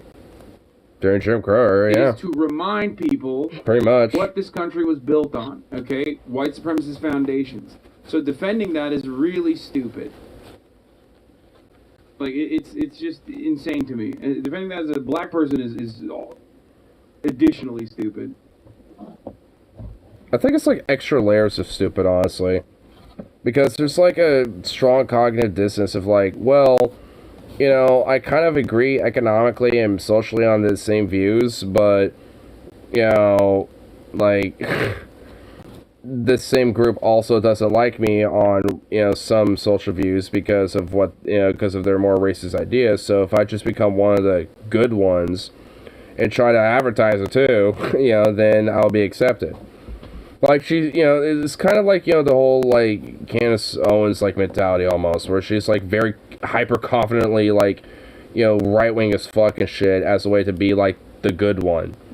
I mean, essentially, like the token, like, basically. Like, Dave Room's, like, another example where he sucks up, as to be the token one of the minority group. Like, they have the token gay, they got the, the token black folks and shit, token trans people too, Caitlyn Jenner.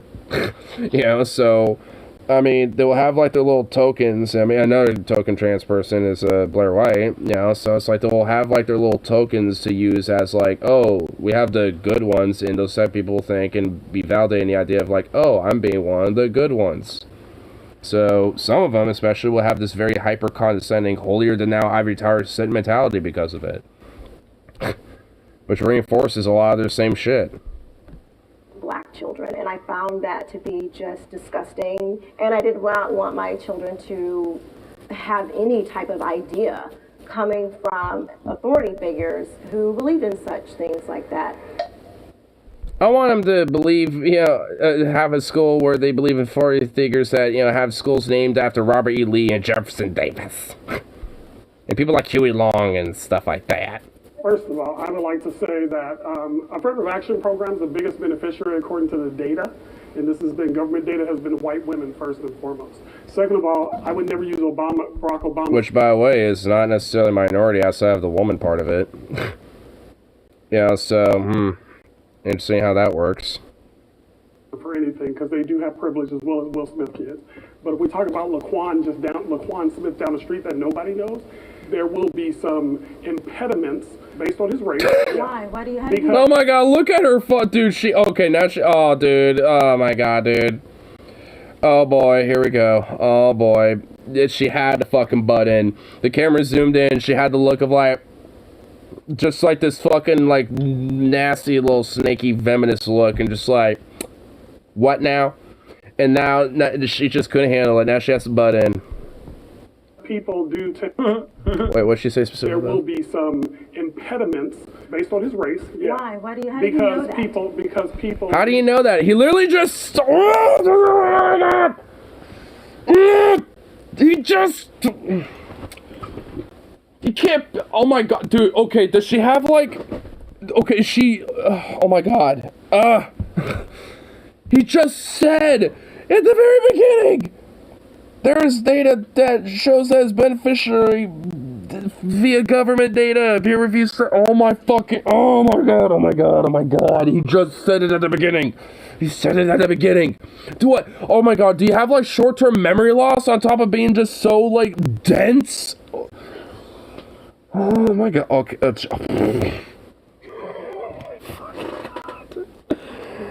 Oh my. How do you know that? How do you know that? Like, what? Oh my god. Are you fucking kidding me?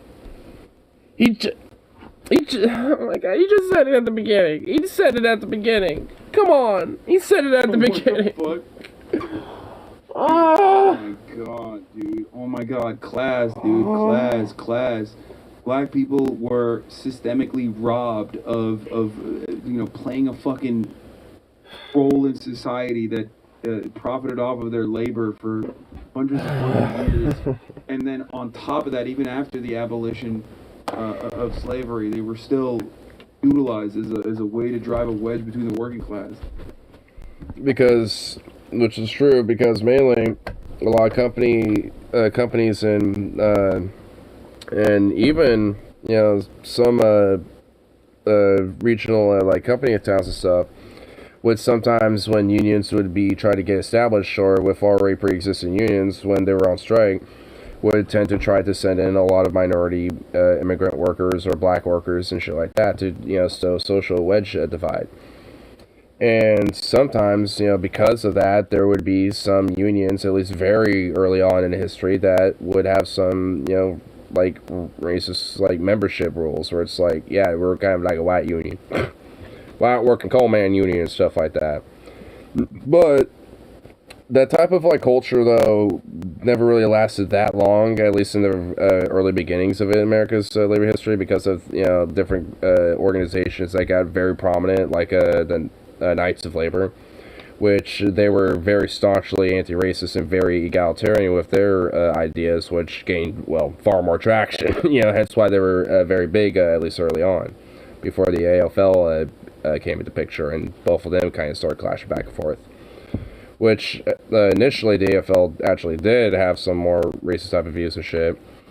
But, you know, like, they quickly and shortly reformed a lot of those type of ideas, you know, because they were losing a lot of membership. And, you know, a lot of the leadership was like, okay, we gotta, like, kind of clean house and change this up a little bit.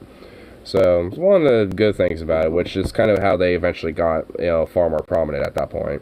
I've seen this right up since the movie review. Honestly, like, because I feel like my brain goes into mush, and I play it just a little bit more thinking, alright, you know, maybe there'll be, like, one more thing I could probably tune into, and it'll just zone out and be okay. Then, boom, there's just a Tsar Bomba. A Tsar Bomba, man. Just like, you know, my brain goes to mush, Tsar Bomba just ignites the fire again. It's just like, oh my god. Like, because honestly, dude, this chick right here is straight up making me go cuckoo for Cocoa Puffs in a very bad way. Like, I'm gonna have, like, night terrors with her just staring at me, just, like, her overconfidence, like, little sassy flex, just like, Just like, how do you know that? Dude, that's gonna stick in my head, dude. Why? How do you know that? How do you know that? Even though he just, oh my, I still can't get over that. Like, he just mentioned very, you know, like, on a very broad level, like, there's data that backs it up, and that's backed by fucking, like, everything, like, oh no. Like, ugh. I see I'm near the 420 limited stream. I'm struggling. I'm struggling now. We're gonna push it. We're gonna try to push it at least to the 420 mark.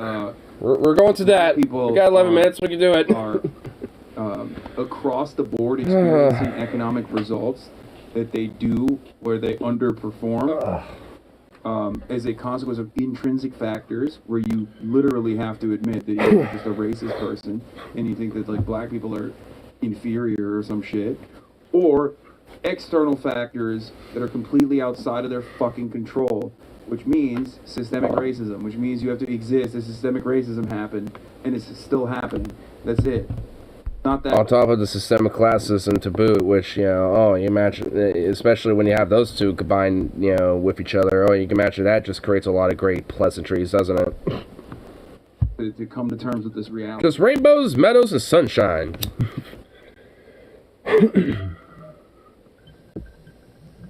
What you were talking about is just racism, but when it's institutional and structural, it does something totally different. And when the black wealth gap is 100 years behind the white wealth gap in America, it'll take 100 years to catch up. Why do you think that's because of racism, though? You take one. You did not just fucking ask that. Oh, I'm so glad I just took that hit, because oh my, she just did not ask that. Why is that because of did you even get, did she even have an education growing up? Like, at all? Because, like, bitch, there's a thing called slavery!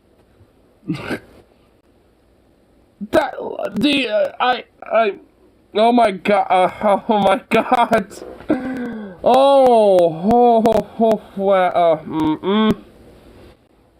Oh my god.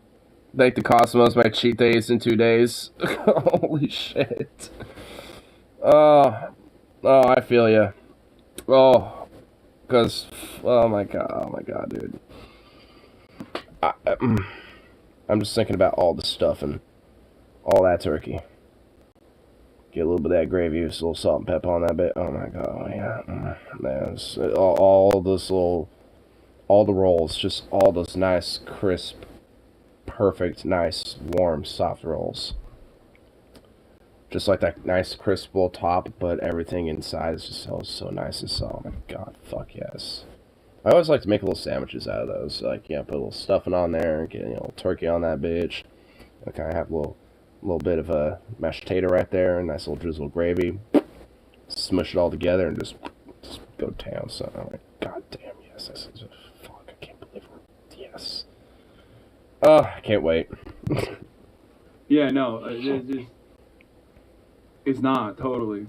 Yeah, slavery wasn't was defended on white supremacist grounds, or institutionalized, codified on white supremacist grounds. It was something totally different.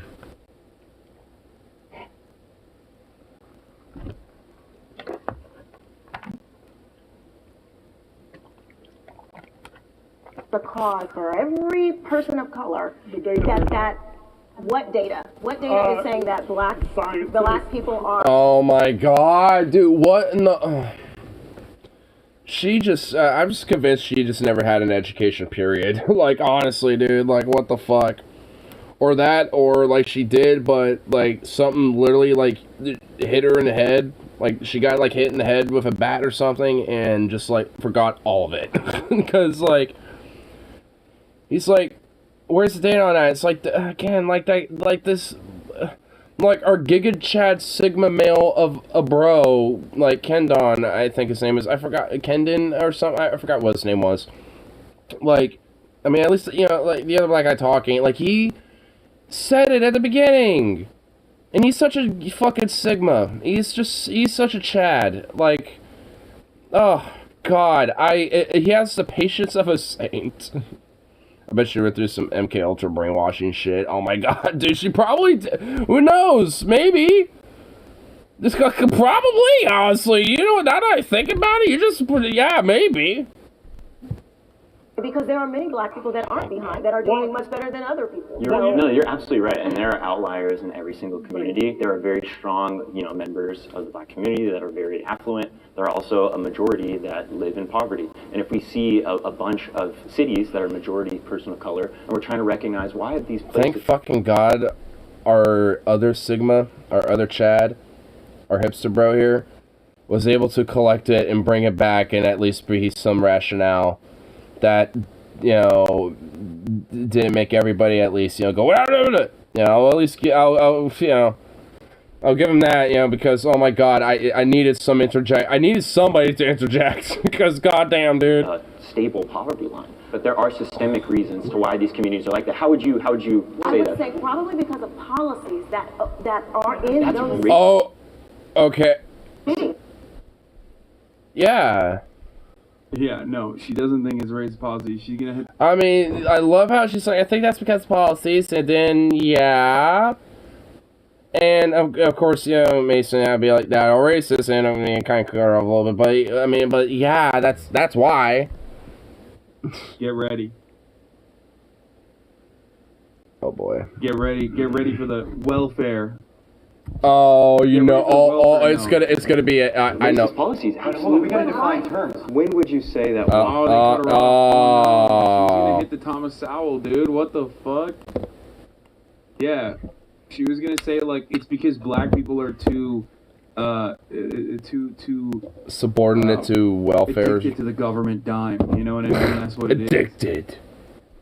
Oh god. I was about to say welfare. 100%. That's crazy that the top of the hour ad break just cut you off so aggressively, Oh, that bastard, he is, yeah. Yeah. Fucker. By getting gifted. Damn it. Here we go. The moment ad break now. GOP Lemon Party, thank you for the 521 gift. Boston Compton became the way that it is. Was it like that in the 40s and 50s? No, it's a growth. No, I'm asking you. From redlining policies that were enabled. In California? Yeah. Yeah. Yeah. Yes, in Oregon too, by the way, and still exists. Like, yes. Like, what you're saying that? Like, you're asking that? Like, you're gonna be shocked? Like, yeah. You should look into some, like, hey there, Sean, you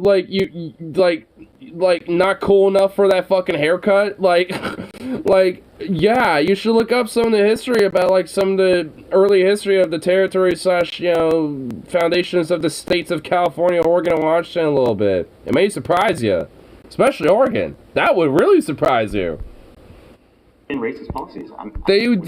Like, Oregon, is when it was established as a state, was so racist, it didn't even want black people as slaves. They were like, nah, fam, we don't even want slavery because we hate black people that much. Like, it was that racist, okay? Like, I mean, yeah. Like, come on. California didn't have redlining. That's crazy. Yeah, California just never had redlining. Like, Oregon. Yeah, these, like, woke places. Yeah. California, People's Republic of Oregon, you know, these places. Yeah. Yeah, never had it whatsoever. Ever. Nah.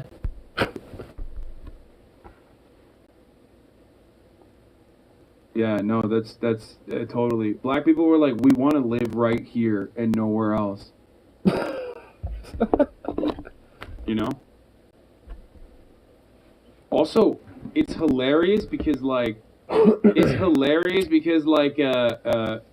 it's this notion that like California isn't racist when, you know, it gave us Reagan and Nixon, okay? And the Jefferson State, which doesn't exist, but goddamn, they're cooking for Cocoa Puffs, which unfortunately also it's like partial of Southern Oregon too. They kind of double both states in a weird.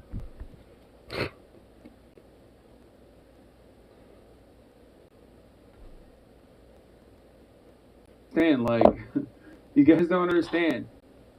There are just white enclaves and black neighborhoods for no reason. Okay, guys?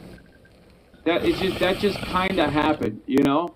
It wasn't like designed through financial tools and other systemic ways. That just kind of happened. It's so strange how that works, you know? It just spilled out that way. Yeah. Oopsie. All of these supposed solutions are actually hurting. Wouldn't a better solution be to teach our kids that we're all born in the image of God? We should all treat one another equally. What? And if your act or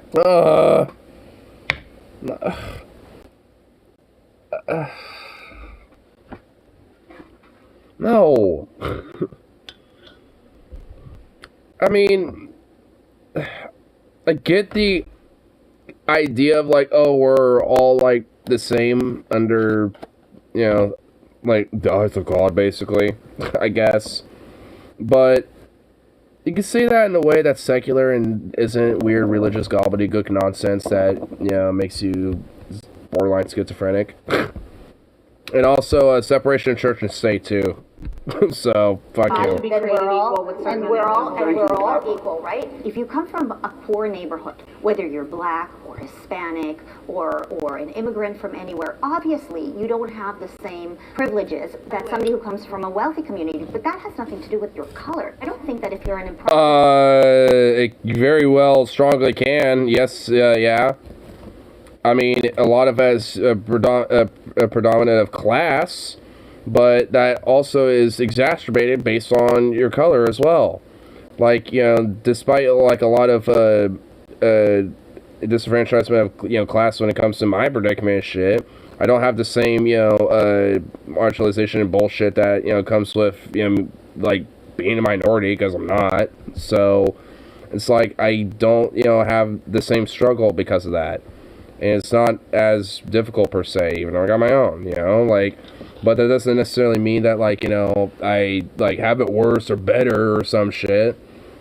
I mean, because there's other variables, you know, that comes with, you know, being black or an immigrant or otherwise and shit, or both, you know, that make it that much more harder, and, you know, and can even, you know, there can be policies that, or, you know, even, like, you know, rules that companies have and shit where, yeah, it can't be discriminatory and shit, you know, towards those type of people. So, like, yeah, it is. Like, what? Or you're an impoverished white kid. One should receive a resource and the other shouldn't. Would you say that it's economic? That doesn't, like, happen. Like, both kids receive resources, but because one is, you know, got other variables, you know, when it comes to their marginalization, disenfranchisement and shit, you know, they have a little, like, extra step, so to speak, because, you know, of the, you know, like, having to social economically catch up, like, for gentrifications, you know, like, for multiple. reason that causes these disparities? Economic, but I don't think it's related to color. But would you say if there's a majority of a particular group that lies underneath the poverty line in economic, race has anything to do with that? It could. But It could. Well, yeah, hey, if it could, it's probably because it can, and it has, and it does.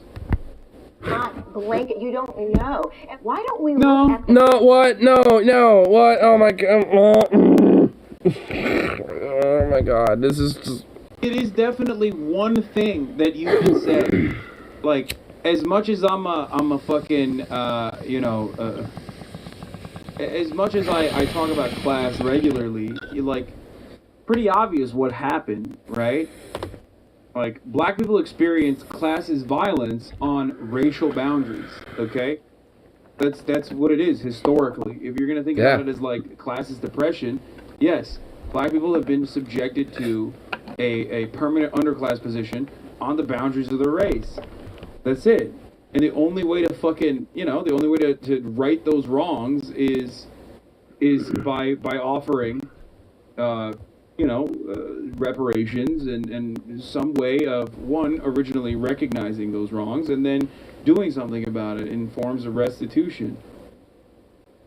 But if those wrongs were committed on the basis of race, which they were, then the correction is also going to be racialized. Complaining about that is fucking stupid. Oh shit. families, the black families, who have done those amazing things in this country and study what they did to succeed instead of just focusing on, oh, well, black people are behind and we don't even know what to do. Well, why don't we just go and look? Since you are a professor, wouldn't that be, you go and look at what has worked? Well, I would never... Oh my fucking... I hate this ivory tower shit, dude, that she's doing. I'm smarter than you, and since you're the professor, shouldn't you? Like, fuck you. Look at you, and I'm sorry, it's just the reality of the data, and so what I share... Data can be broken up in umpteen different ways. Oh my fuck you. Fuck, oh my... I am really not like... okay. You're a professor and you're saying that data cannot be manipulated? Bruh. Oh my god. He's not saying... He's not saying that. Oh my fucking god. I cannot stand her. Like, honestly, I can at least insufferably deal with the other ones, but oh my god, she actually fucking pisses me off. Like, holy shit. Ugh. She actually pisses me off. Like, I'm actually angry right now. Like, ugh. Manipulated. God. God, what a fucking dumb motherfucker. Like, the data is manipulated. So stupid. Why are you dumb? Having worse outcomes overall. Why are you dumb? If you strip them of every other quality, okay? If you look at a black middle class family and a white middle class family, and the black middle class family underperforms in comparison to the white middle class family, how do you think that happens? Why do you think that happens? Do you think that there aren't still racist policies in place? Because if you don't recognize that there are still racist policies in place, you just straight up are saying the black family is underperforming because they're just inferior to the white family. That's why I always say there's only two ways to look at this. It's either some intrinsic factor or some external conditions. If you recognize that it's external conditions, then you recognize systemic racism. If you think that it's intrinsic factors, then you think it's just racial inferiority. I'm just gonna say really quick though, how does Sasan have a patience of a saint and not like? Is he at like the stage of where his like brain was at like kind of like brain leaked and mushed, and he's not like at my level again? Is he like at that point? Because God, what like patience of a saint to just not like just blow up because that chick in the pink shirt, she crazy. She's dumb. I just think it's interesting. I'm thinking of like an anecdotal story I have. Last year, the school that I taught at, Deep East Oakland, I served majority black and brown students. over 70% of our families under the poverty line. These are some of the hardest working people I have ever seen in my life. They get up. Because people that, especially when they're in poverty, tend to, just by proxy, race aside, tend to be very hardworking people. 3 or 4 children. Because of, I would argue, because of their economic status, right? Because of liberal policies that is the government telling them that they can and cannot succeed because of how higher. Dude, like, she just, like, butted in there and, like, would not let her interject. Like, what? Why does she sound like Marjorie Taylor Greene?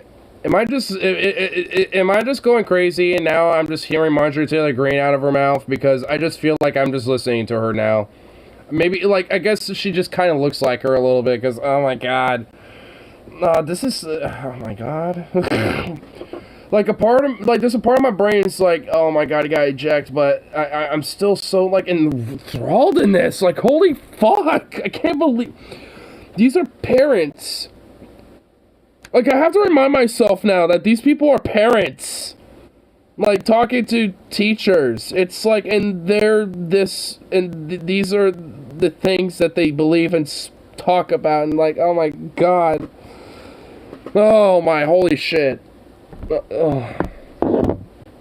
It's just like, holy fuck, dude. Because we do not have school choice where they can take their dollars somewhere else. If you put Oh god. Oh my god. Yeah. So I could take my, kid to a perfect Christian school. It's like, Game Boy machine, dude. Pretty sure someone doesn't need to be told that they're being underpaid when they can't live beyond 50 an hour work week. Yeah. A conservative radio host. That's why you literally have like actual liberal teachers. Like, I'm pretty sure they already know. Someone who like professionally propagandizes. It's like, I mean, if you're being, like, if you can barely live beyond 50-hour work week and shit like that, then I'm pretty sure that person knows they're being underpaid. Just a guess. I hate that. Unless they're that much of a corporate ball licker. Yeah, super high property taxes. Sadly, there are some people who are just like that. Black people are suffering under our But hey, current economic I conditions. fight for them too. By the way, despite their famously white ignorance people don't pay property taxes. or arrogance. And if you're trying to fucking identify racial disparities, okay, then don't look at such broad. Don't try to fucking, apply this insanely broad solution to it that almost immediately undermines the point that you're trying to make. It's like, oh, welfare, the dependence on welfare, liberal policies, taxes are too high. It's like, that's an interesting perspective, but like, white people are paying those taxes too, so why are they not? You can also take advantage of that welfare too if you look in the South there, lady. Experiencing the same kind of fucking outcomes. And also, it's just like, hey, if you want to look at these, things broadly and shit, then why not advocate policy that would broadly uplift people? Like, I mean, so it's like, hey, if, you have these people who are especially very hardworking that are below the poverty line, and again, just put the race aside, then advocate policy that will lift up everybody, race aside. Because that benefits everybody, obviously, including black people and shit. So it's just like, I mean, if you care that much about like the woke, racist, liberal policy, it's like, I mean, wouldn't you want at least that? Because, oh wait, I guess that would be too liberal though, because, we're still doing welfare. Fucking bitches. These sad chuckle fucking motherfuckers, dude. Black people pay less property tax than white people do because black people are less likely to even be homeowners. What the fuck are you talking about? And when they are, they tend to not have, like, high-value homes in comparison to white folk. It's literally like saying, black people are falling behind white people in modern society because of the corporate the corporate tax rate, like. Or because of the top marginal tax rate. It's like, literally, statistically speaking, they're less likely to be impacted by the thing that you're talking about. I suppose the only way they probably could is just because, I mean, if you got like high, like top marginal tax rates, for like the top 10, top 1%, shit like that, that money can potentially at least invest into helping uplifting those communities, but that money would have to actually like specifically be legislated by law to like be going to that type of shit or something. So it's like, yeah, that doesn't it doesn't help them unless you purposely make it like that. In the country, like places in Florida and Texas or Virginia, where they have better options for their family. Get the fuck out of here. You would definitely see them. If that was the case, then they would be doing better. But it's just crazy that they're curious how a lot of the education and those states that were especially listed there aren't exactly great. She didn't say estate tax. Yeah, she forgot about that.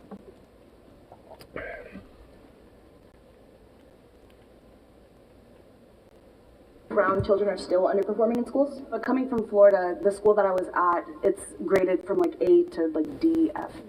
When I started there, it was a C school. Very poor performing. And technically, sure, they have school choice. They don't have state tests anymore. But they're still so badly performing. The community of it. She's so mad. Oh my god. Dude, oh my god. Dude. It's crazy. Oh my god, I hate how these people just want kids to have basic standards of education. How fucking dare they? How dare they think they're smarter than me? Black people aren't doing better in Texas than Illinois. You're crazy. First and foremost, I fucking despise people that have been so sucked into this idiotic propaganda that they think black people in southern states are doing better. That's number one. It's not. I also like that little clip with Illinois, because Chicago. That's why he mentioned that state. That weird fucking little chatter. It's like, hey, pick another state. Honestly, even then, Illinois probably is actually, black kids would probably fare better educationally in comparison to Texas. Honestly, even if it was just those two states isolated. But even then, let's say they're not. Literally pick any other neighboring state. Pick any other fucking state in the union that isn't in the South. Guarantee you that'd be a lot more different.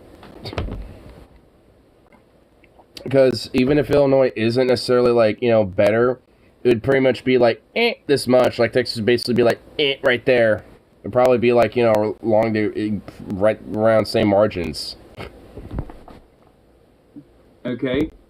But that's probably mainly just because Texas being a gigantic state, we'll probably have, a lot more, black folks just because, of how big the state is, when you visit all these different little towns and then collect, demographic data based on that. While Illinois, I'm not too sure about all of Illinois, but, or at least, entirely, but sure it'd be the same thing, but, it's not a big state. So, a lot of predominant, black demographic would probably be places like Chicago. Hence why that stupid fuck mentioned in the name of the state. In Texas, it's the whole jab of Chicago and black people living there. The whole racist stereotypical trope of that shit. Black people to white people in that same state. That's what we're talking about. With respect to black people underperforming. Okay?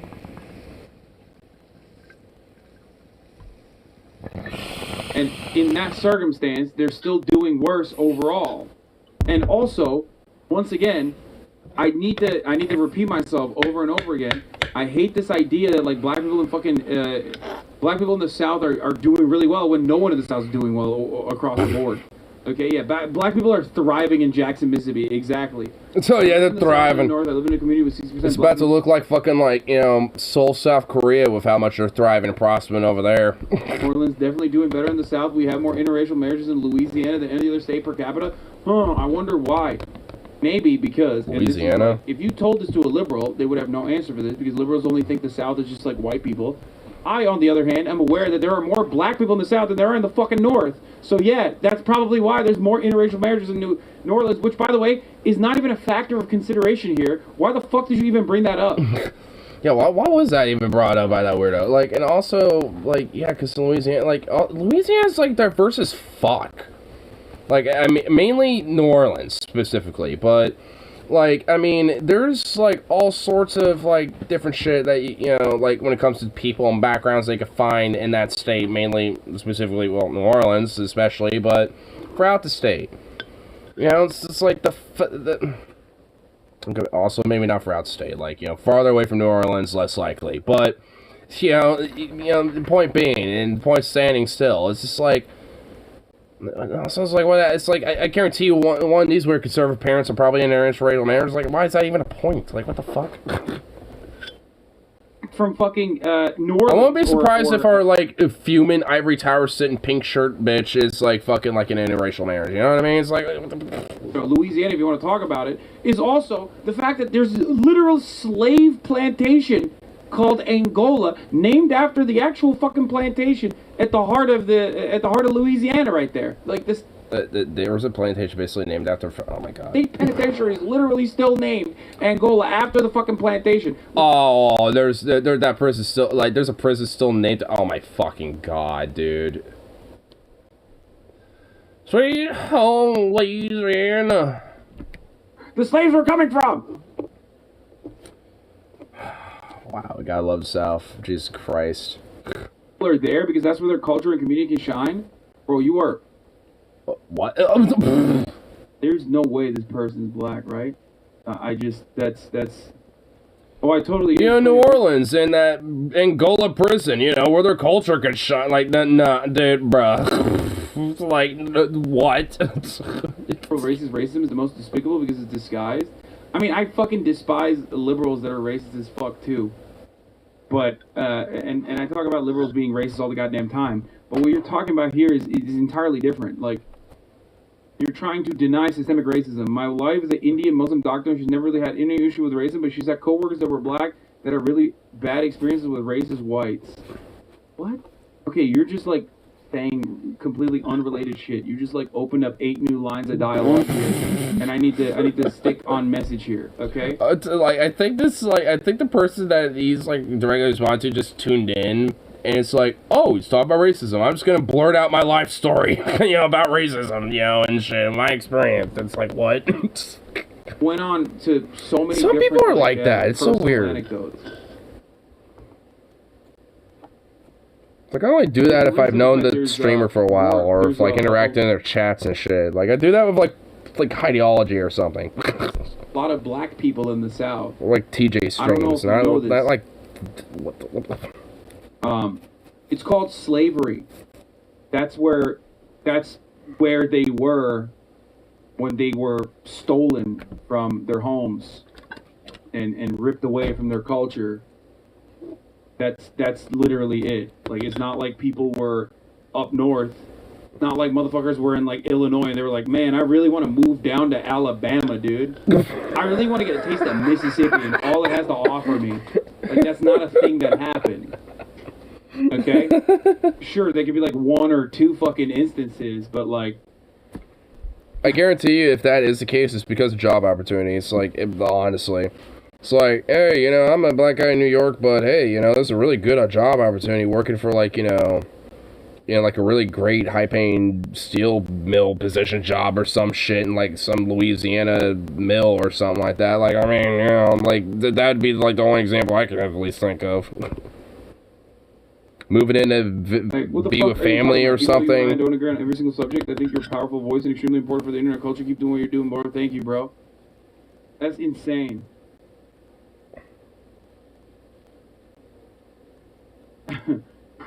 So, I'm imagining like the black people that were literally not allowed to live in Oregon because of black exclusion laws, for example, when it was a yeah, I mentioned that earlier. Yeah. Man, I want to try my luck down south.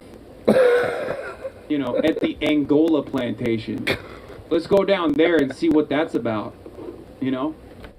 Sounds like a wonderful place. Up here. You know, I've heard about places like, you know, the Angola plantation, Canland stuff. You know, great places. Oh wow, I really like living. Sounds like a resort. Jackson.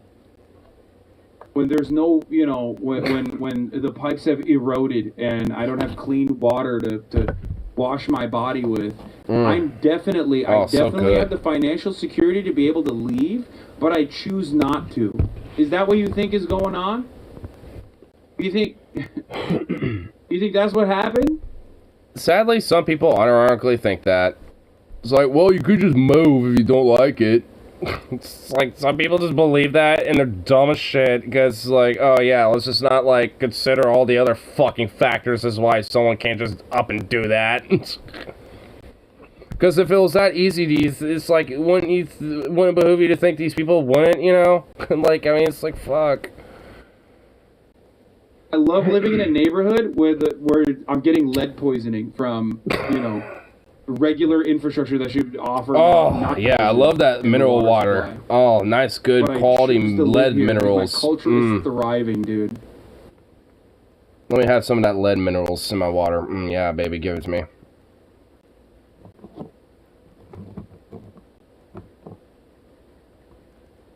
Let me just go ahead and go down Jack so I can get some nice lead water. Oh, yeah, look at this lead water. People that are well off in the South and black people still have it worse. Guys trying to deny it entirely. Yeah, that's the other part of the puzzle is that, like, it's not even just black people in the South that are doing worse overall. White people in the South are doing worse overall as well. For literally the right-wing policies that she was talking about as a prescription to get away from racism.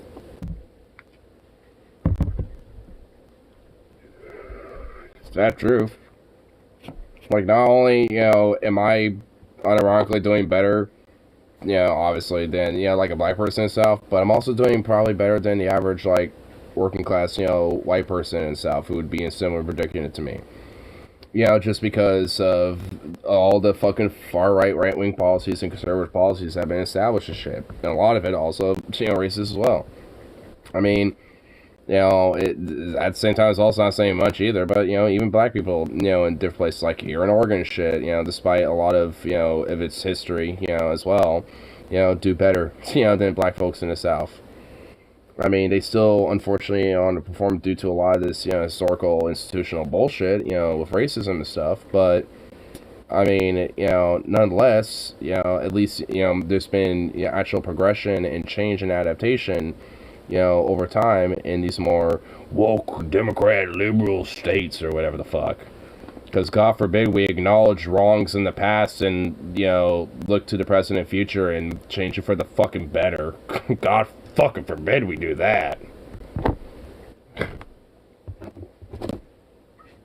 Black, brown, very little white students in that community. But Does she look so pissed and she has like the sass look of like, you're full shit. Student of color can't be more affluent, but I think it's ridiculous to kind of say that color doesn't play a part into disparities and just disadvantages. True. So in Florida, a lot of people that I'm sorry, I had to pause and laugh. So in Florida, dude, she just like, when she said, Florida, like, she just, like, sighed, like, God, I live here. Like, she's like, man, I have to, like, say I'm from this place. Like, she said that, like, with just exhaustion in her voice. You can tell she's just sick of living there in that state. Kind to others, and sometimes I would have coworkers. I currently live in Wyoming where people don't even know that racism exists, even though they're all racist. Probably they've just never met anyone else. Like I said, my wife is an Indian Muslim doctor, which tells people she's Indian.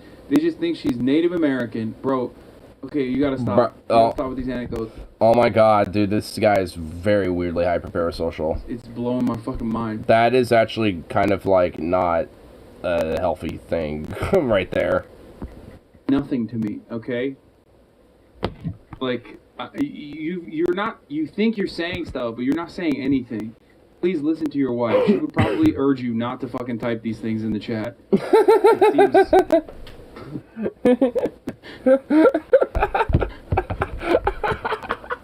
is fucking roasted him so bad. Oh my god, I love it. Yeah, he's just roasted him. It's like, hey, maybe you should check up with your wife about this. Oh my god. Wee! I love it. Call students retarded and using racist slurs and things like that.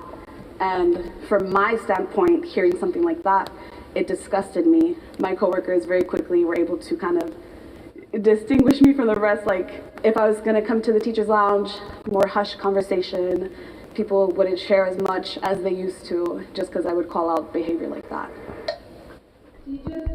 Cool. That's this question. Teachers with guns make schools safer. Oh, God. Jesus fucking God. Oh, no. Oh, no. Okay. This might be the one. This might be the one. Oh, no.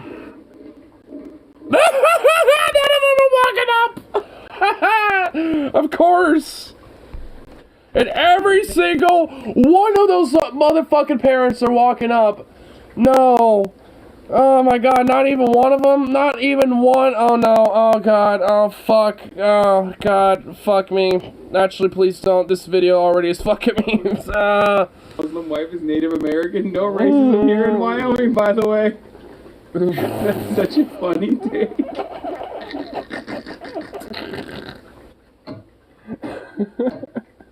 That's true.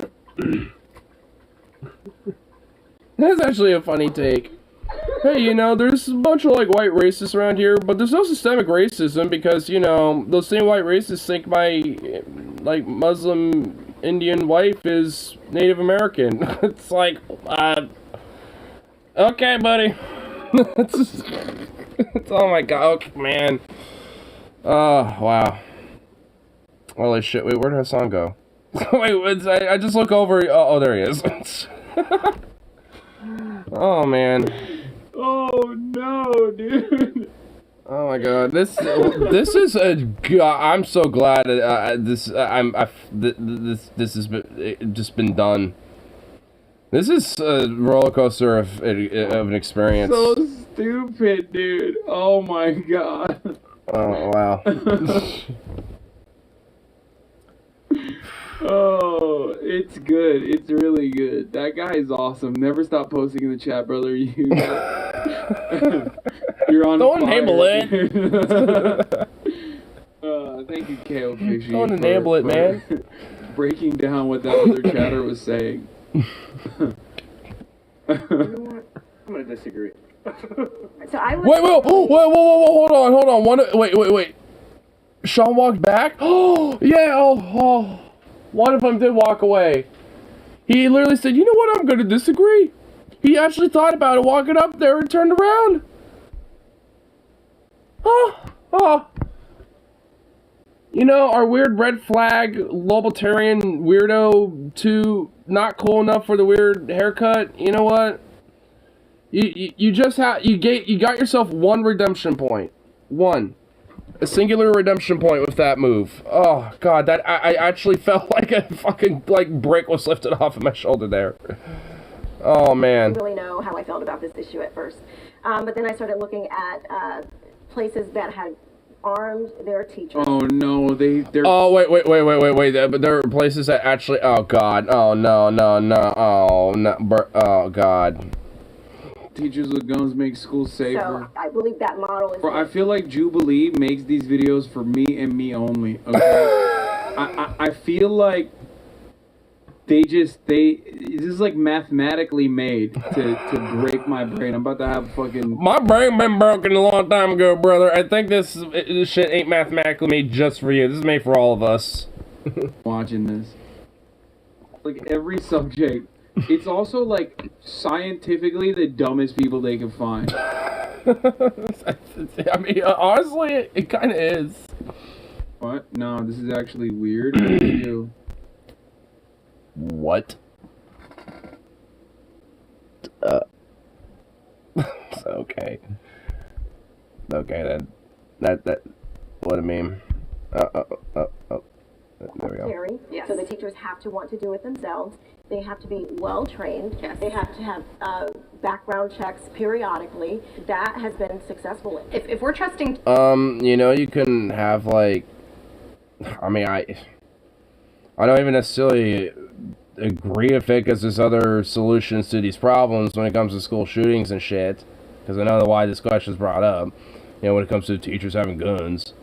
I mean, it's like, why not just have, you know, professional, you know, security or like, you know, 1 or 2, you know, peace officers, you know, at the campus or some shit. And the peace officers that, you know, are on the shift at the school campus are strictly there to intervene when, you know, there's threats at the school, and that's it. You know, they don't interfere with, you know, school affairs if you know, unless, you know, 2 kids are literally having a fist fight or something like that. You know, and the only job in that situation is just to break them up, and then, you know, the administrators of the school, you know, deal with whatever the fuck accordingly and all that shit. Like, that's very much about as far as, you know, the job would go for when it comes to that shit.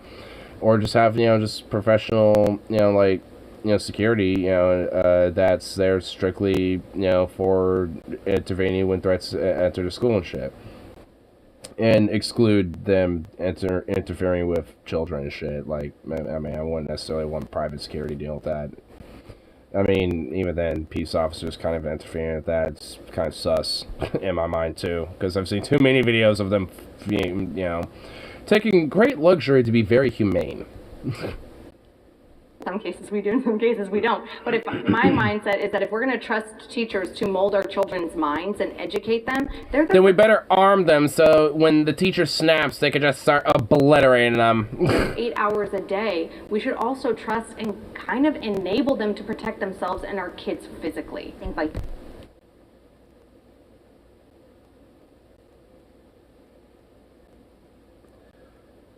A teacher should not have to feel like they need to risk their fucking life to defend kids. Like, no teacher should have to feel that way. That's kind of the fucking problem. Trust them to teach your children. What? Like, the first 22 minutes of this was literally, they're making my kid gay. I don't want that. So you don't even trust Oh my god, that just clicked in my brain. Oh no. Oh my god, you're right. Oh my god, Hey, the woke pedophile groomers indoctrinating my children. Oh, hey, by the way, we should trust them, yeah, to protect my children. It's like, well, yeah, this is actually gonna break my brain. This, yeah, this probably this general, like you have you have a difference in opinion. I feel like I'm about to have an aneurysm. Of teaching, the concept of education is. I think I've had a few. Upset about. Okay, now you want to arm them, dude? What the fuck? I think I've had a few aneurysms, and I'm just about to have another one or something like this. Fuck. It doesn't make sense. Ugh. It doesn't make sense. It doesn't make sense. It's just like nothing does. Responding to shapes, sizes, and shapes and colors, dude. Nothing makes such sense. Lizard brain. Like I pulled. God damn it! It's like the reptilians. You know, they always thought it was a deep, you know, globalist like reptilian state. Nah.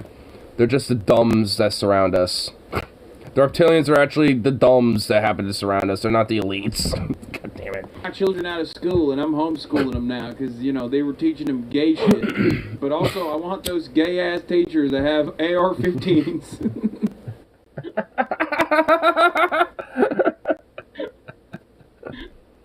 What? You don't trust them around a book. Why do you trust them around a weapon, dude? What the fuck? Oh my god. Oh man, dude. What the fuck? It's so transparent that it's just like literally policy that has been hardwired into their brains that they're just spitting out. That internally it makes no sense. It's like the irony of someone being like, I want all teachers to be armed and deadly, while also simultaneously saying you're pro-life. You know what I mean? It's like, it's that. I'm pro-life. That's why I think everyone should pay for healthcare. We need to paywall healthcare and important surgeries. And by the way, arm all the teachers while we're at it. That's how pro-life I am. You know, I ride pro-life for life, actually. That's right, brother. No means should we ever. Except for the pregnant mother. Fuck that woman if she's having a child that she doesn't want to have it. Force a teacher to carry a gun, but if a teacher is willing to take on the responsibility of learning how to handle a weapon properly, I think that we should allow them to do that for us. And frankly, bro, cops are supposed to be the most trained, like, in using their weapons. The NYPD active shooting target hit rate is like 7%. That's worse than my KD ratio, or like my fucking, like, bullet accuracy in, like, most video games. Like, the fuck? Motherfuckers, supposedly. You know what I mean? So So you really think a teacher's gonna be better? Like, Bruh. what are you crazy? No, not 70, man. You think the NYPD active shooting target hit rate is 70%? What do you? That person's eating lead paint on a daily basis. He's like spreading that lead paint on like a bowl of cereal every day. There's just snipers, dude? What? No. C-grade rated snipers. Yep, totally. Homie said 70%. Yeah, they got NYPD only hired 10s and Timmy, you know? It's crazy. They're doing flicks out there, dude. It's wild.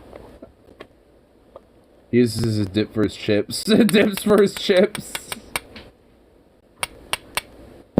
Fucking stormtroopers, dude. You're crazy. Would be an incredible service to us. Oh boy. Here we go. All right, so just to break it open, this conversation is so much more nuanced than to arm or not to arm. And if you want to save a school, you need to get parental engagement. Let's look at the mindset of the individuals that are going into these homes with firearms. Those individuals are not mentally okay. There's something wrong at home. Okay, wow, oh, wow, okay, well. Whew, alright, so far so good. I'm not disagreeing with what he's saying. In the house, whether it's, who knows, maybe it's something they're consuming online, and I think that's the parents' job to continue to engage to make sure that... I wonder what that child might be consuming online for them to maybe enact such a heinous act like a fucking school shooting. I wonder what that could be, As well, that are going into schools that are not mentally healthy. They're coming from single-parent households. They're living with their grandparents. There's something... Or their dad's name is Sean, and he runs this fucking Freedom Revival 2.0 group with this fucking... Oh my god, this is his channel? This is what he does? Oh my god. Dude. With the 3%er tattoo. We thought about this event. Wait, he's a 3%er?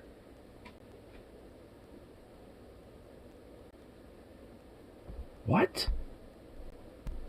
This many people together. We had no idea what God was going to do, but we knew that there was something missing. Not just in our state, but in our nation. We knew something was missing, and the one thing... Bro, does everybody have fucking locks? Like, what's going on right now? What the fuck? Everybody in this organization has... What is happening, bro? Okay, at first I think my brain's really starting to break right now, because this looks like a fucking, like, weird, like, Portland music festival. Like... This looks like a dude who would be at, like, a Portland Music Fest or something. Like, what the... Like, what? Why? What is... What is... What is this planet? What is this world?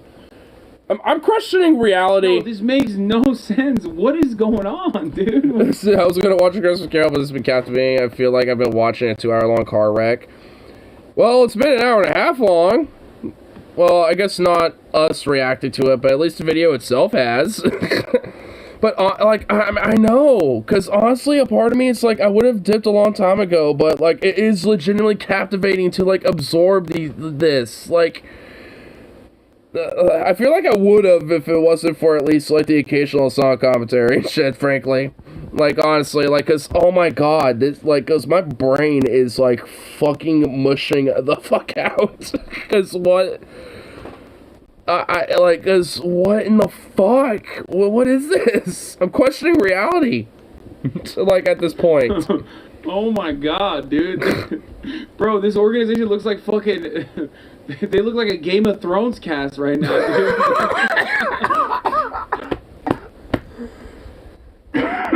Oh my god. The fucking Targaryens, dude. Everybody's got the same hair. Dude, what the fuck? Jesus Christ. Oh my god. Christopherien? Christianfarians? Sorry. Oh my god. House Libertarian. House Libertarians. Oh, okay. I can't keep looking at that. There's something intrinsically with their identity that's broken, and I think that whether you arm a school or you don't, it's not going to change. Intrinsically, wait, okay. Alright, let's try to get my brain to just collect the last little bit of its energy. He absorbed what he said. I'm having to repeat a lot of this shit now because there's something intrinsically with their identity that's broken, and I think that whether you are... I wonder... Okay. Interesting way of phrasing it, I guess, but... I wonder why that could be. Probably because there's different things that might be, you know, like culturally and societally that might be oppressing, you know, how they truly feel with their identity, and thus, you know, have like kind of a broken sense of what their identity is, and, you know, feel insecure, and thus, you know, feel outcasted and depressed, amongst other things and shit because of that. Yeah. I wonder why that can happen. Just curious. It's not going to change it if you don't address the real issue. I agree with you that people that are, you know, perpetrating these crimes and these, like, mass casualties are messed up individuals. I would absolutely agree. Mass shooting... Oh, it's not 7%. It's 18 to 37% hit rate, depending on situational factors. Trained police is their target less than 30% of the time. Half true. Do more than 7 to 10 police bullets miss their mark, as this gun control advocate said? They say there's a RAND study that looked at the accuracy of the NYPD hit rates. Oh, close range. Come on, bro. Oh my god. You kidding me? That's bad. Come on, brother. You can't say that. And it's with like a Glock 18 or a Glock 17 or some shit. Like, you know, like, I mean, what the fuck? It's like I can imagine it in my hand right now, and it's like, how in the fuck?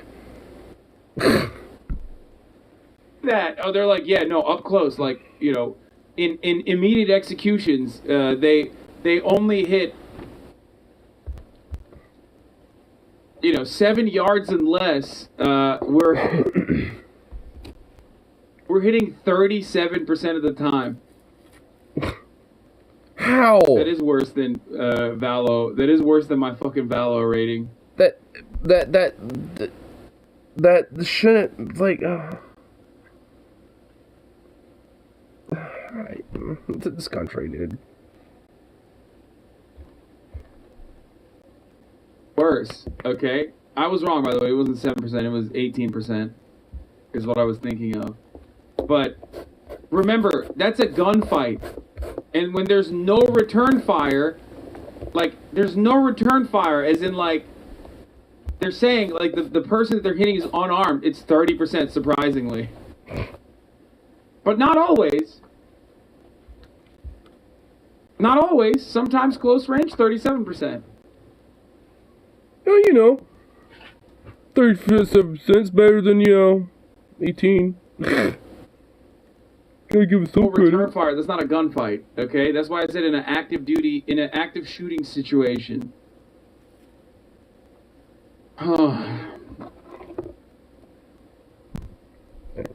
Low police.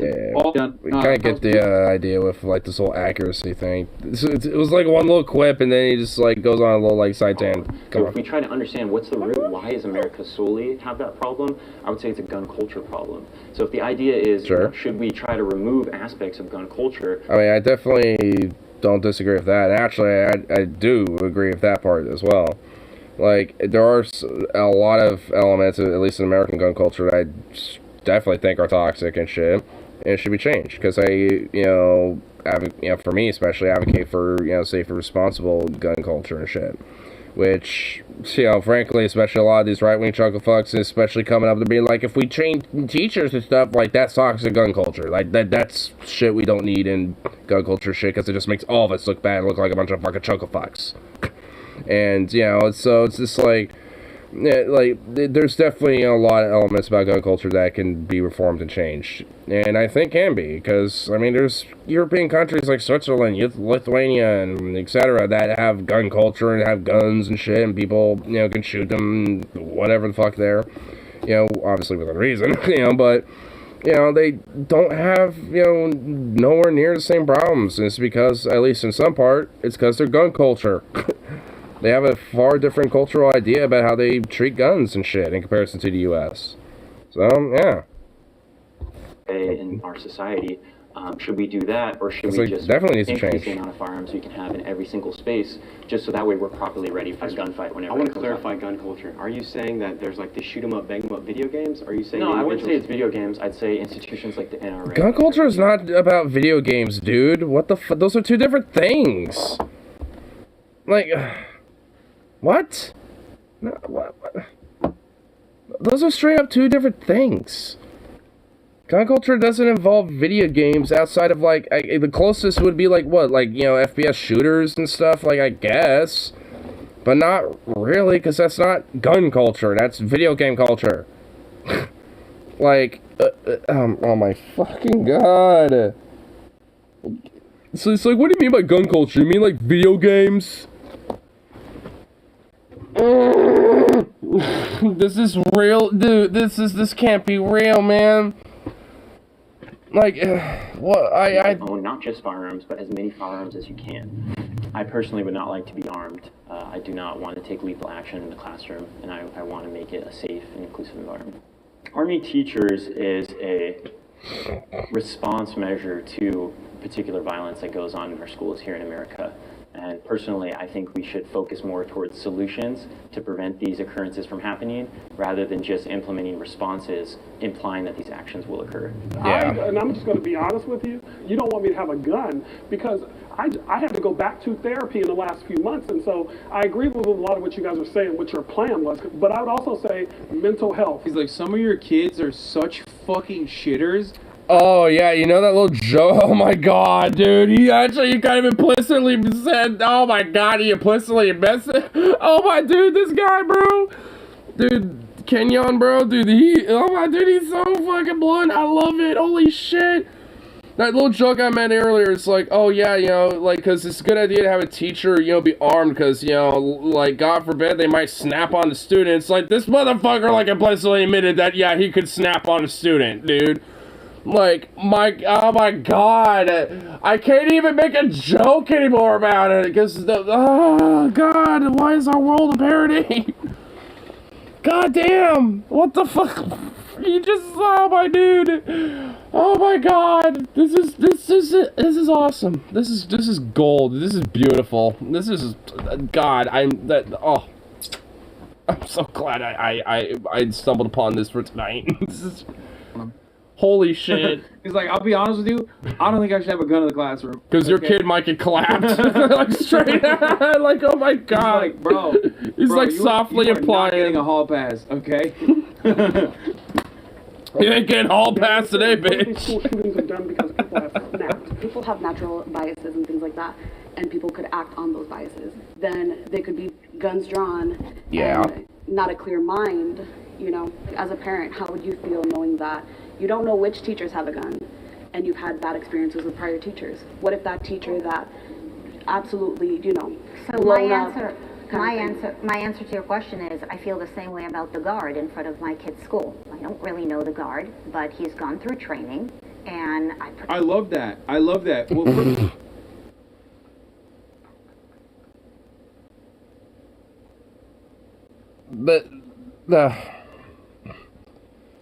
like the logical hypocrisy holes and shit. It's like, oh, teachers are like, you know, groomers and, you know, political agenda peddlers and this and that. But, oh, if they have a gun, then I trust them, you know, even though I might not know them because they're safe and trained and responsible with it or something. It's like what? You trust them with that, but not to be a professional educator? Oh my god, I just, is literally also not equipped enough to deal with a fucking school shooting, let's be real. You just are lucky enough not to ever have to test that. And secondly, okay, like, there is a systemic solution to this problem that revolves around the fucking guard, okay?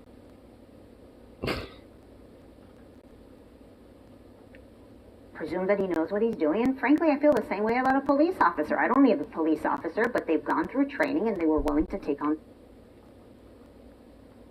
ACAB? not responsibility. And so I would apply the same logic. It's so interesting that you bring that up because it really ties back to why I feel like we need to be careful about how much responsibility we're saddling teachers with teaching our kids values, right? On the one... Oh my God.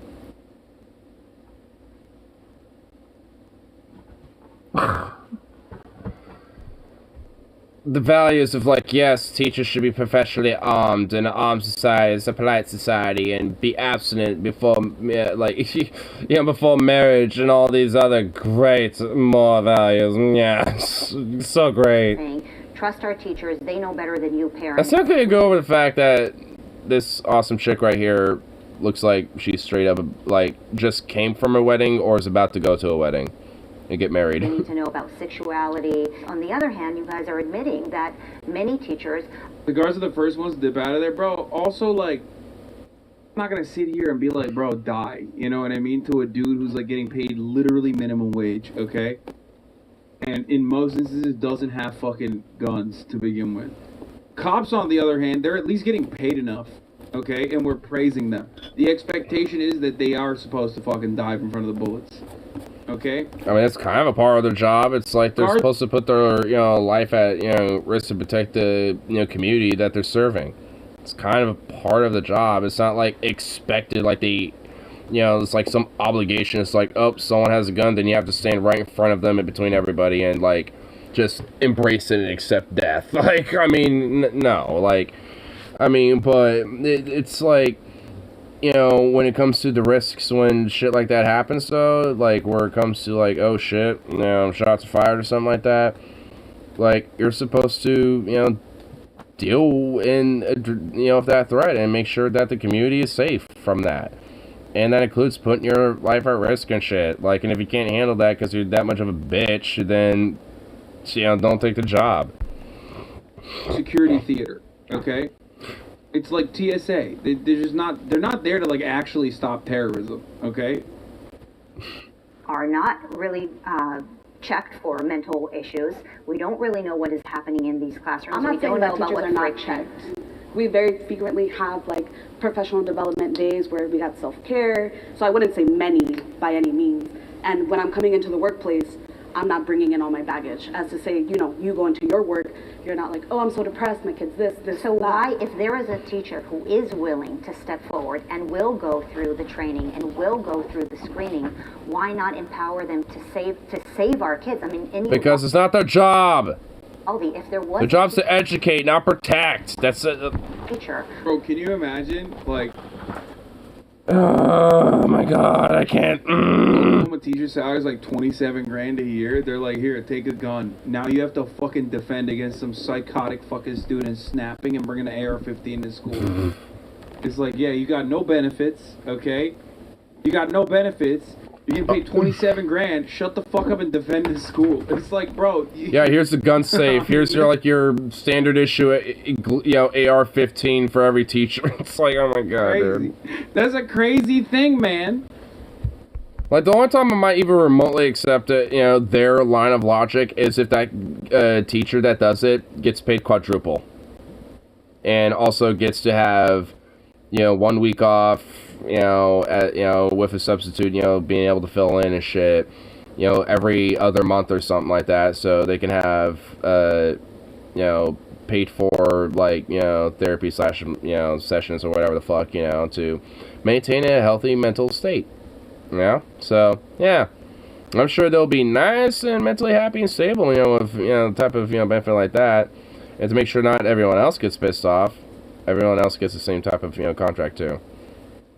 Yeah, at the very least, because, yeah, thought what? Oh, yeah, those people, that, you know, the teachers that for some reason, you know, want to be like, say what, they're gonna get special privilege? No, because even then they shouldn't. Had guns in Uvalde. Okay, what about the fucking trained police, dumbass? You just brought up the trained police as an example of, like, who we believe and rely on to save our children, and then yeah, they're trained to be on their phones. And what about if the teachers had training in guns? Well, the fucking trained police that you just brought up didn't do shit in Uvalde. Why are you bringing up Uvalde? 90% of conservative arguments are self-defeating, dude. Wait, did she? What the fuck? I know she brought up the cops, but did she actually bring up like the Uvalde police? Because they literally sat on their like at least like literally 3 of them were on camera on security footage, just on their fucking phones, just like. It is hurting my brain. I'm becoming actively dumber by listening to these fucking idiots. Holy shit. Who could actually save those children. Yeah, she's the CEO of PragerU. Yes, I know. When we place teachers with a Wait. She's affiliated with PragerU? Oh, no. It gets worse. Oh my god, the lore behind these conservative parents are getting worse. A weird, like, Portland Music Fest hipster, conservative, Christian, 3%er, dooms, like, but I don't even know. And then it got a PragerU bitch, an Ivory Tower holier than thou bitch, and another kind of, like, weird Christian moralist bitch. Like, oh my god, they're all fucking horrible. Why are they all just, like, just a cloth of just like platinum shit? Like, ugh. It takes the instance of a violent occurrence from a possibility in the minds of these children to an inevitable. That's what that fucking idiot is the CEO of PragerU, bro. Can you imagine? Let's see, like company officer, just a regular concerned parent. You know what I mean? Company operator. I don't know. They should put that in there. Communications operator. Jubilee is cucking people by saying these are just regular fucking. They kind of are cucking people. Jubilee. By the way, yeah. If your job is to be the CEO, like Jubilee needs to like straight up like, you know, be like, hey, you know, if you want to just be like some like literally anybody, you know, wants to like be in part of these things, you know, you can like sign up for it, you know, whatever the fuck, and then, you know, you could straight up like have a scheduled, you know, time or whatever if you want like a particular topic or whatever, and they could pay for a hotel and, you know, flight and shit and, you know, and whatever the fuck, and you can show up and all this type of stuff. Like, they should make it so, like, anybody can do it, you know, instead of having, like, these people that come from, you know, backgrounds of, like, you know, being part of, like, PragerU or whatever the fuck. It's just, like, I feel like they definitely need to kind of, like, you know, branch out and actually get more average Joe types. I mean, it does kind of get an idea about how, like, a lot of average Joe schmoes might think, because these are kind of like the, yeah, at least, like, you know, if that PragerU bitch, like, she's basically kind of like one of the more behind-the-scenes types. So it's kind of like a more, you know, average Joe idea about, like, how some of the more, you know, extremists, you know, like, you know, of those people, you know, think and shit. Because I, like, straight up know a couple, not even just family members, I at least know a couple people that pretty much, you know, say the same shit that she does. Because they're around here. You should literally have better talking points. Okay?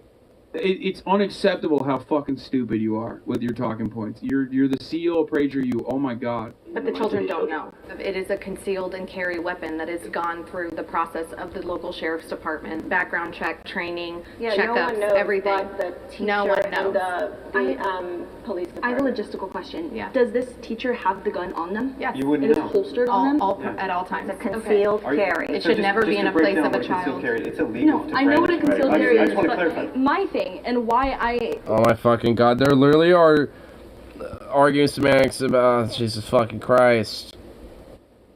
I get, like, the Prager, I thought it was Prager. He purposely, you know, does that. You'll see, like, Prager. Instead of jalapeno poppers, it says jalapeno poppers. Like, he does that purposely. I mean, he, you know, at least I assume so. Because I don't think, you know, Zahn actually thinks jalapeno poppers are pronounced jalapeno poppers. You know what I mean? I think he just says that for the meme, you know, because I think he mispronounced it once and people kind of memed on him for it, and he's just kind of embraced it. One of those things. Sort of enrages me.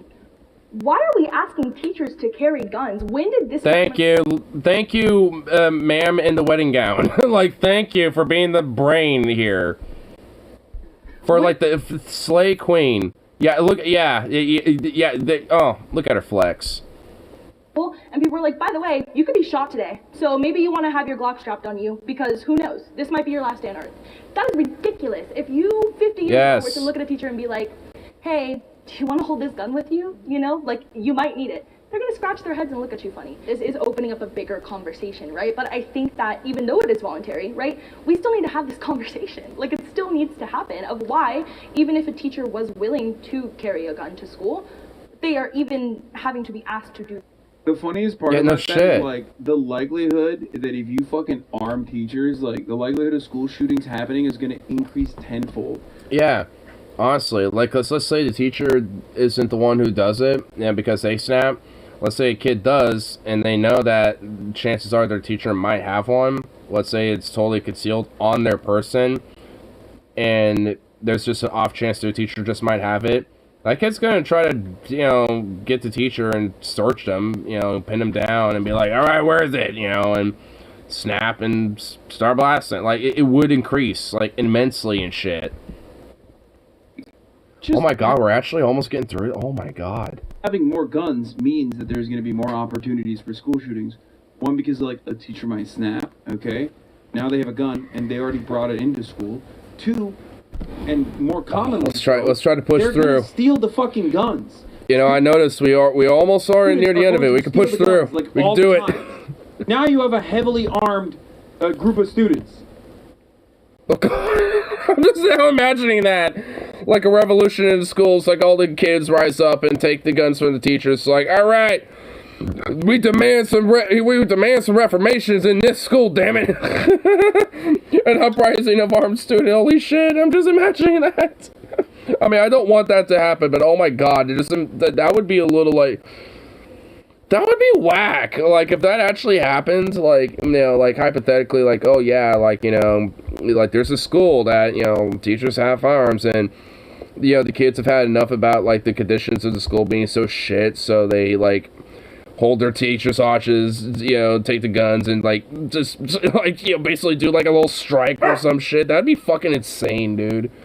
Obviously not, I don't want that, like, even unironically, I don't want that, like, but, god, dude, that, why do I feel like only in America that unironically would happen, though?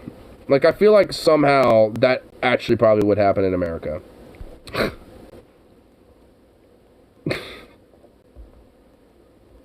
mean, it would be the first time, you know, children have risen up and shit. That's happened.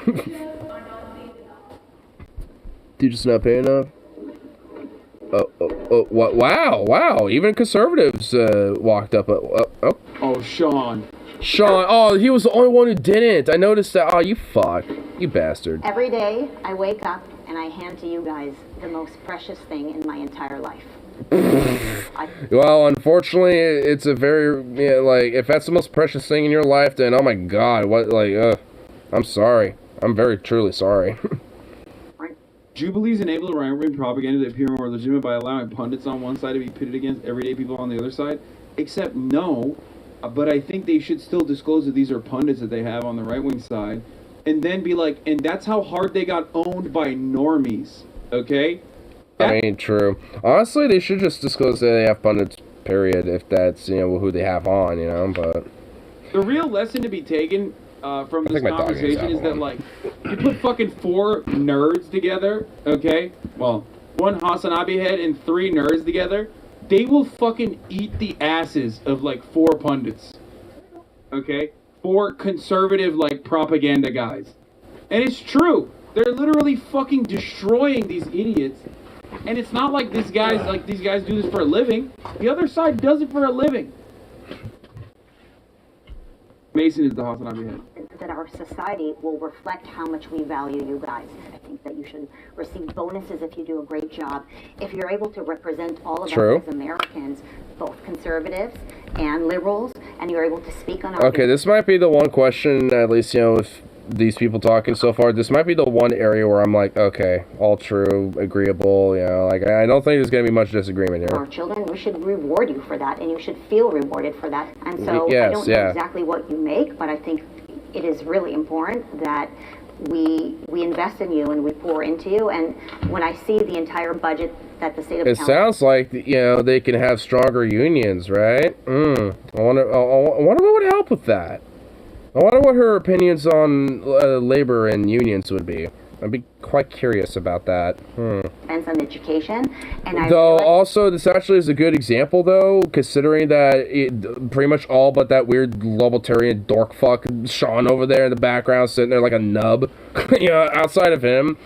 I mean, this actually shows, I think, accurately, too, like, when it comes to class issues broadly and labor issues, when the question is like, are teachers paid enough? And pretty much everyone came up in here and said, no, they're not, including pretty much all but one, the conservative nub. It's just like, that really shows that when it comes to class issues, that is the tide that raises all ships. And when push comes to shove, there's a lot of agreement, on these ideas. And about, like, are people paid enough and all this other shit. I mean, it's not across the board when it comes to labor and shit, unfortunately, at least when it comes to conservatives, but it shows that there is bridges, when it comes to, like, expanding, at least labor, especially in class issues, towards people that might be conservative, which can help at least lessen, a lot of their ignorant bullshit when it comes to social views. It might not totally turn them over, into more like progressive, ideas and shit. But if they go from like, oh, we need to stop this woke nonsense, to just like, oh, well, I'll pray for those gay people, but, whatever. If they at least go from like that to that, then that's a win, honestly. It's like, because then they're not this. They're not these chuckle fucks. But, like, at least this kind of shows, at least it's a good example of, like, how labor can be a good bridge, to, like kind of build seeds and plant seeds, to help de-radicalize, a lot of conservatives and shit. A fraction of it only goes to you guys. It breaks my heart, and frankly, it makes me so angry. By the way, you're the CEO preacher, you. So, like, you're so... Unfortunately, I also am kind of skeptical a little bit with her on that one. Like, it breaks my heart. It's like, well, yeah, I'm sure you probably do want, teachers to get more, pay and benefits and stuff like that, but I don't think it immensely breaks your heart and shit. And also, I love it how they, she's saying this, but she's also like, oh, they're teaching this gay queer stuff and sex ed and all that shit. It's like... It's like, we want them to get paid more, but you think they're doing that. Like, what? It's like, I mean, it's weird. It's such a weird, broken logic, but, it's like, I mean, it kind of shows at least, because of the bridge there, they can at least, have hopefully a more, like, hence kind of the point of the Jubilees, I guess, of this. Have more of, an actual, like, back and forth and a more civil discussion, and actually have better understanding, when it comes to, like, what is being taught and this and that and shit.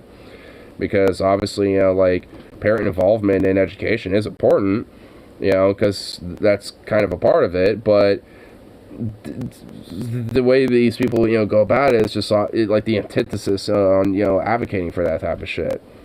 Because even the other lady, like the pink shirt lady, Keisha, whatever her name was, like, she, like, was straight up like, oh, I took my kids out of public education. It's like, then you're devolving you're, like, doing parent devolvement. Like, you're not involving yourself. You're getting away from it. Like, so, for even some of them, it's like, oh, no, I don't even want to be involved because I don't, because they're just trying to push an agenda. Completely destroy the public education system. I wonder if she'll say it's because of the student unions. It's the teacher unions, that's the reason. I don't need more bureaucrats. I need more good teachers. I left the K through... Well, she didn't say anything about the unions. She said something about bureaucrats, which, honestly, I agree with her, though. Because, like, there are a lot of parts, at least especially why teachers get fucked, is because, like, the administrations of, these schools, tend to get nice, cushy, like, salaries and golden parachutes and shit, and nice little, like, luxury, like, get-togethers and stuff, where there's, like, little, like, cinema, done by Apple and stuff to show off the new tech, to try to invest into schools and shit like that, whatever the fuck, where they're all fucking off, basically. Like, yeah, like, I mean, the bureaucracy of schools are kind of shitty. And, need to be reformed and fixed, and, and have more prioritization of, getting, good teachers, into the schools. I mean, by expanding, the benefits, their pay and, and et cetera, and the working conditions, and expanding and improving those. So by, also doing things like reducing class sizes and shit like that. Like, all, which at least, in some part, at the very least, what I'm talking about, can be done with, a very strong teacher union. Which, at least, there are a few. I think there is actually a teacher union strike right now going on. I think a whole bunch of them, I think, if I remember correctly, right now. And, yeah, like, I mean, a lot of them are starting to kind of show their teeth again because of how much, conditions have degraded and shit. And, how much they're being underpaid and stuff. Which, I'd be kind of also curious about how, some, these conservative types would feel about that. At least, the unions advocating and want to expand that type of shit. Since they seem to be on the same page. Do pretty well. I'm going to be clear with that. But also, I have a so master's. You're not impressed. So I'm. Oh, fuck you! I have a master's, but I had to work. God, it's a fucking smug cunt, man. Man, even on God, what the fuck? Oh, even on something that I'm like, okay, we can all agree with. This fucking son of a bitch has to throw in like, come on. Ew, that's so bad. That's so bad. I feel like I need to take a shower after that one specifically. God, conservatives are so stinky. They're just so gross. Yuck. But I'm also in a doctoral program, and you're right, I'm paying out of pocket too. Again, I had a student the other day saying, I can't pay my electric bill. How much is your electric bill? I'll pay your electric bill. And so I put up students in hotels because they have nowhere to live. I have a student who doesn't have a family. He told me the other day, I need a dad. I said, I'll be your father, because it just broke my heart that a 19-year-old is in this world alone, doesn't have family. Yeah, I would be scared to Damn, God, man, dude, that guy truly, literally is a Chad, isn't he? Dude, this dude is literally a fucking Sigma, dude. God damn, bro. Guy moved me a little bit right there, just hearing that. It's like, dude, that guy is literally a fucking, like, a Chad, bro. Like, that dude's not just a Chad, he's a Giga Chad. Right, like all the materials, like a Super Saiyan Giga Chad, dude. Like all the things that I'm doing, and damn, it's just interesting to think that we are always told like teachers are heroes. They're teaching the youth of America, but also we're not going to give you enough money to survive comfortably. Like you're going to struggle every day. There have been days when I go to work and I'm like, am I going to have money to put gas in my car? I guess we're going to find out. Right? Chat being like, oh, I need a father, bro. Come on, dude. I'm the father that stepped up every day. Right? And I know so many other teachers who are struggling to... I mean, Kenyon is definitely the father that stepped up, that's for damn sure. Float. I can't even imagine I can't even think about having a family as a teacher. I think that growing up, I was not the strongest student. I didn't necessarily see the point in what we were doing. And I think that ultimately that felt like it was because education was something that I had to get through, not necessarily something that I was obtaining. But I think what really pushed me to go into teaching was I feel that. Wanting to give kids a space where they didn't feel the way I feel growing up, where they felt like they had power to make choice in their education, and that their education could be powerful in aiding them to do what they wanted to do. I like how they're just they recorded that one fucking nub, this one dork. They recorded him walking all the way over from that far corner, dude. I love it. They recorded every step. So I'm not a teacher. I don't know how. I mean, well, no shit, you're not. But I just love how they recorded every little echo, just like the boom, boom, boom. Just him slowly walking. Okay, I gotta replay that one back just a little bit. That was fucking hilarious. And could be powerful in aiding them to do what they wanted to do.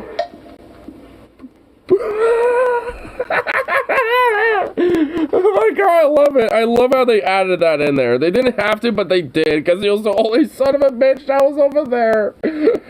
Oh my god. Yeah, so what do you got to say there, you fuck? What do you got to say, you nub? So I'm not a teacher. I don't know how much you guys make. And I'm not going to use you as the example. I'm going to use a friend of mine. She's been at a... Oh! The Joe Rogan excuse! Oh my god, this guy watches Joe Rogan. I fucking know he does.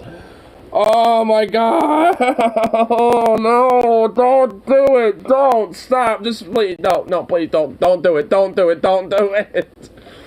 Oh no! He's gonna use that. So I have a friend. Oh no! Oh god!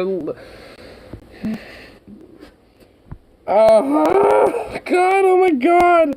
Oh, we're legitimately like near the end point. Like, there's no way I can bail out now. We're sunk cost fallacy in this one now.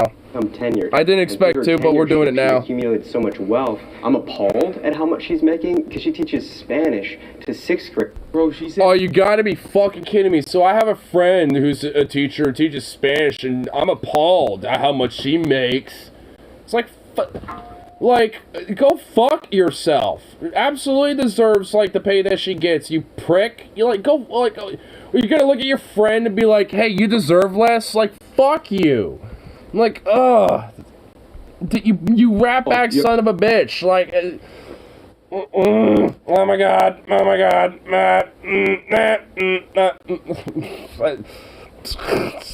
The brain's starting to mount. You're a bad friend, dude. He is. He's a piece of shit. You know, I was having some questionable, like, you know, there was some sus things, especially from earlier, and outside of that, I really didn't know how to feel about him, but now I do. He's a piece of shit, dude. Like, fuck you, bro. As an enemy, okay? You're just a bad person in general, and certainly a bad friend. It's like, bruh. Oh, man, what a shit. Oh, I wonder what he'd say at a picket line, bro. Oh, man. Impossible. Yeah, dude. Bad friend, like, basically, like, hey, get paid less, you know, when looking at teachers, basically, because, oh, I have a friend, basically, you know, like, story, because, you know, he totally has a friend like that. And, yeah, very large red flags of potential pedo. PDF file, yep. Over $150,000 a year. Can I ask you a question? What kind of school does she work at? Public school. Interesting. Yeah. And it, so I for mean, me, curious. Public school, huh? Yeah, what type? Where at? Goes on with that too. It must, I'm assuming, because you've invested into your career, which I think everybody should. But for me, I look at it as you're making $150,000 in 9 months. The prompt very clearly was, are teachers paid enough? Yes. And I mean, we're not. I've had to work second jobs doing DoorDash just because I wasn't making enough. If you look at these shoes, they are ripped, they are broken. From a teacher wish list, I could not even buy these shoes myself. You know what I'm saying? I don't make enough money. So I wanted to clarify, this isn't an absolute. I'm not saying that every teacher is paid enough. I have no idea what your salary is. I have no idea any of those details. I'm just recognizing that if a teacher is getting... It's not inherently about the salary there, dipshit. It's how much the salary, you know, you need, you know, to fucking live, especially considering the job that you do. That's the fucking point, motherfucker. It's not about, like, how much, you know, like, you know, a salary ought to be, or, like, how much it is for a particular person in comparison to you, fuck. Like, yeah, because in comparison to a teacher, even a lower paying one, in comparison to me, they make a lot fucking more money than me, but they still get underpaid for the job that they do. You know, it's like, what, I'm gonna look at them, it's like, well, pff, you get paid more than me, it's like, what the fuck? It's like, no. It's like, what the, it's like the same logic can be said for, like, doctors and shit. It's like, what, I'm gonna look at a doctor that gets paid, like, a lot, even way more than teachers in a lot of ways, and fucking, you know, like, and be like, I'm appalled how much you make, even though you literally save lives. It's like, yeah, it's like, what? It's like, no. It's because it's not about, like, how much specifically they're making. It's like, you know, is that salary, you know, enough for them to live off of? Because, you know, a doctor can make, you know, a pretty decent amount of money, but might not be able to, you know, afford, you know, where they're living, depending on where they're living. You know, it just depends where, but they might be struggling. And a lot of doctors and nurses do struggle. And, because even them are underpaid. You know, and, you know, with teachers too. You know, and it can, because it also kind of depends. Like, you know, some areas, you know, depending on where you're at, you know, the salary that you make might, you know, not be that bad. But, you know, take that same salary, you know, for you as a teacher and put that, like, literally even on the other side of fucking town sometimes, and suddenly you're going to realize that you are not going to be able to afford that type of salary and live properly and shit. They're going to be struggling. So it's like, what the fuck? It's not about like how much they're making. It's like, you know, like given their socioeconomic conditions and where they live, can that salary, you know, afford them a decent, comfortable living? And if they can't, then bump it the fuck up. Salaries in 9 months. They get a summer off. Most of society isn't given 3 months to just That's go. assuming they have 3 months. What, to get a summer off, like, bitch? No, they don't. And she's even saying, it's like, that's assuming they do. Because a lot of times, teachers still have to be on campus, you know, while school ain't going on, you know, at all during the summertime for all sorts of various different shit. For like, you know, up to but not limited to, you know, like, you know, fucking prepping, you know, for the next school year and shit. You know, summer school even, you know, different things. You know, it's like summer school programs. There could be all sorts of different shit. You know, it's where they don't have a summer off or like, you know, whatever the fuck. Like, this dude has some serious fucking assumptions about how, like, teacher works and, like, what their fucking workplace is and how their work life is. Like, holy shit. I hope these two chicks right here, especially, like, on the left and the center here, set this motherfucker straight. And Kenyon, too, because that guy just fucking... I mean, he's the dad that stepped up, and he's the Chad, bro. Like, I mean, I pretty much have nothing bad to say about him. Like, he's just awesome. Employee for 1 whole month out of the year, I'm not paid anything. Nothing. Not to mention, they actually spend a lot of summer planning, and they have to pay their own supplies. I'm also willing to bet a lot of them take on other jobs. And these teachers here have already said that. Like, one of them said they had to take DoorDash jobs on the side. You know, doing gig job economy shit. You know, there's, you know, like, and plenty of other, you know, teachers have done the same thing, where they're working at, like, fast food places, or, you know, working at grocery stores and shit like that. Like, there's been some schools and some teachers have gotten together and, you know, back in this last Halloween, and for their costume, they basically just put on the work uniform from their second job. Like, that as basically as, like, a part of the whole thing, and basically as a way of symbolically saying, fucking pay us more. Obviously, it wasn't like, you know, a protest or anything like that necessarily, but... You know, it's a way to make a point, and it kind of got a little bit of traction when a bunch of these teachers did this, you know, throughout the country and shit. Because, well, yeah, people notice that. And it's like, if you're not getting paid enough and shit, then, you know, even some conservatives are going to recognize that and be like, hey, you know, maybe you should get, you know, paid more, because why are you working a second job? You shouldn't be doing that. You should be, you know, spending more time with this job, you know, to help teach our kids, you know, blah, blah, blah, blah, blah. You know, it's like, that ain't cool, and all this other shit, like, they're, you know, that, like, I mean, because even, like, just at the beginning of the question here, like, you know, a lot of those, like, you know, that PragerU chick, you know, fucking, you know, came out, kind of coming out and pretty much having nothing that I, you know, like, nothing there disagreeable, you know, for all intents and purposes, at least, you know, and it just shows, because, you know, even some of these, you know, conservative parents, as much as they fucking freak out and bitch and shit, if you start, you know, talk to them about, like, how much teachers are being paid and how their conditions are at work and stuff, suddenly they start singing different tunes. I bet some students and teachers have ended up working together. Well, this is awkward. I bet, honestly. I've seen some of my old teachers at my workplace before, because, you know, a lot of them live here, you know, so I see them from time to time and shit. But... yeah, luckily I've never had to actually work one as a coworker. That'd be awkward. Honestly, straight the fuck up, if I saw one of my teachers working for a second job at my workplace, I'm gonna, like, sit them down and be like, what the hell's going on? Where are you having to do this? You know, it's like, is this happening for other teachers? Is this and that? Blah, blah, blah. Like, I would get to the bottom of that shit. Like, being like, what the fuck is going on?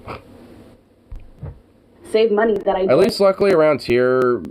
I mean, I'm sure, you know, teachers here do struggle, because a lot of these same problems that, you know, in the education system are here as well, in the education system here too.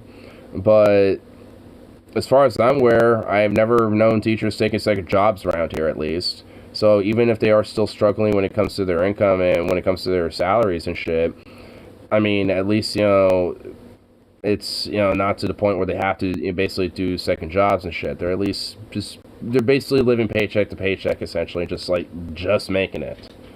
Which shouldn't be the case, because obviously they need to be paid more, you know, but, you know, it just kind of goes to show that also, like, just depending on where you're at, you know, sometimes that salary might, you know, make it so you're just making it, you're doing okay, and you're living fairly comfortably, or even to a point where you might be able to upgrade a little bit, or fucking having to take a second or third job because you can't make it, you know, with just being a teacher, because of how fucked it is when it comes to things like inflation and rent and, you know, the housing market and all sorts of other fucking variables. What are you getting into? Actually, really seriously, what are you getting into? Oh, he's getting into a little rawhide. He's okay.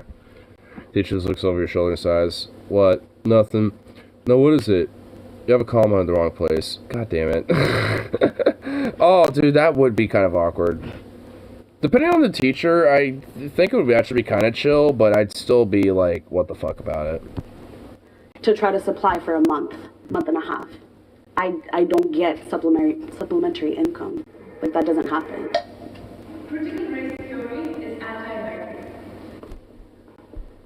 Oh my god, every single one of them. Oh no, oh no, oh no, oh no. We're back in the fire. We're back in the wildfire. We're not in the fryer, we're in the wildfire now, dude. We're like literally in the center, in the peak of the heat. Oh no, this is not, oh god. I don't know, I don't. My daughter. We can push through, we can do it, we can do it, we can do it. Same teacher, actually, who was asking about her pronoun. Bro, they say she makes 150K? I don't believe that. That's a lie. She said that she was going to be introducing some race-themed books. My daughter recorded this conversation in class.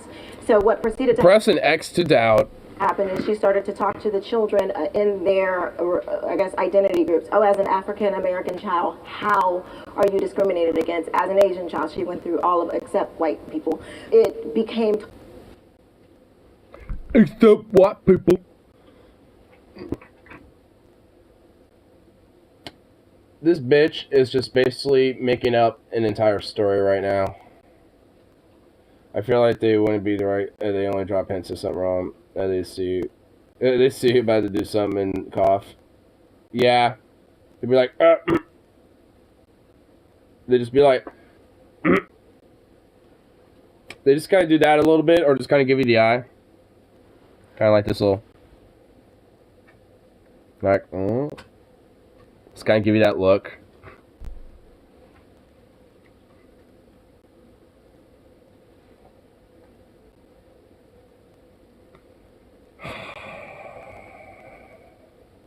Hassan's defeated.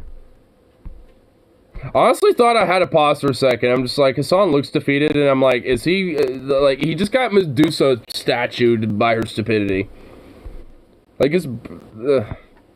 Total chaos in the classroom. Like, there was no education going on here. They were total chaos in the bullshit. Fuck you. Just literally going at each other, talking about who was more oppressed. It's not a matter of if something was... like, fuck you. No, that did not happen. The oppression of black people in America... Like, she's basically trying to say, like, woke Olympics happened in a classroom, and it's like, no, it didn't. I'm just sorry. Like, this didn't happen. Like, maybe the whole, like, you know, class thing of, like, hey, you know, we're gonna get together and, you know, and, like, you know, like, get in class, you know, and talk about, like, you know, racial sociology and shit like that, you know, when it comes to, you know, like, America and its history and stuff like that, and, you know, and you as, you know, an African-American child or an Asian child, you know, like, a Vietnamese child, whatever, like, it's like, you know, as a kid growing up, you know, like, considering, you know, this type of stuff that we're learning today, you know, like, how do you feel, like, you know, when it comes to this? Like, do you think, you know, you've probably have been, you know, discriminated some way, you know, because of these things and stuff like that, and have a class discussion? Like, that's fine. Like, honestly, like, I remember in some of my, like, history classes and, like, fucking, like my government class in high school and shit, having, you know, similar open discussions and stuff, and there was nothing wrong with it. I mean, it's just like, if anything, there was actually some pretty, I mean, I don't really remember details, but I at least remember having, like, some pretty interesting fun class discussions, in some of those classrooms, occasionally and shit, and, just because, of being able to have those type of, discussions and shit, just because it's kind of interesting, especially of how, other kids might, kind of feel about what their perspective is and shit. Because there's a lot of different perspectives, and, a lot of kids, feel differently about different things and shit, but nonetheless, nothing bad came from it. No one got indoctrinated with the woke, or the CRT, or whatever the fuck. It's like, ugh. We could get through it. 15 more minutes, we can do it. We can do it. Contemporary examples. It's contemporary ramifications. From here on, I'll try to avoid pausing it until I absolutely feel like I need to, which I feel like we're going to a lot. It's a very strange argument to make. It's a very weird argument to make. If that's not educational, then let's not even teach any history. Like, why are we teaching history at all at that point? I mean, for real. What the fuck? I mean, part of my U.S. World History class, kind of by proxy, has some of these quote-unquote CRT discussions and shit.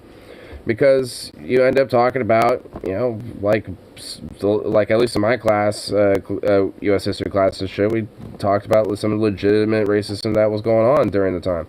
I remember in my middle school, 7th grade U.S. History class and shit, in middle school, we watched Roots, and through the first season all the way to the end of that shit, and we would have, a whole, class discussion on it. We would have, this whole gigantic, thick-ass pamphlet for the whole semester, filling out notes for the whole thing.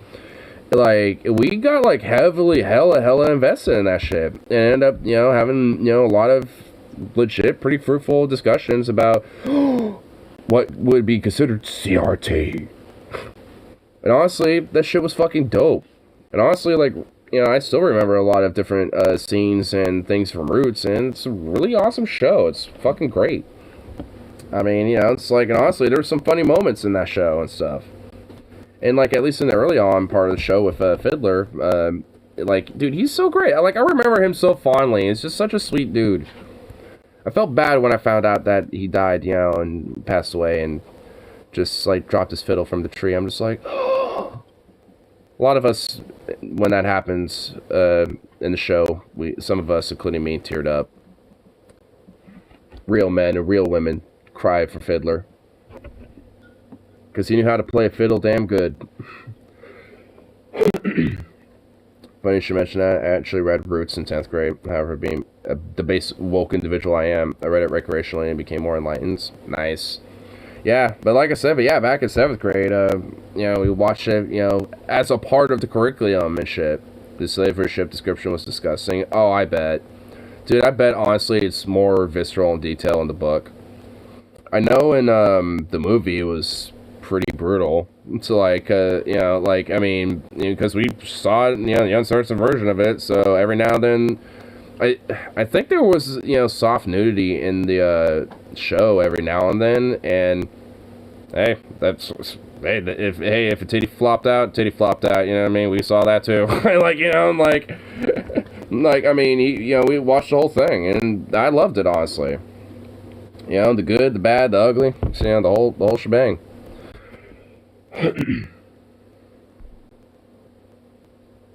Matter of when something was racist or how the racist. Honestly, I really do think it should be a requirement, for U.S. world history to at least have some part in, the 1850s era of things. When it comes to that part of U.S. world history, U.S. history classes, watch Roots. I really do think that should be a part of the curriculum, federally standard, outright. As soon as it happens, every guy in the class yells, "Duty!" Well, there are certain scenes that when that happens, it's kind of a unconsensual thing going on, so the scene was so dark that even when the titty pops out, people are like, it's not the, fun recreational titty, goddammit. It's we can't really say anything because it would be in bad taste. Shit. I think field trips in other countries should be mandatory. Yeah. Honestly, okay, yeah, never mind. Yeah. I mean, there were a few scenes, yeah, so yeah, like, but not all of them. I know there were a few scenes where, like, there was, like, bar scenes and, like, tavern scenes, or, like, you know, some of the slaves in the recreational time are having fun and stuff, and, you know, some of them find some alcohol and get a little tipsy and shit. Like, I think I remember some of these different types of scenes and shit happening, and, you know, the occasional recreational titty popped out. I mean, it was also like, what was Roots? Like 70s, 80s? I think 70s. So it's just like, yeah, like back then, PG also meant that, yeah, if a titty pops out, that's okay. Just, you know, that's pretty, you know, back then, PG meant like, hey, if a titty hits, you know, then you must have quit. You must have quit that rated R rating. Keep PG. Hey, it's like, it's not actual full-on sex going on, so hey, it's PG. It's okay. Do we see a vagina or a dick? No, it's PG. Which honestly, like, I'm okay with that. Like, titties inherently are not like a sexual thing. I mean, they can be, but just them being there, they're just there. You know, it's like, what are you gonna do? It's like once you kind of get like the sexual vibe, once you get that going, and once it's done and over with, it's like, okay, titty, all right. You know, it's just like.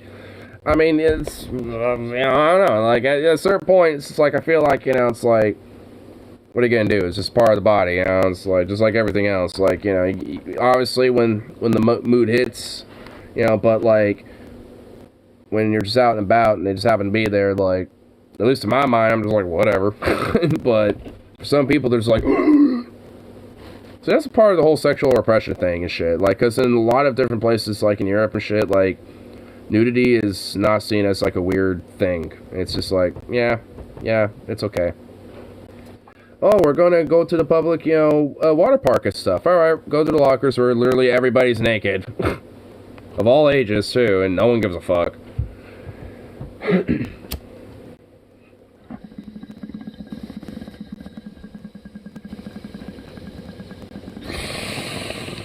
Imagine these conservative mobs go to a place like Iceland, go to the water park, and then everyone get naked in the lockers as they change. Dude, they would have a moral panic. Everyone around them would look at them like they're fucking psychotic, like they're having a schizophrenic episode or something. And, you know, they would just be like, what? What do you do? Why are you freaking out? Like, this is what we're supposed to do. Like, what? Like, that's what they're gonna be thinking. Like, should we call the police or the medical, you know, social worker or something? People need to be exposed to our culture, also turn to Steven Crowder. Yep. Yeah. But that's kind of why, you know, I think, you know, Roots, you know, should be kind of like a mandatory thing, because I think it helps, you know, keep people away from that. Keeps people away from turning into Steven Crowders. Assume, critical race theorists, that racism is embedded into every single thing. How do you look at... I mean, maybe not literally every single thing, but in America, there's a lot of things about this country that are institutionally racist. So, yeah, you want to think again there, lady? Oh, wait, that implies that you have a brain. In the eye and tell them, I'm sorry for you. Because of your skin color, there's no hope for you in the greatest country literally for them, because black... No one said there's literally no hope for them. Like, what the fuck? What is this weird, like, hyperbolic, like, nonsense, dude? Like, what the fuck? In the entire world. And then turn around and look at a white child and say, I'm at my wit's end with this. I'm so glad we're near the end of it. We can do it. We can do it. All I have to add to that is that in our home and with our faith, I teach my children that it is awful to make someone feel hopeless or pitied. You're damning them to a future of failure if you are telling them, oh my god. I'm so glad we're getting close. We're getting close. We're okay. We're okay. I mean, it's not even necessarily that I don't even think those are inherently bad things. So it's like, yeah, you don't want to have someone literally feel hopeless, but you also want to be realistic too. Like, I mean, yeah, if, like, you know, shit's fucked and, you know, things are not great socioeconomically, you know, politically and otherwise and stuff, then there's not going to be much hope for you, you know, but that doesn't mean you should feel hopeless. That means you should fight to make it better for yourself and shit. That should be more of an empowering type of thing, more so than a hopeless type of thing. At least in my mind, that's at least what it means to be realistic with it. Or at least realistically pragmatic, I suppose. But, I mean, that doesn't mean it's like, oh, it's just all hopeless. It just means that, things are dire and, it seems bleak and hopeless now, but that doesn't mean it's always going to be like that, and, don't feel hopeless just because of that, It's like, I mean, that's kind of what it means. It's like, it doesn't mean, literally just feel hopeless and pitiful. It's like, oh my god. Why do they think that people who are, quote, woke or doing CRT are just, feel bad and feel pity, or whatever. It's like, no one's saying to have a pity party. What the, And I'm going to do these things for you instead of coming alongside them and supporting them and doing something for themselves that pulls them out of that hopelessness. And I think that those are two of the worst things that we can do as a broader society. You know what? I want to go back, but I'm not. We're pushing forward. I'm not even going to try to process that. Everywhere around the world, we're known as the Jew. In America, we're known as American. Wait. What? Hold on. Morocco, she's a Jewish person. Everywhere around the world, we're known as the Jew. In America, we're known as American. And I think... What? Is she doing what the fuck is she talking about? What is going on? Okay. Powerful about impact. Yeah. Now try that for, Latino people, black people. I think my brain broke. Asian people. It's kind of at the heart of whiteness, as a matter of fact. It's like someone said, except by Kanye. No, but that is what it is. It's like, yeah, she feels white.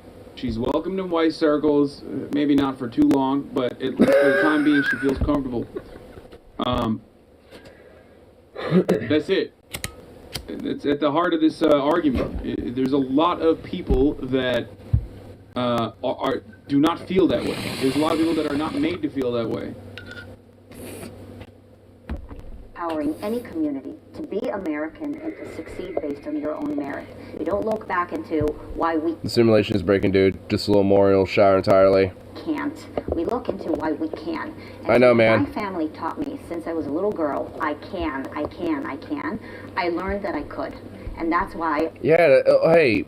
You want to know why you're able to kind of feel that way and do that and be empowered? It's because of things that what you're freaking out about. Only that happened 100 years ago or less. Women's suffrage and, women's liberation and, of their, bodily autonomy and their, identity and their own autonomy and shit. Those things. Country has empowered me so much.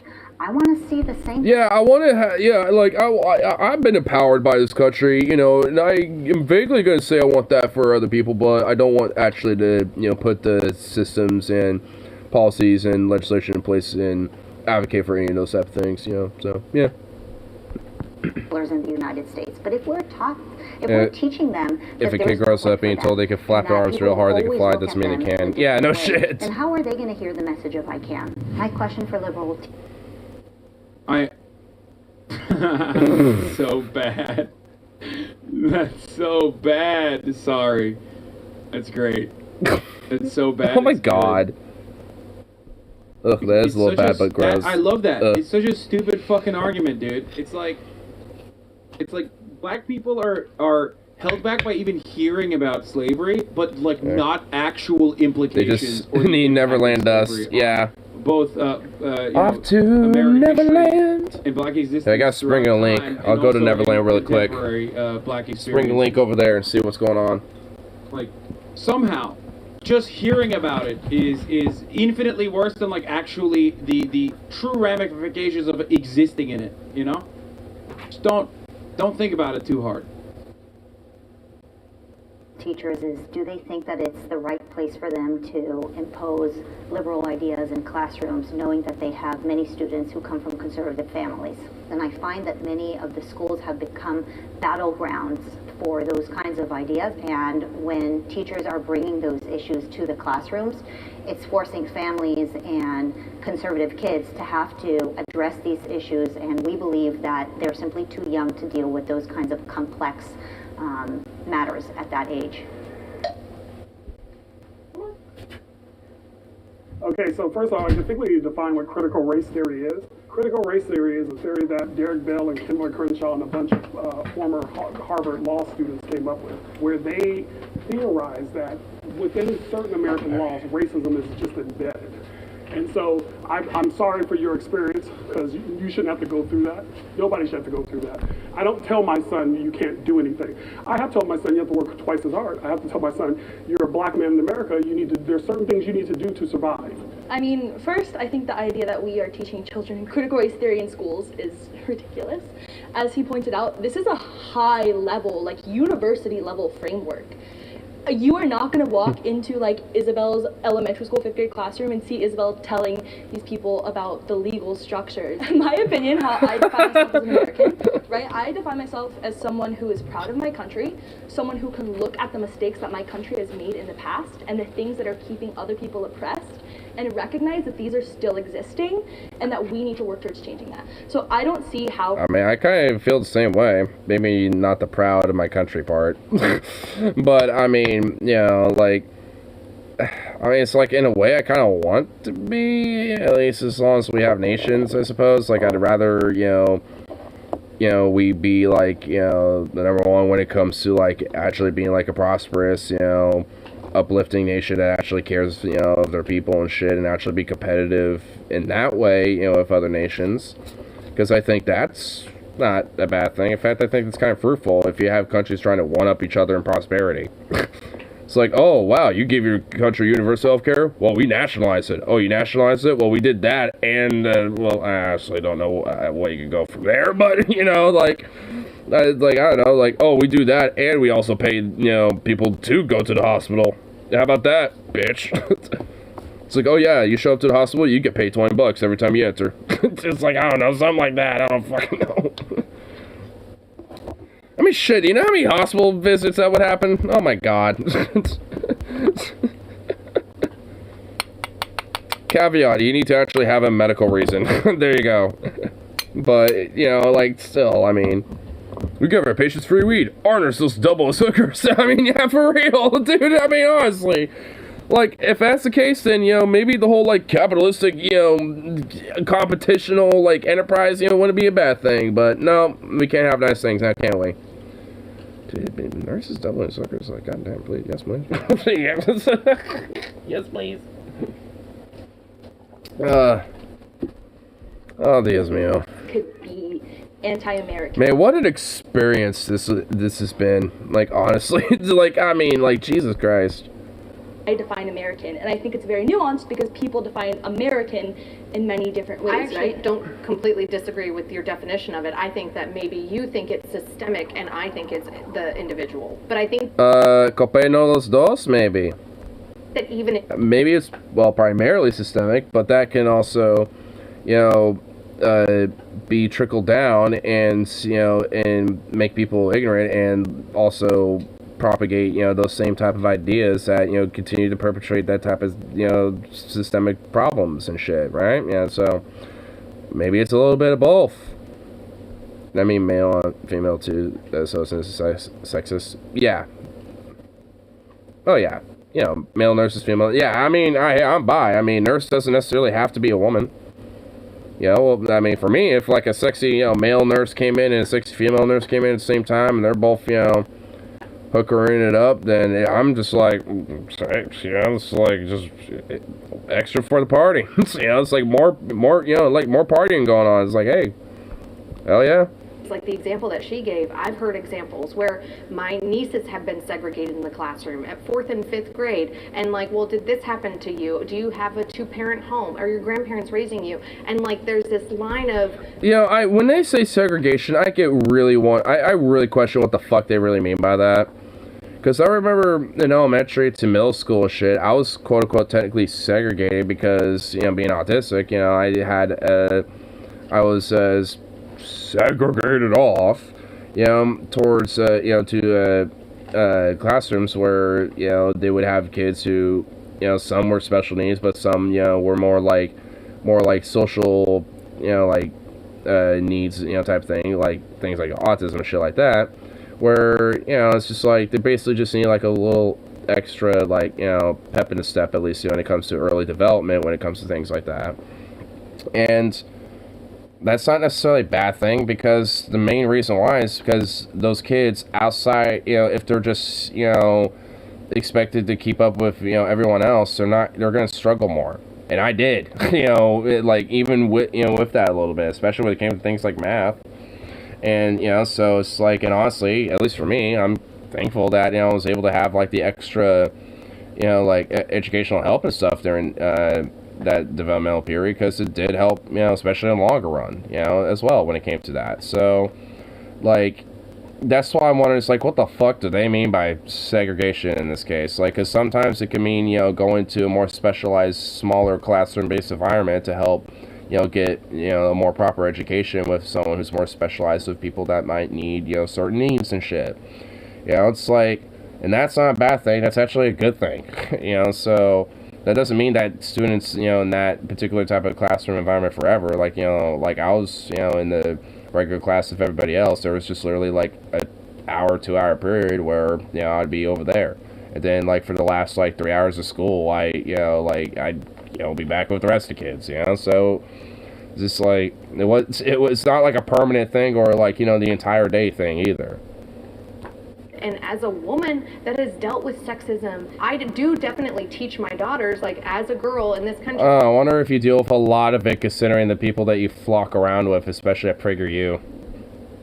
Different experience than your father had. But I don't think it's beneficial at all to kind of institute that victimhood in their long-term mentality, because then you actually start to see kids that are like, oh, well, they're different than me, so therefore their life could be better or worse than mine. And instead of engaging with those people, they step away. I mean, okay. Hey, I don't believe that there's a victimhood to it. I think it's just kind of amplifying that, hey, this is the truth, this is what happens. And what if we thought about sexism in school? Should be like, fuck no. Yeah, I don't even. Depends. Some white ladies, conservatives care about things that impact them, right?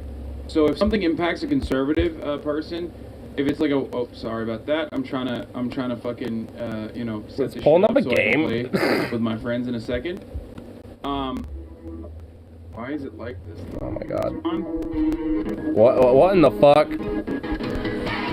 Jesus Christ. Okay. Black kids have never been a national politics issue. As soon as Karen thinks her kids are uncomfortable, the whole coalition of puffy white vest politicians found their moment. I mean, it was done. It was done deliberately. Like, they saw that as a successful way to propagandize. I mean, we know who started it. Christopher Rufo at the Manhattan Institute recognized that this was an opportunity to cut propaganda, and he does not shy away from openly admitting that was the reason why they did it too.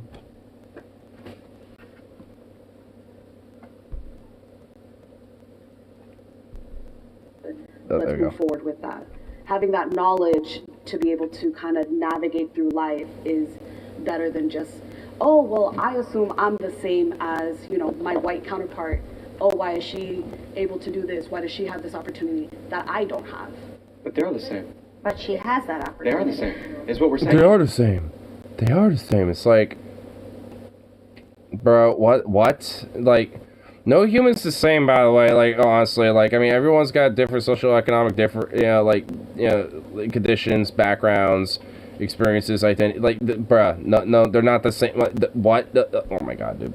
That guy, I wonder if that, like, Sean dude is on something, you know? Stating normative like statements, what? And you guys are claiming that we're presenting prescriptive claims. So the normative statement that we're presenting is... Bro, come on. You think that... Do you think any of them are going to understand these words there, Mason? No difference? Come on, Mason. These events happen in American history. these are the outcomes that have led from those events. What you guys are saying is we're then adding prescriptive statements, which is that's why you should never really try, because you'll never make it in this country. That's not what I'm saying. What I am saying Yeah, you are. is that if you negatively press a child with these thoughts, that will be the outcome, because that's how I mean, do you truly know that? human beings work. This is a psychological fact. Man, okay, I guess with that question it's gonna be shorter answers, because I'm like, man, how'd they have another question when we're so near the end? It's like we're 5 minutes, it's like we're like 8 minutes off here, like... Of course none of the conservatives are walking out, those bastards. Fuck all of you. Oh my god, Again, fundamental, Nationalized healthcare, because just out of spite. argument with just government, the existence of government. Remember, when conservatives say like, oh no, that shouldn't be the government's job, like, they're actually just saying there shouldn't be a government, okay? The quicker you understand that, the quicker you grasp that, the easier everything will be. They just don't understand how it will work without it, and they just don't want it in general, because they just... Because basically they want, like, feudalistic kingdoms back, and the closest thing that they can get to that is basically just through mass, like, companies and corporations and landowners at this rate. So, you know, at this point, they're pretty much like, how do we get feudalism back? Oh, well, just basically capitalize everything and make it just nothing but capitalism, baby. And a very racist, theocratic one at that, too. Because, yeah, baby, let's go.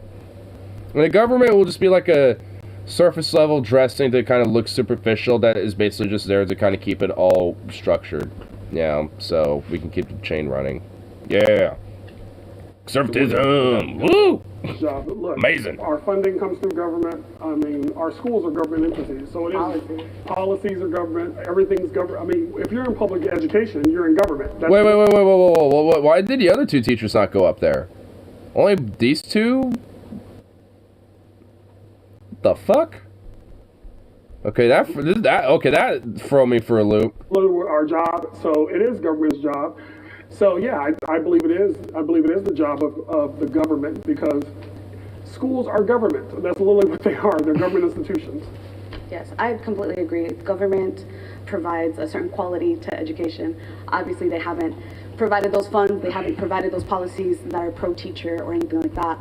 So it really shows in our education, in kids, and all around. We're just not at the quality that other countries are at. Everybody else Let's see what comes Mason up. has to say. I'm surprised. I'm at, yeah. The Hassan It's going head. back and forth, because what a government is, you know, oftentimes is characterized as like this entity of like a group of people up there deciding what goes on. Where no, like government is just collective organization. Does the government have a role in education? Absolutely. I think that parents have to play a role as well, and you know, not only being involved with what their kid is learning in school, but also you know, reinforcing strong educational skills, and that doesn't happen unless there is parent involvement. I know the kids that are being worked on at home. I mean, so why did he not walk up then? Because of this? Because honestly, it's not disagreeable, but just because school and all that, in itself is part of government, should be a part of government and stuff, and a nationalized thing doesn't mean parent involvement would like go away or something and it wouldn't be a thing. Like that like what he's saying would still be there.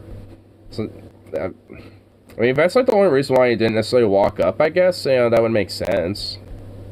Plays out in test scores, it plays out in their engagement in class, and it plays out in their behavior. You have to remember that we're a representative government, that it's based on the people. Oh god, this fucking like weird like nub. Right, and so these public school systems are waiting for the parents. We the people that, the parents who decide that we don't want schools.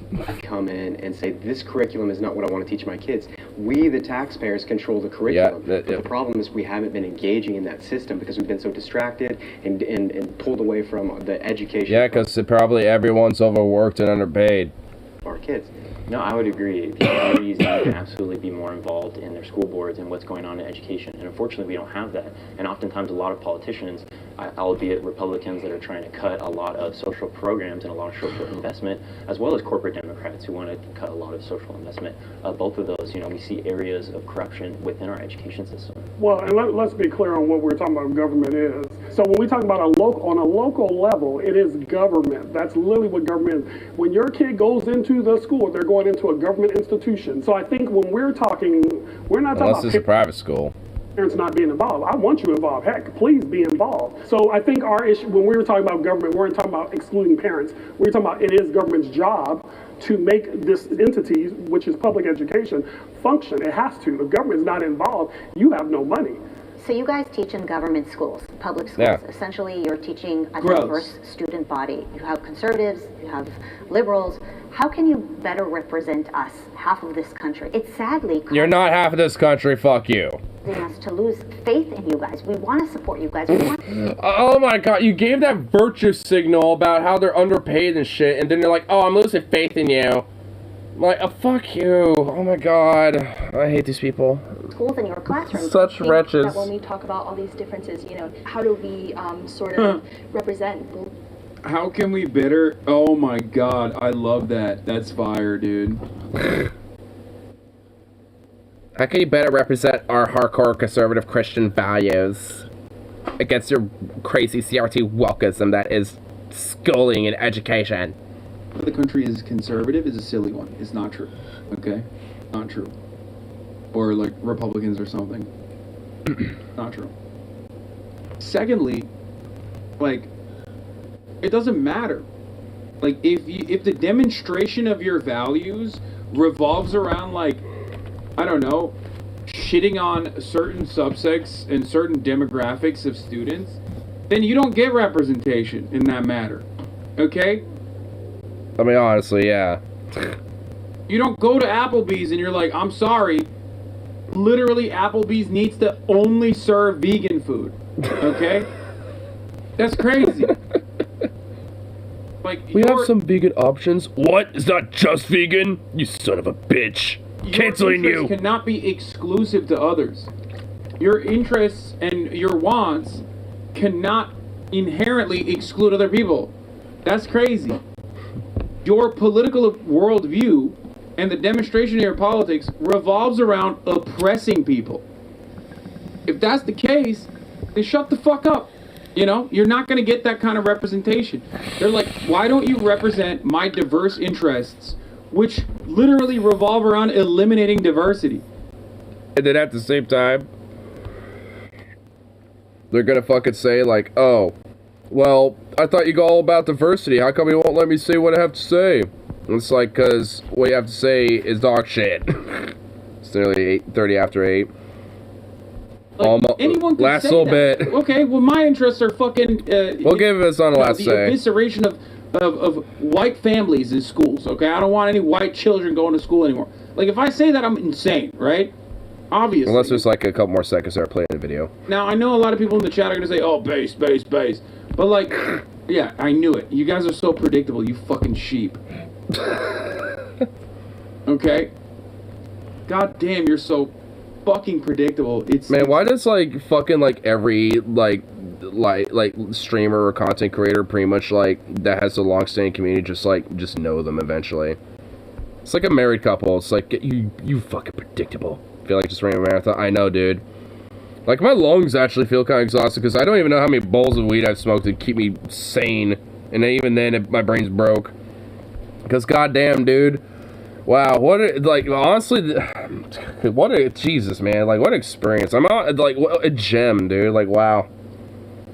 Okay. It's like, where to go from here, Funny enough, I did have some, like, other stuff I wanted to check out, but obviously, that ain't happening now. That'll be for tomorrow or something.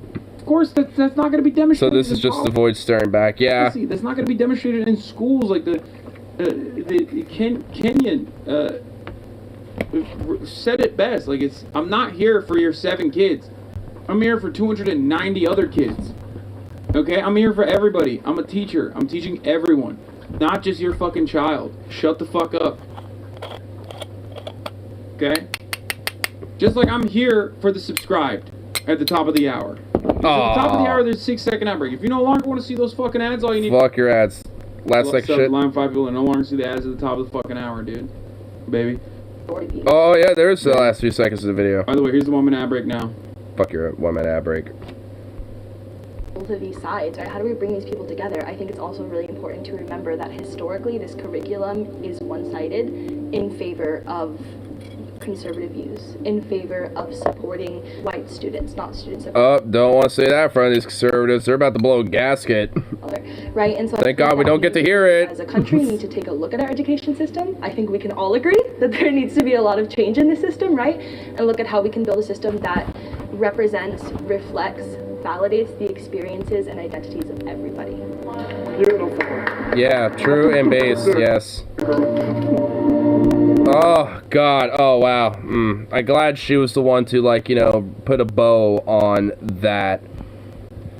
I'm glad that, you know, our girl, you know, who's about to go on her, you know, go get married, you know, is, she really does look like she has a wedding gown in comparison to literally everybody else, you know, she really does.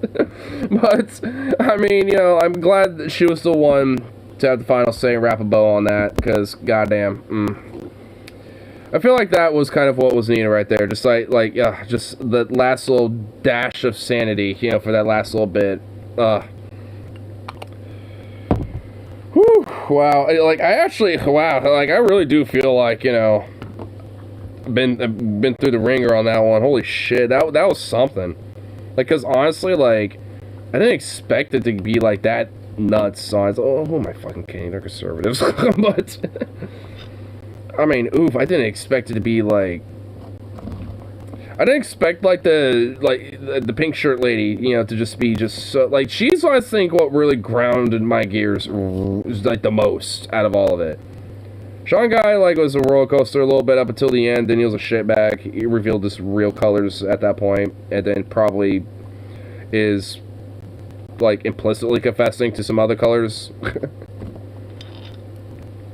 It's one of those things that has forever linked us. We'll pass each other and they'll just look in our eyes and then, you saw it too? I just nod, yep. Just like some trauma. Yeah, it's like you saw it too. Yes, we did. We saw that. Oh, man. I feel like I'm gonna have, like, a dream about this or something tonight. I'm so glad I have some mac and cheese with, like, some bacon and stuff ready to go. I just have to, like, put it in the microwave, just boom. Oh, it's gonna be a nice little treat for myself on this one. Goddamn.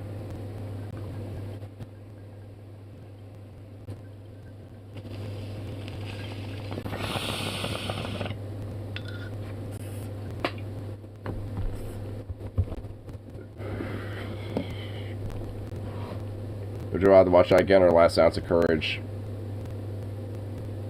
Fuck. I feel like I laughed a lot more to Last Ounce of Courage, so probably that. But that one was also fucking... like, ugh, that one was a doozy too. Yeah, probably Last Ounce of Courage. Because I could at least, you know, especially the second time around, be more amused by it. While the first time around, I'm more in just like the shock of it all. Let me have no commentary, no streamer, so no streamer reacting to it. Yeah. Last Ounce of Courage for show.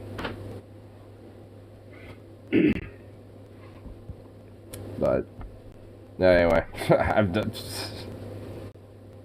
Don't even know where to go from here outside of just all that being said and just that beautiful bow. Like 80% sure I have an aneurysm now. I think I have a few. My god, what a slog. Anyway, I'm gonna just rest my body because now it really feels like it truly is made for a ringer now. So, peace out, and of course, should be back around for the next one. So.